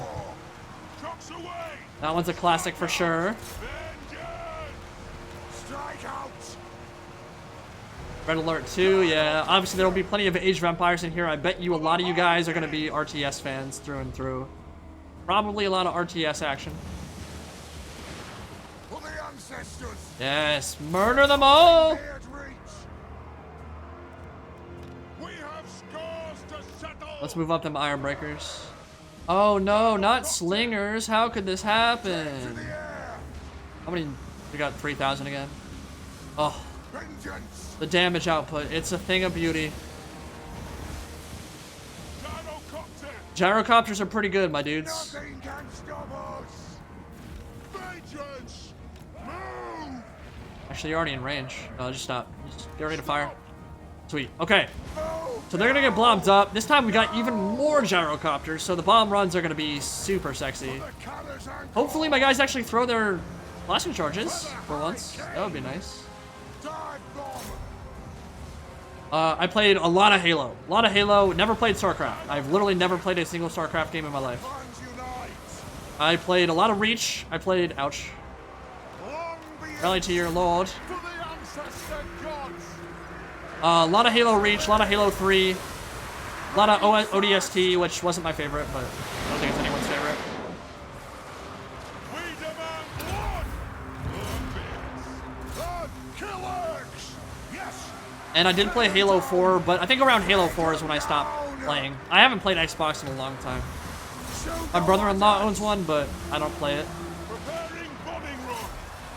PC is where it's at, my dude. PC Master Race. Fire on the foe.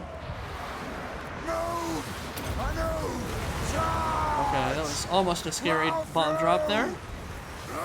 I need to remember, guys, remind me, Skyhammer Gyro Bomber. I need to recruit that for Thorgrim.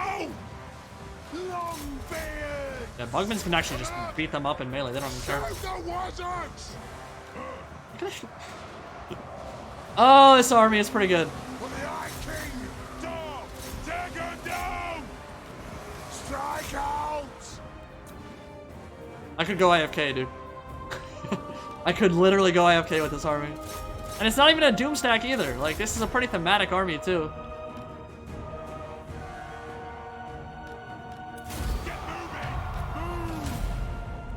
Am I wrong in just, like, not liking doom stacks very much? Am I wrong in saying that watching 19 Way Watchers or 19 dinos run into stuff isn't that fun? Down.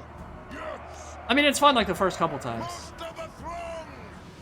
It is a And sometimes it's necessary. target's well. But, Charge.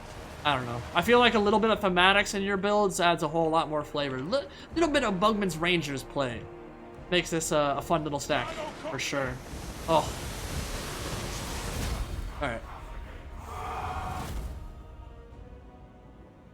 I probably would not love StarCraft, honestly. Any of the RTSs that require, like, lots and lots of micro, including base building, I have a hard time getting into. Like, I love Age of Empires, but the learning curve on that game is just obscene. The learning curve in StarCraft is obscene. It's just, like, I am naturally pretty good at games. Like, any game that I play, I typically get, like, decent at least. But with those kind of RTSs, getting to that point where you're not trash takes a long time. And that makes me sad. Alright, we don't need casualty or punishment. Take that money.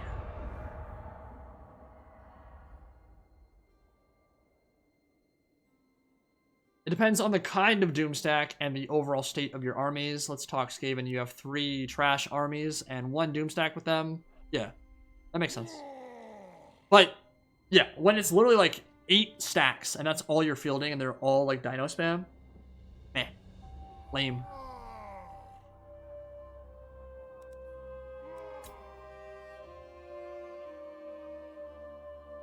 Yeah, dude, no hate towards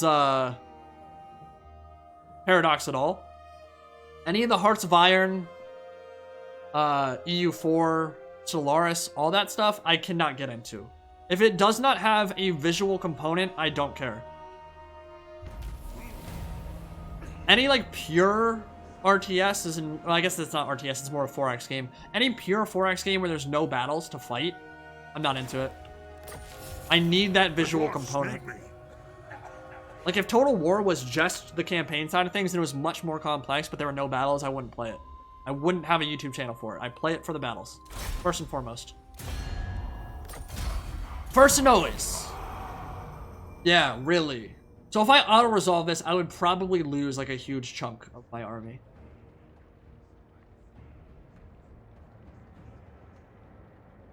God dang it. This is such a joke army, too.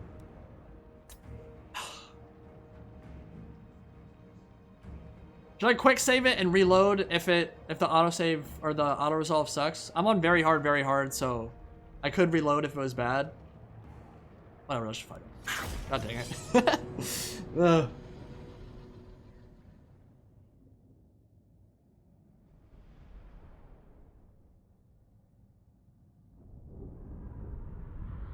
No, I mean, anyone can play a campaign however the hell they want.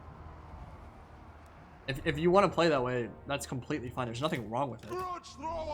I just don't personally think it's the most fun thing to watch. What now? And yeah, if you're talking about Legend's obviously really goddamn good at the game. I'm not throwing shade at him at all. If that's how he wants to play it that way. Dwarf warriors! Let the vengeance begin! Alright, we're gonna go Corlers, do.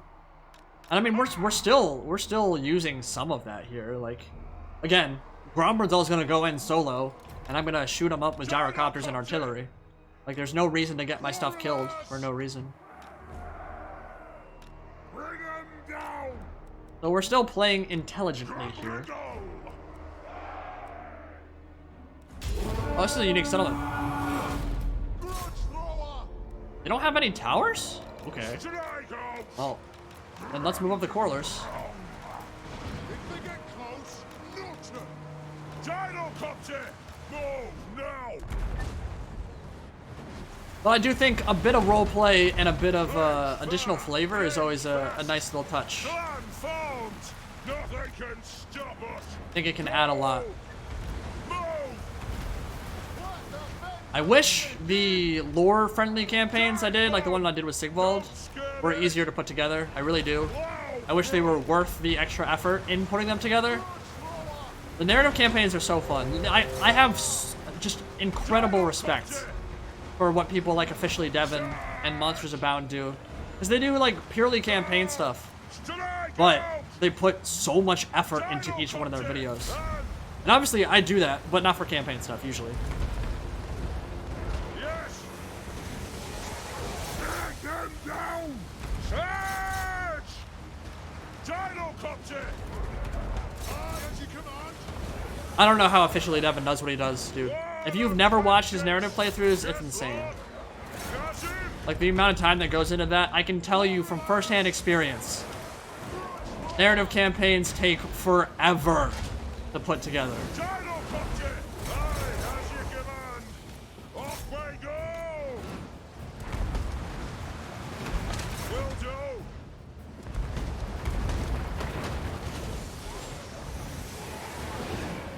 Fly!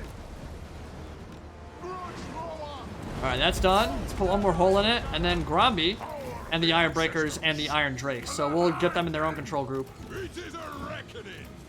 They'll come up and dumpster some stuff. Is that Kalita? Nope. Get moving! Get them! There are Ushabti to worry about. Move! For very unimpressive shots, my dudes. Move now! Just, ow. We're getting arrows of the asp or whatever.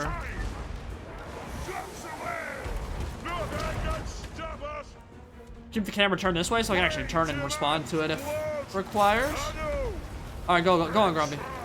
He can literally go. He can probably solo the rest of this army by himself. Or get close to it. Gosh! Where are them Iron Breakers at? Oh. Warlords too? Now, pick your targets well! It's a game! It's a game! Do you know who I am? For the Karaz Ankor! Range far! Range fast! Blow! Blow! One thing I do wish would come back from older games, though. You guys remember City Viewer from Rome 1? Seeing like Grombrindal like traipse around the Silver Pinnacle or something, and like talk to thick Dawi waifus would be really cool. The one thing I feel like this game kind of lacks, like from a polished perspective, is like being able to like interface and with your settlements and your people and see what like day-to-day life is like. Which obviously I wouldn't want a lot of work put into something like that. Get you out of there. Alright, Drakes can handle that. Crawlers run. But like being able to see like day-to-day life in a Dawi hold would be really cool. And obviously it's not that realistic of proposition, but the idea of it's awesome.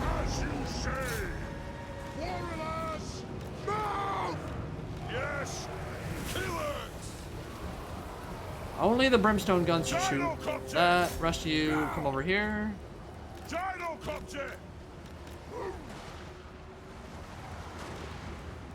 off fire will. Of course they're coming my way. Screw you guys. Actually, now that you're doing that, see ya. Peace, my dude.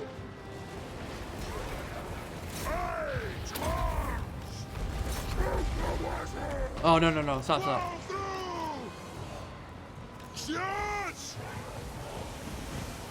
Ow, ow, ow. Stop. I thought they were running to the rest of my army. Right. Well, they're dead. Cool. Lord is soon to have the brakes beaten off him, and you guys kill the rest of them. Alright, let's fast forward this.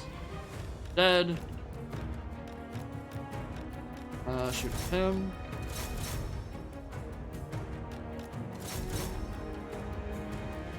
Melted. Just absolutely melted.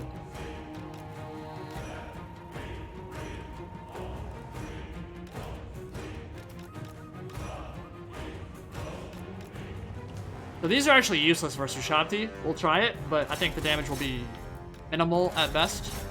Brimstone guns will do damage though. Alright, they're dead. Ironbreakers kill them. Kill the Ushabti, and we're good to go.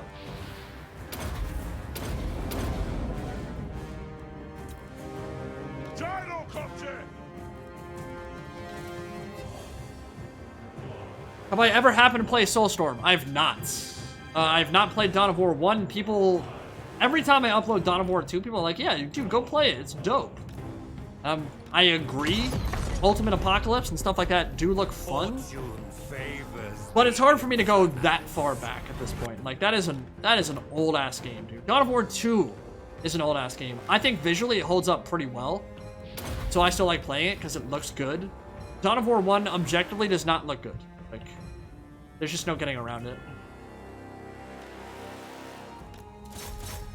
So while the idea of playing it is fun, I haven't really felt any raging desire to go back and play. Nope, never mind. I lied. There's stuff in the... Dude, really? Army losses hasn't kicked in yet?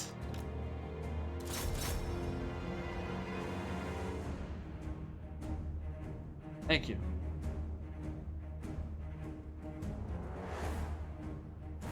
Actually, you might have noticed it. These gyros have 50 melee attack, dude. They will blend stuff up in CQB, my guy. Alright, they're dead. Dumbass carrion.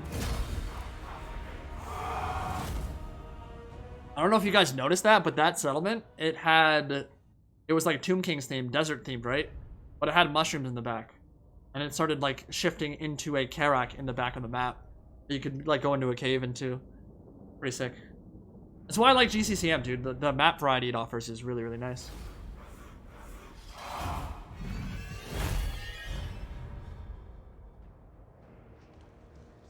Flying Beyblades indeed. Let her rip. How can I help? So what do you guys think about the live stream thing in terms of like what kind of content I should cover? Is it best for... Okay, so we've done this Dwarf live stream, right? The next time I stream, should it be the Dwarf campaign again or should it be another campaign? I think there's something to be said for the investment that doing the same playthrough multiple times in a row, like, it helps out. But there's a limit to that. Like, if I did it 8 times in a row, people would definitely stop losing interest. If I do it 2 times in a row, probably good. And we got our money back. The difference in that is just insane. I was hoping after we took Karak Zorn that we wouldn't have to deal with this bullcrap of, like, switching between the income bonus and not, but it hasn't lowered our grudgeoning enough. We're swimming in oath gold though. I need to use that. $20, Ronan Murphy. Thanks for being you. Adorable. Much appreciated, dude. I haven't showed it off yet because I don't want to roll out memberships right now. I don't think now is the best time to do it. But if you're part of my Discord, you might have seen some unique emojis. I will roll out memberships at some point to the channel. And I'm hoping the way it works is it lets you use emojis and, like, avatar profiles for yourself whenever you're hanging out in my stream or in my comment section. So I will be rolling that out soon. There's some very good ones that are really adorable. Pippington made them, actually. He made a lot of the ones for the Warhammer Tournament Discord. Made a bunch of unique ones for my channel that I paid him for. And they turned out real nice. Real nice. Fortune favors the infamous. Eisenhorn TV series discuss. Okay, we can do that. For clan honor. Oh wow, I didn't realize this guy was there that whole time. Dumbass. What does he do? Alright, so Eisenhorn. Forwards. Eisenhorn is one of my favorite 40k novel series of all time. It was the first one I read. The first 40k novel I ever read was Eisenhorn. I think it's a great place to start because it's not all Space Marine. Not all, like, let's join the fray and kill many things for the God Emperor of mankind. It's much more a mystery and detective story than anything else. And so I think from that standpoint, it's easier to jump into if you've never jumped into 40k before. I think it's a great idea for a show, because for the exact same reason. You don't have to be immersed in 40k lore. You don't have to be jerking yourself off to, like, Space Marines being super, super cool. Because you don't have to worry about the CG for them at all. Because there won't really be Space Marines in the show. It'll be easier to tackle than a lot of other settings in the series. Like, Horus Heresy, not possible to do a show for. It's just not. You'd have to do it cartoon. You can't do it in live action because, one, it would either look super janky or be incredibly high budget, which isn't realistic for a show at all. Like, they need, like, Game of Thrones budget to make something like Space Marines, Horus Heresy, that kind of thing actually work out well. So, Eisenhorn works, man. Eisenhorn works perfect because it's a detective story set in a sci-fi universe where many of the most sci-fi elements aren't a big factor. You don't have to worry about casting 7-foot-tall dudes in Terminator armor. You don't have to worry about that kind of stuff. So I like it. Whether it comes to fruition, whether it ever actually gets picked up by a network, those are different topics entirely. And it is very possible that just because Eisenhorn has been confirmed to be in the works, that it doesn't mean that it's going to become a show, right? Like, there has to be a network that's willing to take the plunge on them, and that's not happened yet, to the best of my knowledge.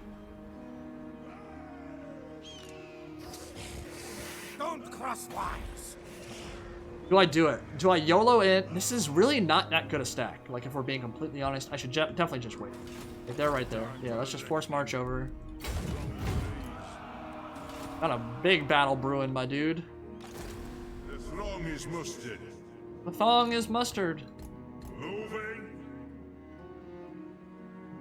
Yeah, SM aren't believable without CGI. I agree, dude. I don't know how you would do them in live action. Really don't. They would look either really awkward or they'd be incredibly expensive to make look good. It's hard. It's definitely pretty hard. Alright. Not actually worried about Ekron getting attacked at all. Dragonhorn Mines has walls being built. Well, that stuff's good. Oh yeah. I've been trying to do this for like ages. Throne bearers, let's march. Why can you not underway there? That's so dumb. Whatever. We'll just go this way to Karak Dromar. For the Karaz Ankor. The High King moves. And we'll recruit some elite tier infantry over there. Maybe drop a few quarrelers. Because we've got more than enough range firepower, I'll say that. Time for a reckoning, yes. What do I recruit with you guys? So the infantry again, yeah, Longbeards, that kind of thing. I don't want to go like too elite centric because look at the upkeep on all this stuff, dude. I mean, I've got the money for it right now, but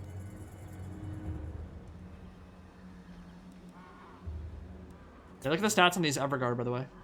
53, 47 base. So, well, actually, it's actually not that impressive. I'm gonna go out on a limb here and say that's not worth 1300 upkeep at all. That's actually. They got more HP. No, they don't. No, they don't. What the hell? They have Guardian Aura. Let me pin this. Do they have an ability that's worth it? Pursuit of Battle? Yeah, okay. That's actually pretty good. That's really good. And they're unbreakable. Alright, I mean, eh. But 1300, I don't know if that's worth it. Thematics, it's pretty cool, but... Alright, let's get some Longbeards. One turn till Karak Dromar. Regiment of Renown. Can't do that in underway stance. Yeah, we'll get him the Skyhammer. Alright, Draz looking real good. Let's prove that even more. How are we? Oh, we're super close, actually, to tier 5. Alright, in the south. Grombrindal. I am the White Dwarf. Get walls. And that'll be it. We'll growth it. No, Untainted. Public Order and Untainted for now. Get the Skaven Corruption down a bit more. By the King's command. The Apprentice, $25. Thanks for the vids. Some Oath Gold for me. What are your thoughts on what the last 2 DLC packs for Total War Warhammer 2 will be? Well, you beg now. are you asking me what I want or what we'll see? Because those are very different things. Oh, you want peace now? Fortune favors the infamous. One of my favorite moments in Dragon Ball Z is when Trunks comes and kills Frieza. Future Trunks comes back and like just wipes the floor with Frieza in 5 seconds. When he kills his dad, King Cold, the first thing King Cold says is, when he gets knocked down, he says, "Oh, I swear it, I only wanted peace." That's what I'm reminded of when Queek wants this. He's begging for his life after bringing invasion to my doorstep. So, how about no? And you know what? That's a good time to hit it up. I think a lot of people said they did want to hear it. I'm probably going to lose a few viewers here as I read this. I don't really care. We're going to do a little bit of reading. It's 2 pages. If you don't like it, check back in 2 minutes, 3 minutes, 4 minutes. It won't be too long. But I want to do it. I'm going to keep this music as the background. For the illegal occupation of Karak 8 Peaks, the head of Queek, shouted Thorgrim. The dwarf thing's eyes were glazed and spittle-coated his beard. Quite mad, thought Queek. Good. Queek is coming, trilled Queek and laughed. Queek killed many dwarf things. Soon there will be no more left to kill. This makes Queek sad. Maybe Queek takes a few of High King Thorgrim thing's littermates back to Skavenblight for fighting practice. Truly, Queek is merciful. Roaring his hatred, Thorgrim charged, just as Queek had anticipated. Dwarfs were a weak race. Their affection for their pups and their littermates made them easy to goad, easy to bait. Such a pity. Queek had wanted this duel to be one to savor in the long years ahead. When he grew young on Nodwell's elixirs, there were no more dwarf things in the world to slay. Queek waited until Thorgrim was so close, he could see the red veins threading his tired eyes before launching his rightly famed attack. By the way, Queek is one of the best duelists in Warhammer Fantasy. He will get his ass kicked by like Kolek or by Asaurus Oldblood, who's like well known, like Krokgar. But he is a scary duelist. The fact that he's even willing to take on the leader of the Karaz Ankor in melee combat it should tell you a lot about what Queek Headtaker is all about. How brave he is for Skaven. He is willing to take that duel. By the way, this is right after he carved Belegar Ironhammer's head from his shoulder, so that should tell you a lot about Queek Headtaker and what he's able to do. So, he drew his sword and leapt, his age forgotten, his body spinning, simultaneously swinging the weighted spike of Dwarf Gouger at Thorgrim's helmet. His mind worked quickly, so fast the world appeared to move more slowly to him than any of those longer-lived races. Skaven, their metabolism is much higher than your typical race in Warhammer Fantasy, and they essentially have, like, their perception of time is very, very different. They live very short lives, like 15 years, 12 years. I think Queek in this is like 13 years old, and he's considered old for a Skaven. But because of that, their metabolism and their ability to perceive time is very, very different. It means they can basically slow down time as they fight. Ronan Murphy, thank you for the $10. Appreciate it, my dude. Queek blinked. Thorgrim swept up his axe. Impossible! The runes on the axe shone as bright as the hidden sun, searing their image into Queek's eyes. Could not read the scratch marks, but in one terrible moment of understanding, their meaning became clear. Death. Death to the enemies of the dwarfs. Dwarf Gouger shattered on the edge of the blade with a bang, and there was a discharge of freed magic. Queek landed, panicked.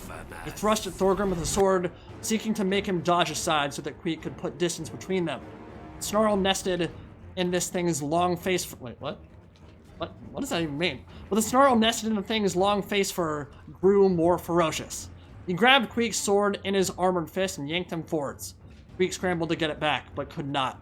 So unusual was this situation that he did not think to release his sword's hilt until it was too late. Thorgrim dropped his axe and grabbed Queek by the throat, lifting him high into the air.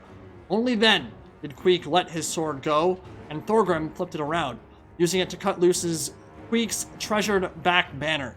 The dead thing's head fell. Remember, he has the head of King Krug Ironhand, the hands of Krug Ironhand, and a few other little ornaments on the top of that trophy rack, and it's what makes Queek who he is. It's kind of like, I'm a big deal. Come fight me, my dude. So this is a big disrespect from Thorgrim. For the Battle of Karak, the head of Queek, rasped Thorgrim, his voice ruined by his screaming. Queek squirmed and thrashed, his teeth clashing in panic. He braced his legs against Thorgrim, trying to flip backwards, but could not. His world turned black around the edges. Queek scrabbled with his hand paws, raking at the king's face. For the killing of Belegar Ankor, rightful king of Karak Eight Peaks, the head of Queek. He weakened. His frantic gouging became more precise. He tried to hurt Thorgrim, but the dwarf's granite grip held firm. Fingers would not shift, and Queek's own bled as his claws tore loose on the king's impenetrable armor, the armor of Skeldor. That was the quest battle that we just got our asses kicked in. Thorgrim tightened his grip. Queek's choking became wet and feeble as the death croaks of a dying slave rat. The king pulled Queek level with his bearded face and looked into his eyes. For the death of many thousand Dawi, the head of Queek. Now die, you miserable son of the sewers. The last thing Queek ever saw were the eyes of Thorgrim Grudgebearer burning with Vangren. Vengeance. So Thorgrim grabs him by the neck and snaps it and kills the dude. Which is pretty badass, I'm not gonna lie. And I felt it would be pretty thematic to read that because Thorgrim has been running up and down the wow, that's going in the Book of Grudges. The Skaven of Clan Wars all day long. And yeah, he ends up winning that duel. Kills the guy. Pretty badass.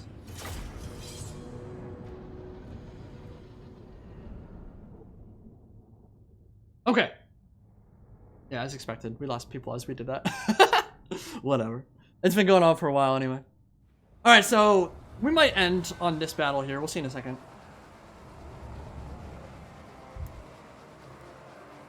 Got some more gyrocopters to drop on the bad guys' heads. For the ancestors!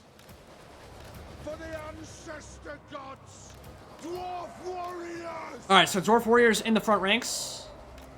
I have to look at what they had again. I mean, look, we've played these underway battles a lot already. They are a relatively simple task.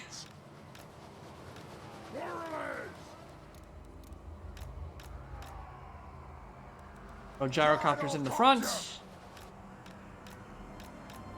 Dwarf warriors in the front. have wronged us! Dwarf warriors! This is actually not a very impressive army. This is very much an army that I built like 50 turns back when it was still strong, and we'll have to do some re-recruitment for this for sure. Because if this runs into like lizardmen down in the Southlands or something, which might be the next target, it might go bad. Lord of Clan Morgrim!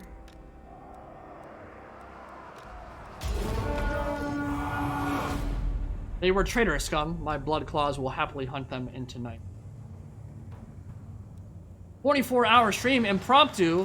What a brilliant idea. Nothing could possibly go wrong.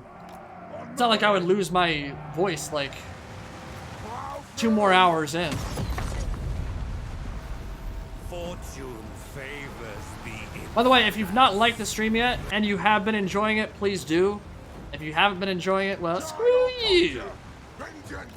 But yeah, if you want to give me a like on the stream itself, it helps push this out to more people, so please do so if you are willing and able. Nice little Howling Warp Gale hit all my gyros there.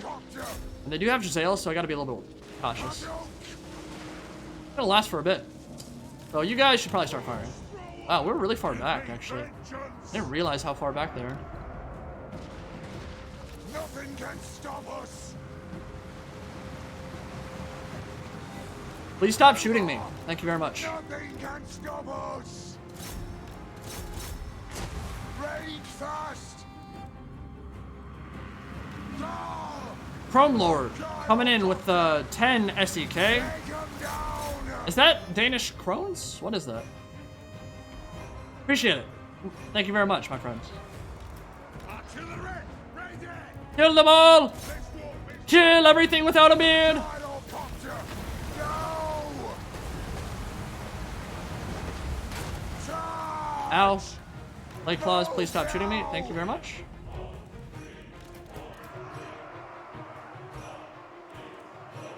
Balance ready! So if I was to do another SFO campaign, what would you guys like to see? fortune favors the infamous. Plow through! I think there is something to be said for doing another part from this in my next stream, whenever that may be. Probably not too long. I have actually toyed with the idea of doing a full stream week, just to get people a bit more used to Charge! me doing it. I don't know yet. Let the vengeance begin! What do you guys think of the idea of a stream week? Without any battle replays, but just focusing on the streaming itself. We could get a lot done if we did that. Come here. Come here, Gyros.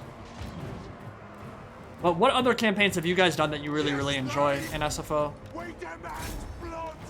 I'll be honest, I've not played an obscene amount of this mod in campaign, honestly. Aye, as you command! Alright! I like it quite a bit. I have fun doing it. Venerus has offered to add some Steam keys, I think. So that could be a thing for my next SFO stream. Ronan, thanks so much for content. I look forward to all your posts. Do you prefer Grimhammer or vanilla Warhammer 2? So I think I have answered this before, but I don't use mods because I prefer them over vanilla. I use them because they're good. Oh, nice Howling Warp Gale from them again. I got a donation from PayPal, so I'll check that as soon as this battle's over. Remind me, please. But yeah, I don't play mods because I feel they're better than vanilla. I play them because they're different. So when I get bored of vanilla, I jump in and play some mods. That's when Mixus and all that stuff comes in. Now, obviously some mods are pure benefit, and there's no real downside to them whatsoever. I think Mixus is a good example of that. Like, they just add more content to the game, so it's hard to dislike that. But for example, like SFO, I love this mod, but I wouldn't want to play every campaign ever. And oh, I forgot they had warp bombs. Oh no. That was mean.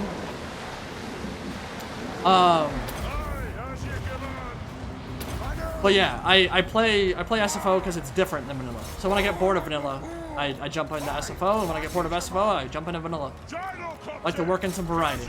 Not because it's better or worse. That's my outlook on it, anyway. Vengeance! They have wronged us! Pick your target well! For the king!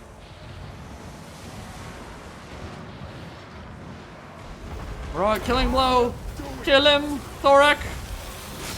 Oh, that was so badass. Lord's gonna die. Show us the target, Lord! Dude, my Akron's Miners got deleted from the game by that warp bomb. Jesus. That was brutal. Alright. Maybe I'm not quite ready to call this stream yet. Dwarf warriors! Maybe when it drops below 400. Range fast! Move! Dwarf warriors! Hold those dwarven legs! Strike out! I was hoping for a few more people on stream today, but I think I just need to stream more to get people used to it. Is really what it comes down to. And I also think the algorithm has something to do with it too. Like the more you stream, I think Legend has the right idea for it. He does it like every day, and YouTube loves him for it. He's been doing super well in terms of his streams, dude. He's getting like 3,000 people a stream, I think, something like that. Like doing really, really well. I think the record I've had on stream before is like 1,800. Hopefully we'll be able to break that with Warhammer 3. Before that, I don't think that's gonna happen. But yeah. I do like streaming, dude. It's fun. It's a nice little change of pace in terms of the content. Most of my stuff is pretty heavily edited, so it's nice to just like kick back, relax, and kill some Raki. Okay, let's check that donation real quick.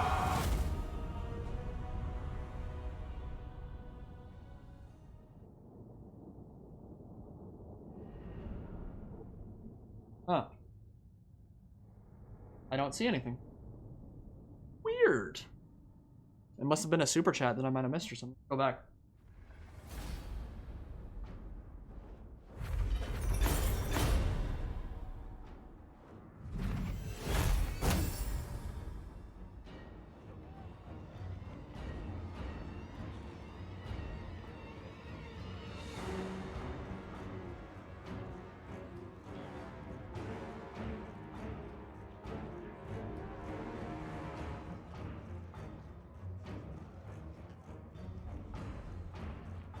I'm just going back to see.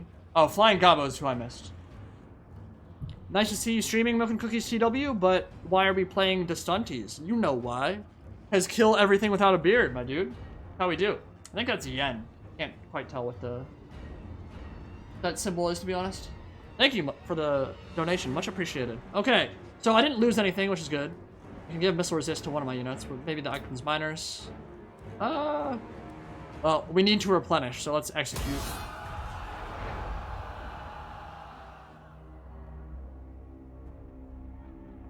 Yeah. Thank you, Flying Gobbo. Much appreciated, my friend. So we got a rebellion to worry about in Karak Azul. We got 2 armies moving on Mount Greyhag, which we should be able to take.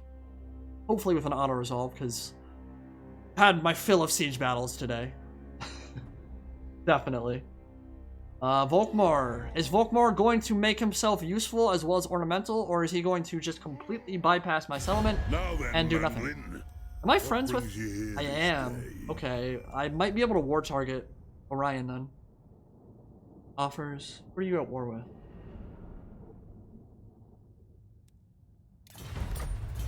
I think I'm fine with defensive alliance. Alright, we're gonna war target Orion and see if Volkmar can come in and clean up shop. That'd be real nice.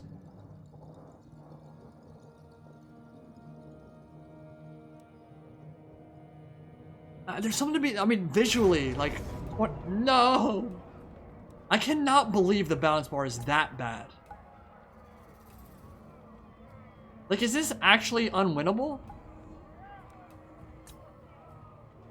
Are they really that strong? I'm scared of Orion. I'm not gonna lie, but look at Belagar. Dude, Belagar's a beast too? Magic, actually, does he deal magic damage? He does. Oh my god. Put that on Belagar.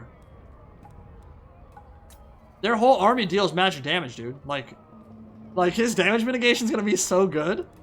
Alright. I think this is just SFO balance bar being wonky. I think this is very much winnable. But I don't know. The Way Watchers are scary as hell. I could get dumpstered here. I have no idea. Oh, we're gonna retreat deeper. Oh, this is a unique settlement too.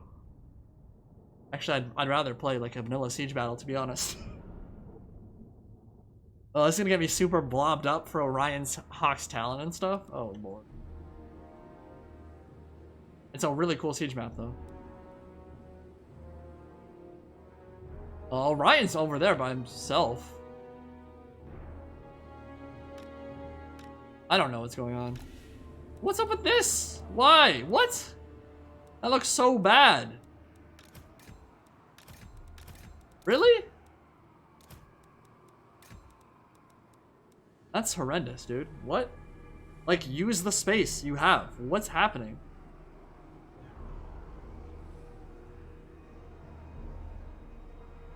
But they'll never take our freedom. Okay. I don't know how good these towers are. It's a tier 4 settlement, so they might be worth defending the walls. But I really don't know.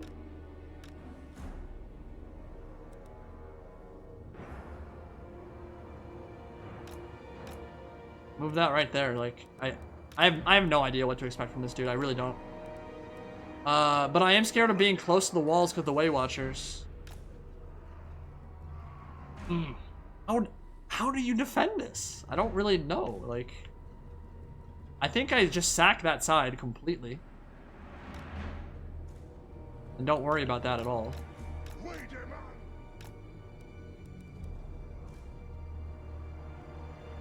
Use the big tower. Which, is that these ones? I'll leave stuff there, because it's probably the right call.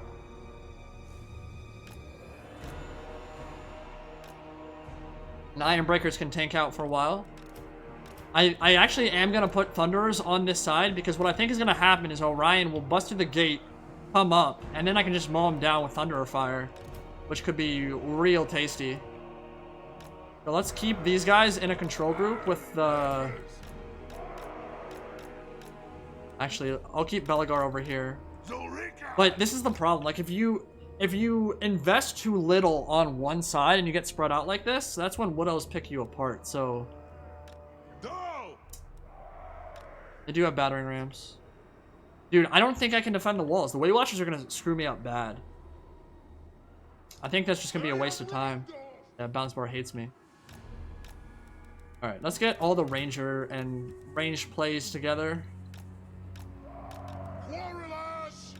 I'm gonna keep it more consolidated. I'm gonna stay back and hope the Way Watchers do dumb things once they get inside the city. Iron Breakers be in the front. For the ancestors. Yeah, walls are trash is really what it comes down to. Walls are actually bad in a lot of situations. Here, I think these towers won't do enough for it to matter, so pull back. A nice little focus fire coming in from here. Belagar.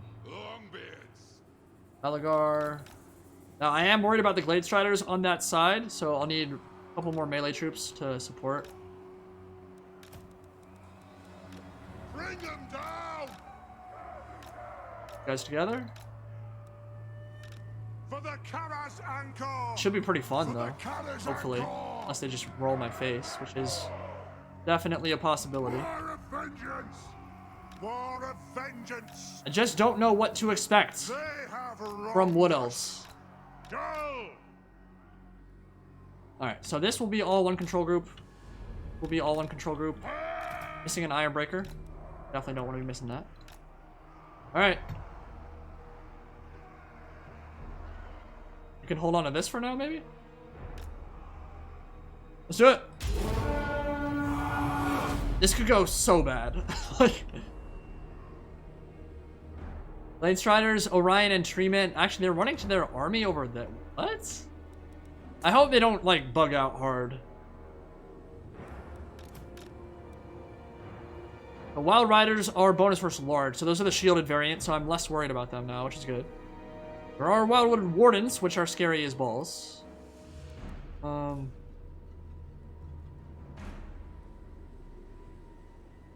Okay, Orion's coming over. So Belagar will come this way as well. That means Thunderers too.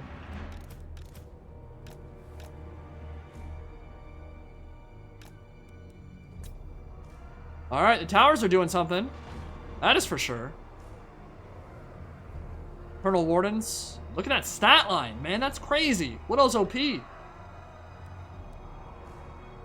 51, 63, 52 weapon strength, bonus versus infantry. That's pretty scary. Alright, Wild Riders. Alright, Iron Breakers, hold the line. Corlers, can you guys come over here? Where are they? Wait, what? I selected all three of you. Alright, let's get some more reinforcements over there. I would like to think Iron Breakers can hold the line against Wild Riders. I think they should be able to. But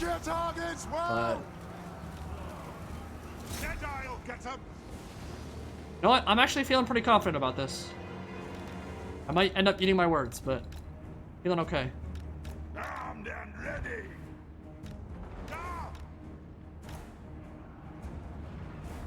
I'm getting blown up by something. By my own towers? Yeah, if you could not friendly fire me, that'd be great.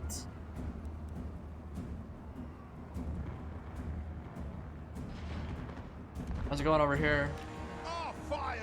Get over there, idiots. This grudge must be satisfied. Attack the Urks! They've lost 2,000 HP. They've lost about... Dude. Yeah, I mean, look at the stats, man. 85 woman strength with AP, like, they're gonna win. They're gonna win. They're gonna beat Iron Breakers. From the front. That's terrifying. Okay, Weight Watchers are there now. How do I deal with them? I can't chase them. Okay, we'll pull back behind this. I'm gonna turn my flank. That's gonna hurt really bad, but I can't do anything about it. Charge in. Let's shoot at them. Here. What's that? Waste Talker. Okay. Well, I also can't do anything about that, so. Are you guys out of range?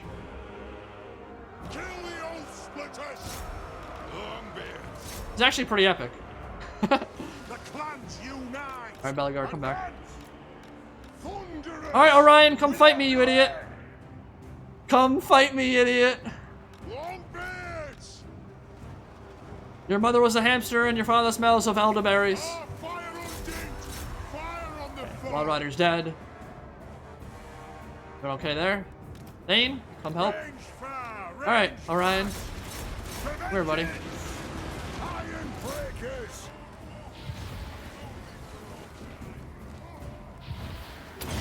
Oh, I'm gonna dumpster him. I'm going to dumpster Orion. I don't even need to pop my Oath of Vengeance. Hey, don't overcommit. Oh, ow. It was actually a good cast from the AI. That was not bad. Let's get you in the front and then you behind. And we'll just back up. Warlords to shoot. Yeah, shoot them. Alright, they're attacking now. Okay.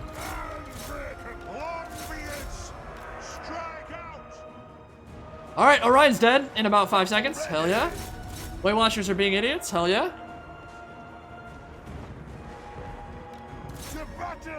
Azrai smell like eggs, my dude. For Grimnir, nothing can stop us. War machine. Yeah, we'll get you right there. And then you three, shoot some sisters. Shoot the Wazuks. We'll just let them bleed their ammo. They're half ammo and they've killed 0 models. Iron breakers. Okay. I think we're holding all right on this side too. Hawkeye's becoming an... What are you guys doing? Charge. Axes out. Hello? Range far, range fast. Yes, yes. Wolf warriors.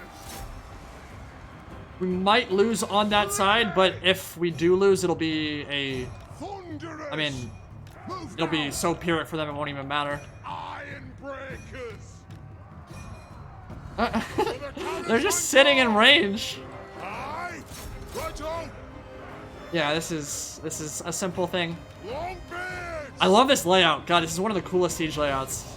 I did a siege for this actually. It's called video for it. Vermintide Siege of Karak. The mountain and home. The Vermintide music got copyright claimed, which pissed me off because it doesn't get copyright claimed on Vermintide vids, but I guess if you use it for something else, it does. So I did a really cool intro for it, and then it all got muted by copyright, which sucked. But really cool battle. It's still up if you want to see it. There's one dude left. Kill him. I have a slayer's anger and yearn to expel it. Yes. Okay. Yes, then. Reform. The tree man's coming now. All right, Thunderers. That's your job. Target's Lord. Yeah, I think. Aye. Strap. We Oh god, they're hurting really bad. They're gonna get 100 kills. I can't really do much about that. Pump those dwarven legs. Can't chase them. Can't really do anything but take it. The runes glow. Alright, let's retreat right here. Let's force them into a weird position. Then we'll mow down that tree man. Off we go. Move. Range far. You lost? They're having some issues over there, buddy? Geriatric tree. I mean, to be fair, he is like 10,000 years old, so don't really blame him. The Alzheimer's is starting to kick in. Alright, Corlers come back. All this stuff's coming back. Oh my god, stop this. That's gonna hurt. Ugh. Okay. The AI's using that well.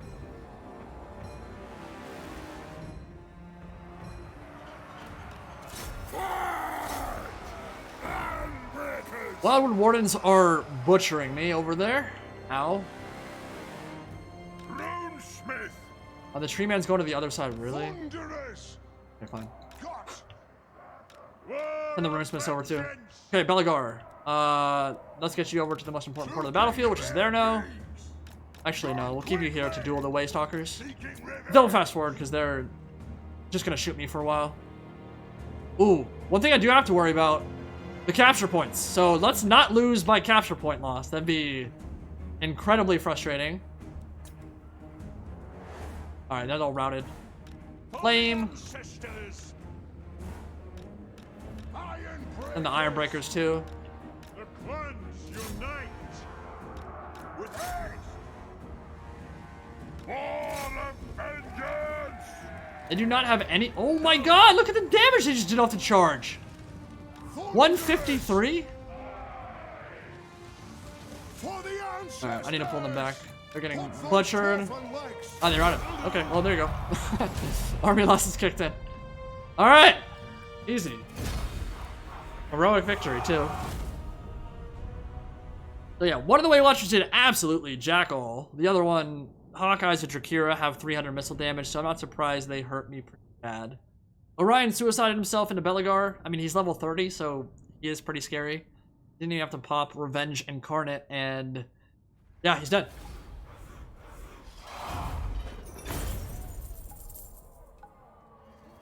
Achieve the Temple Guard. You're right, only true fans would know. What a glorious siege that was. Or was that a free-for-all? I think that was a free-for-all.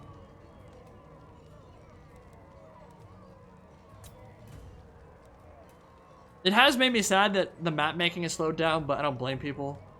Their muse has left them for a bit, because we've been grinding with the same content for a while now. When Warhammer 3 comes out and Mod Manager launches for that again, oof, there's going to be some cool demon palaces and stuff that I cannot wait to get my hands on.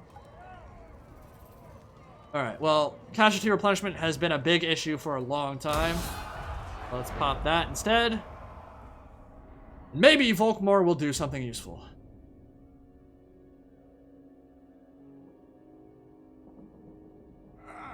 It was a free-for-all. Yeah, it was the four-way causeway free-for-all.